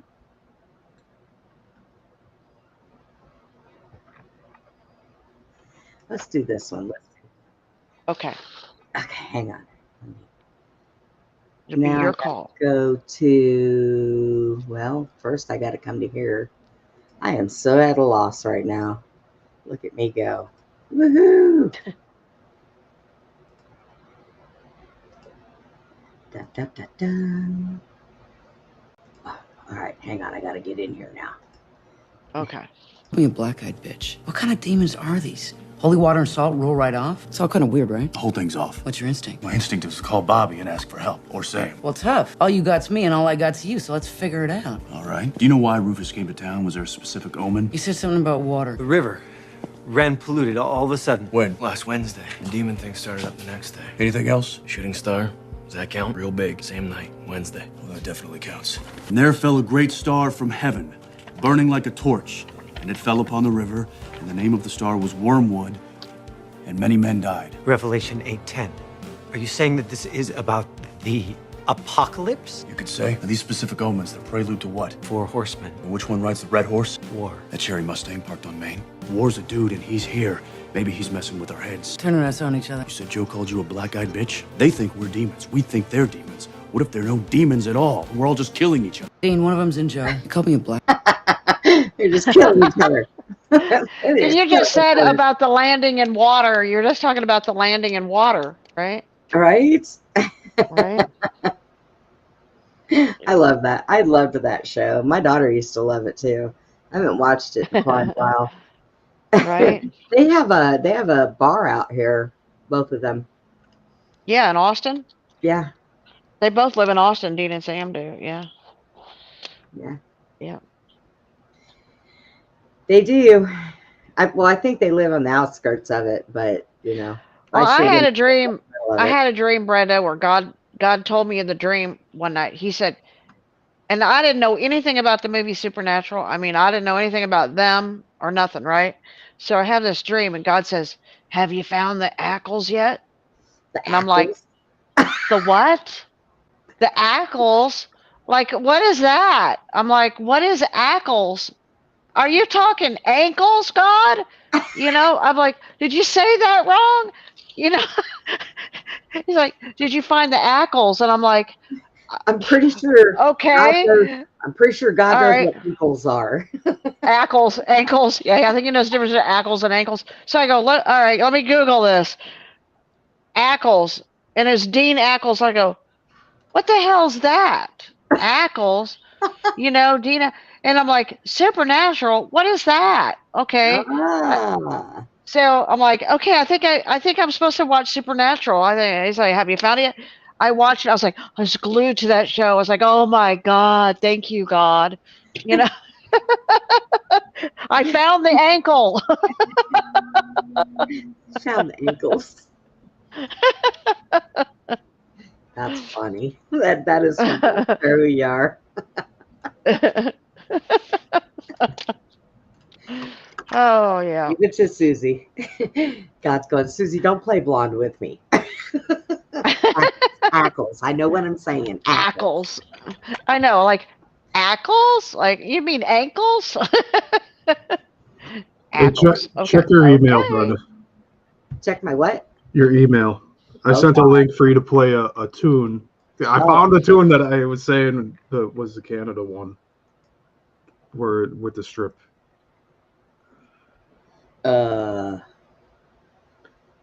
Steve, I don't have anything on my email. I just sent it. Oh, well, here, let me come out of it and go back in. Maybe that'll. It's flying through the air. It's flying through the slow air. It's stuck behind a slow moving train. There it is. Let's see. Hi. My headset might be going dead here because I've been on here for hours. Let me see if I can do this. Hope this one works. Yeah, just click the one that says number 7. That's the one. Oh, I'm gonna watch me. Let's see. Maybe that one does. See if it'll let me bring up my email. Email music track. Okay. Share this. And then I'm going to go to this, put this up. Look, it's my email, everybody. And let me come here. Oh, wait. I don't know the name of the song. I just know it was in this video game. And this is what made me reference it, but shit, hang on. I did the wrong one. I gotta do this one, not that one. Let me stop sharing that one. Let me go to share screen again. Come up here. I'm sharing the wrong one. What the heck was I thinking? There we go. Now Yes. I got the right one. Yeah, Rebecca, I am a musician. Okay. Here we go. Number 7.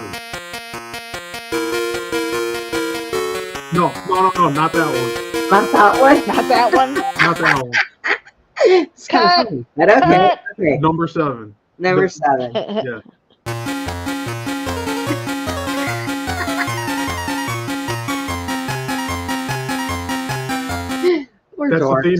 That's the theme song that the UFOs come in down on the airstrip through. Yeah, that's what it was too, wasn't it?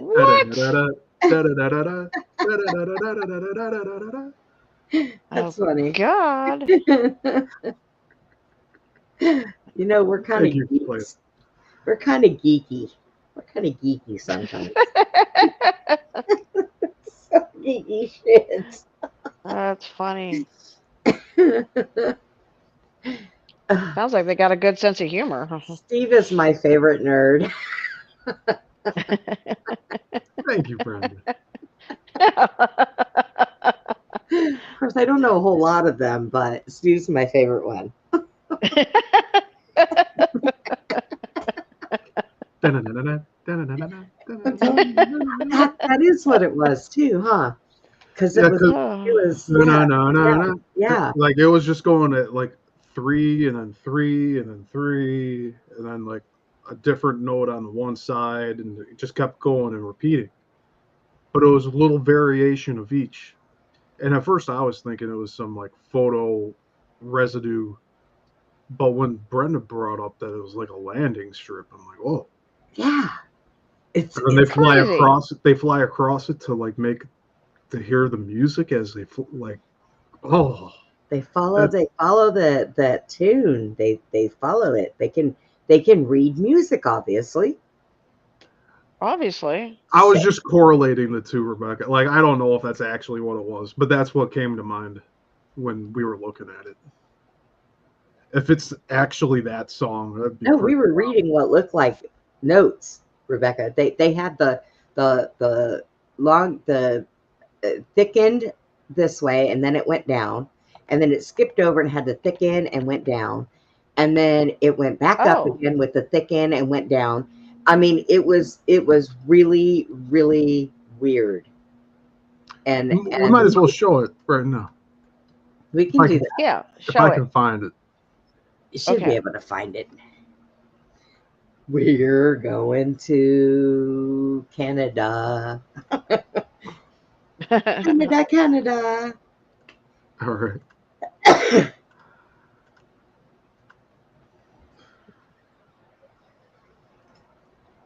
Somewhere. Oh, Here there we you are. go. So it's It's a like up map. here, right? That looks cold. It's around there somewhere. You got to go back down towards the land. I don't know where we were. Well, we went to Albania and then we shot over into Russia.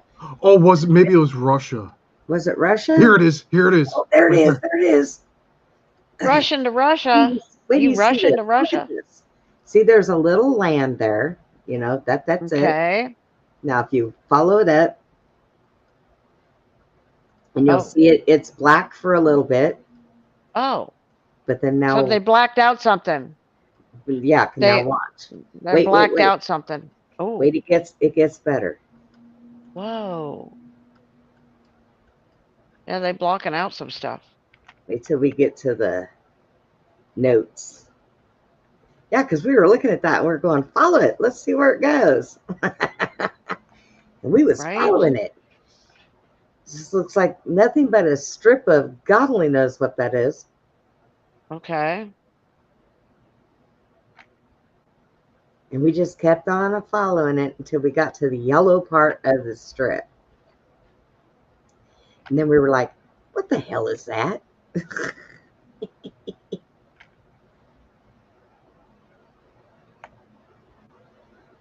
It's like there was all this ice. And we're like, oh, that's kind of weird. Yeah. But then we kept going, and then it got more and more bizarre as we went up. Yeah. Because we wanted to see where it went Yeah. to. Okay, yeah, here it goes. Come on. Come on, puppy. And like it needs time to load too as I go up. You see that? But we're seeing everything. All right, Yeah, right. Let me zoom out a bit. We might be here for a while looking at all that darkness. Yeah, all right, there here we it go. Oh, it's white, not yellow. But yeah, That's look. under the water, right? Oh No. my goodness. What? See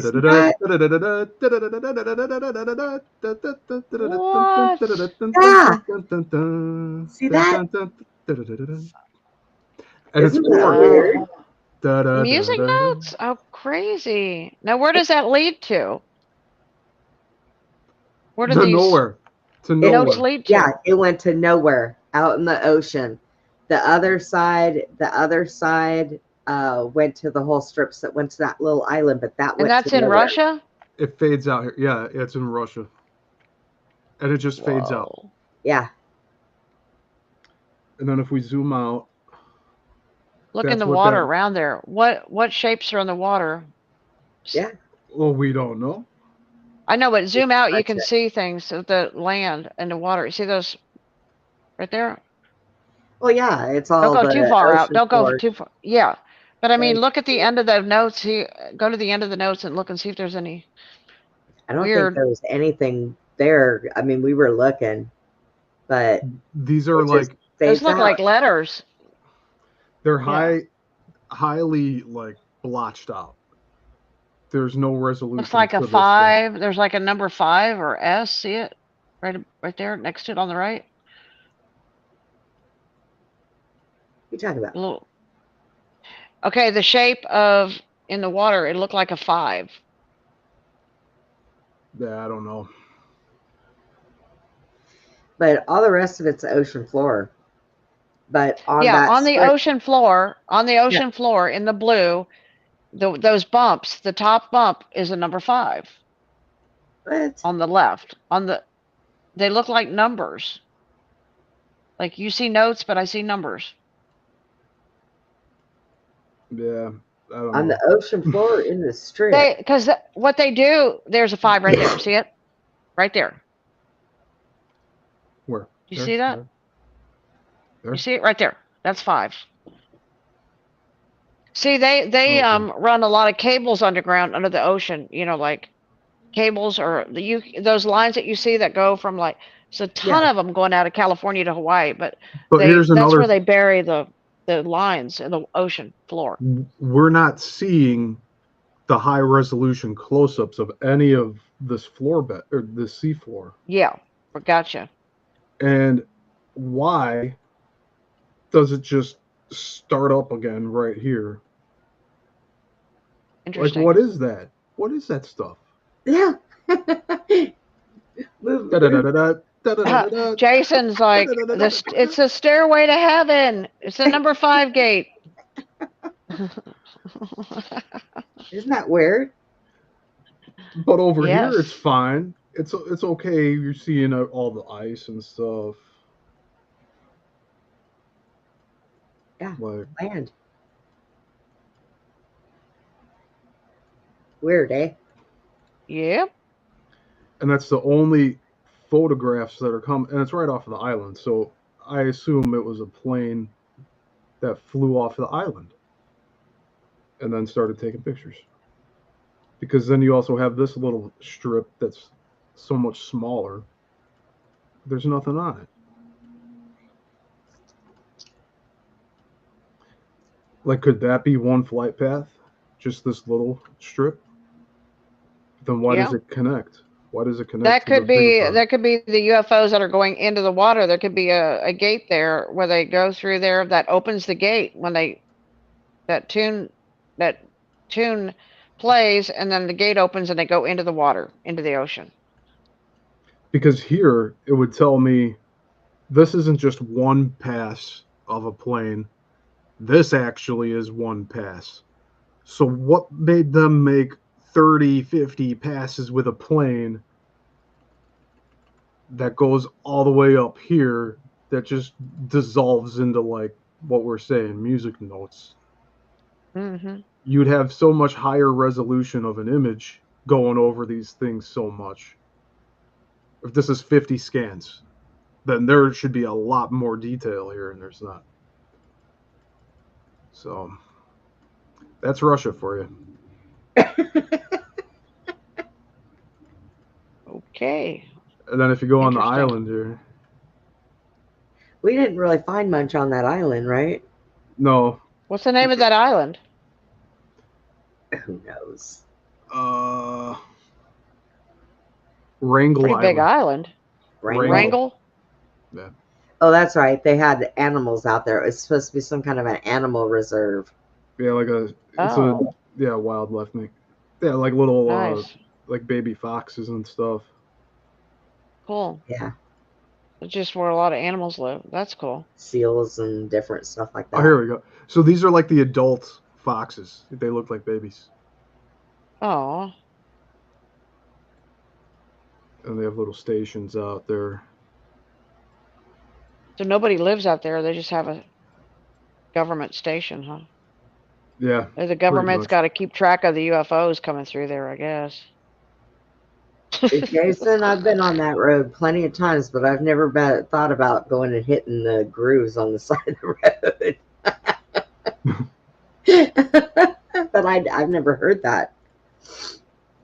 And then just for perspective here, it's like just to the left of Alaska.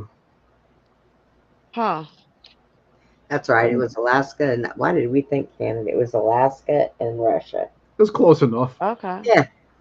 But as you Hey, can it's see, cold. Whatever you. Yeah, it gets cold up there, I'm sure. there's no land mass of the North Pole. We don't have access to it on this map. Yeah, I know. We're just But little down hobbits. They here, don't give us that, you know. then we We're got the the little ice wall. people. Although we were following the ice wall around quite a bit for a long time, and we finally got bored. It was really, Around and really, around you go. really long. Yeah, like these are all photographs taken at different times. Well, Yeah. you know the world serpent or the borealis or is in the water surrounding all landmass, and its head is in between Mexico and the Antarctic. You can see it in the water. If you Googled to that area, Steve, have you seen it? No, give me the name of it. We'll go right Just now. go to the tip of South America. Go to the Okay. base of South America. Oh, I think I know what you're talking about. Yeah. In the water, you'll see the serpent's head eating the snake. There he is, right there. See, now, Yeah. between the ice and the land, it's huge. It's a huge serpent's head, and he's got all his nostrils, and you see his eyes, and then he's eating his tail. You can see him eating his tail. And he's between the two land masses. Yeah, it's his whole head. It's from one side of the ice to the South America. Google in closer, and you can see his nostrils and everything. Okay. No, Yeah, right there. You gotta go out. no, Go out. no, No? The other way. the dark The other way. part. The dark part. Yeah, see the This dark? one? Right there. Yeah, Those are the that's his nostrils mouth. on the nose. The round nose right there in the water. See it? That's an eye. That's an eye. Now Now go go back the other way. all to the end of his face. Just think of a snake. Yeah, pull it Those out. little You see dots are the his dark- nose. See the Right dark there. crescent. Yeah, And I he's see eating. it. Yeah.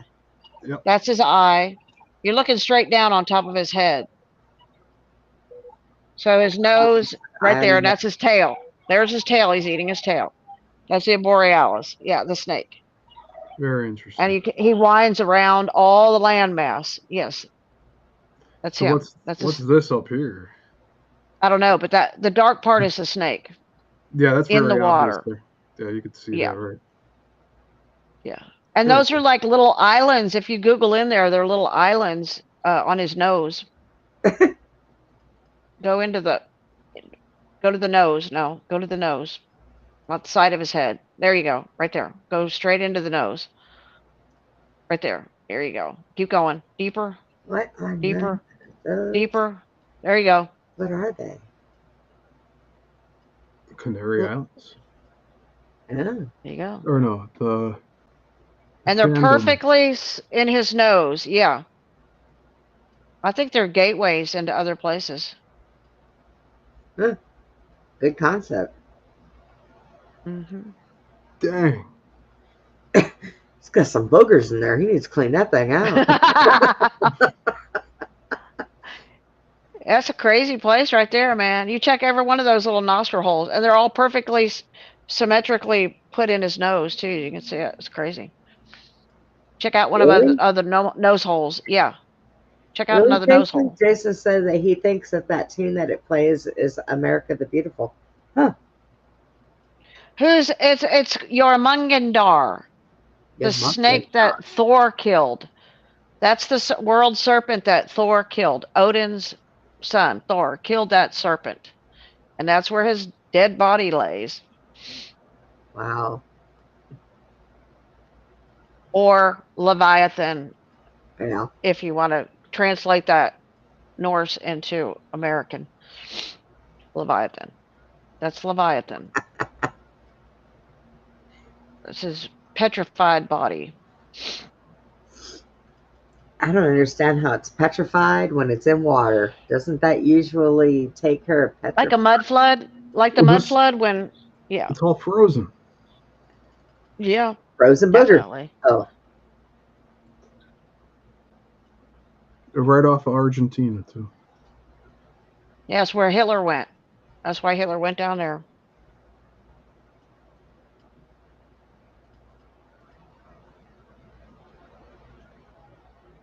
Oh, what's this? Rothschild. You got to be kidding Oh, yeah, me. there's a Rothschild. Yeah, that is Rothschilds. I've They seen have- that. They Yeah. have their own island on Antarctica. You did not know that? Yeah, right there, right by the snake. Mm-hmm. These sons of... I'm telling you. You search around that area, you'll be shocked all the stuff you'll find. Yeah. Don't be surprised if there ain't a Clinton Island over there.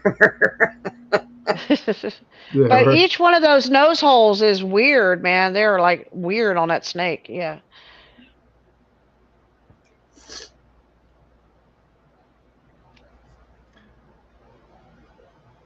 I think there was like 7 or 8 or 9 of them. I don't remember how many I counted before. It looks like 9. Look, I dug in that snake's nose for a long time, okay?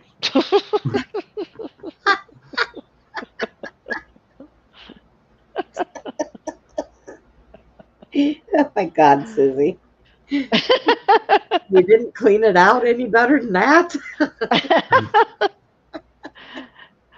You see, there's a similar photographic artifact here. Straight line. Oh, yeah. Is there any music Oh, notes on that thing? No. right. What you got? What you got? It's all blurred out. It's all blurred Yeah, out. they. Oh, look at the. Yeah, they did. Yeah, they hide a lot of stuff on the ice. Yeah, a lot. Yeah. Because you got this. Look how highly detailed this is. And then just zoom in all the way. You'll see where it'll be like big squares, like blocking it out. It's crazy. Like there's a little smudge here. What's this? This is probably a pyramid. Right? Because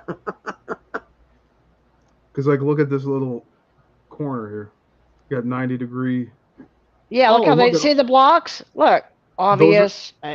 That's different photographs just layered on top of each other because they're hiding shit. Yeah. But this is actually smudged out.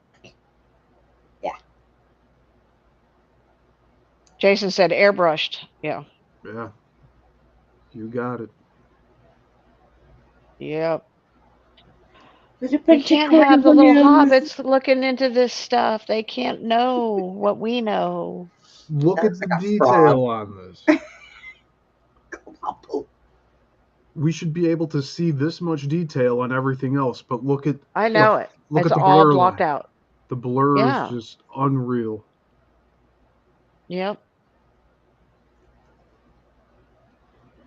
Well, they think we're all really stupid and could never figure that out anyway. So, hey, what the heck?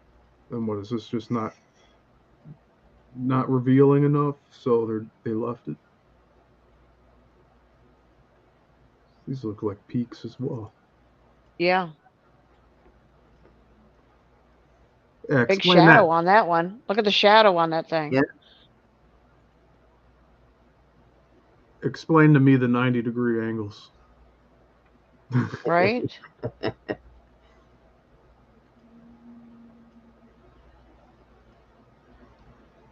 Yeah, but we have that, and then just nothing. What is that? Yeah. Don't look here, but you can look over there. Yeah, we got to give him a little something, Jason found Waldo. You know, a sneak peek of something. Like what's this little splotch here? Yeah. What is that? That's interesting. Waldo's dog.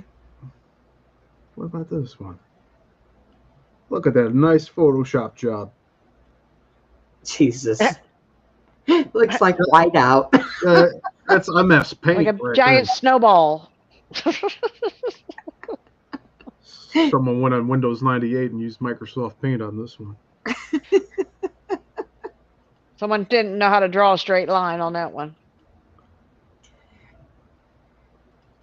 But then you go to the shoreline where like they have public access and look at all of the details. Some of it's blocked out. Yeah. Yeah, like this side's black, but this isn't.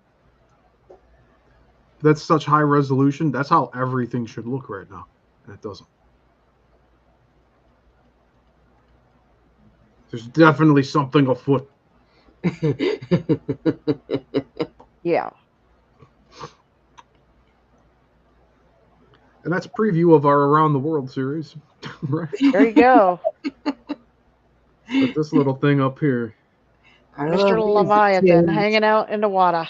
Our little music tunes. Dun, dun, dun, dun. Oh, beautiful for spacious skies and na, na, na, na, na. Oh. You're onto something, whoever said that. I still like da-na-na-na-na, da-na-na-na-na, da-na-na-na-na-na-na-na-na.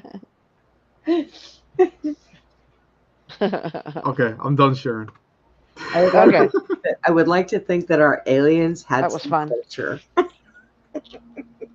I'm sure they do. I'm sure What they the do. heck? What the heck? All right, guys. Look it. Oh my We went another half hour just doing that. I know, right? Are we gonna go to bed tonight, or are we gonna be up all night? Is this like an all-nighter or what? I don't know. Oh no, I got. Are you kidding? I haven't even taken my night meds yet, and I've got to get those. And we don't want me on here while those are kicking in, because I really get stuck and stupid. I'm like, oh.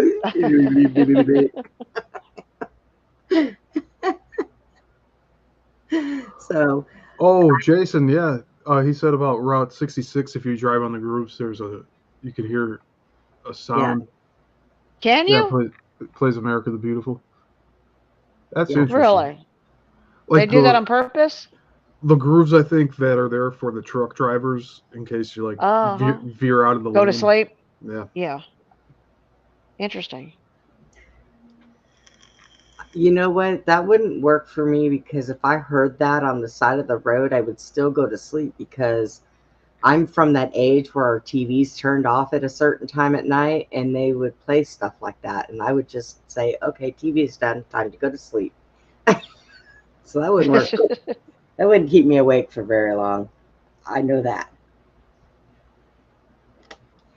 Thank you all for coming in. Right. Thank you, Ivy.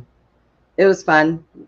We got off to just a saying slow the same start, thing. but we were just talking about whatever tonight, just because we could, because But we are going to end up dragging Woo on here one of these nights with his stuff.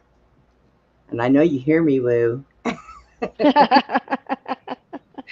know you hear me. I know you haven't completely fallen off yet. I just realized Right, we're almost at 4 hours 44 minutes. Yeah, I know. Wow. That's what I said. I know. I got to eat something.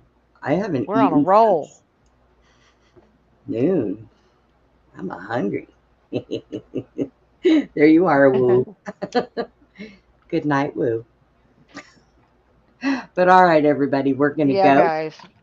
And you guys have a good rest of your weekend, and have a good week, and stay out of trouble. If we can accomplish that. I know Susie and I try hard to stay out of trouble. Me, it never works out well in my favor. I don't know. So sometimes it just, happens. I can't help myself. Just can't help it. It's a thing. But we will let everybody go, and we'll see you next weekend. And like always, everybody, please be kind to one another, and have a good night. Good night, everybody.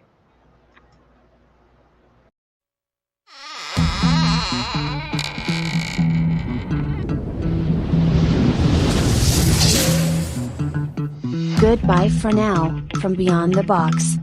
Please join us again for Beyond the Box, Friday and Saturday evenings, from 9 p.m. to 11 p.m. Central, 10 p.m. to midnight Eastern. Join us for more intel bombs from our extraordinary guests. Good night, Putin. Good night, Tucker.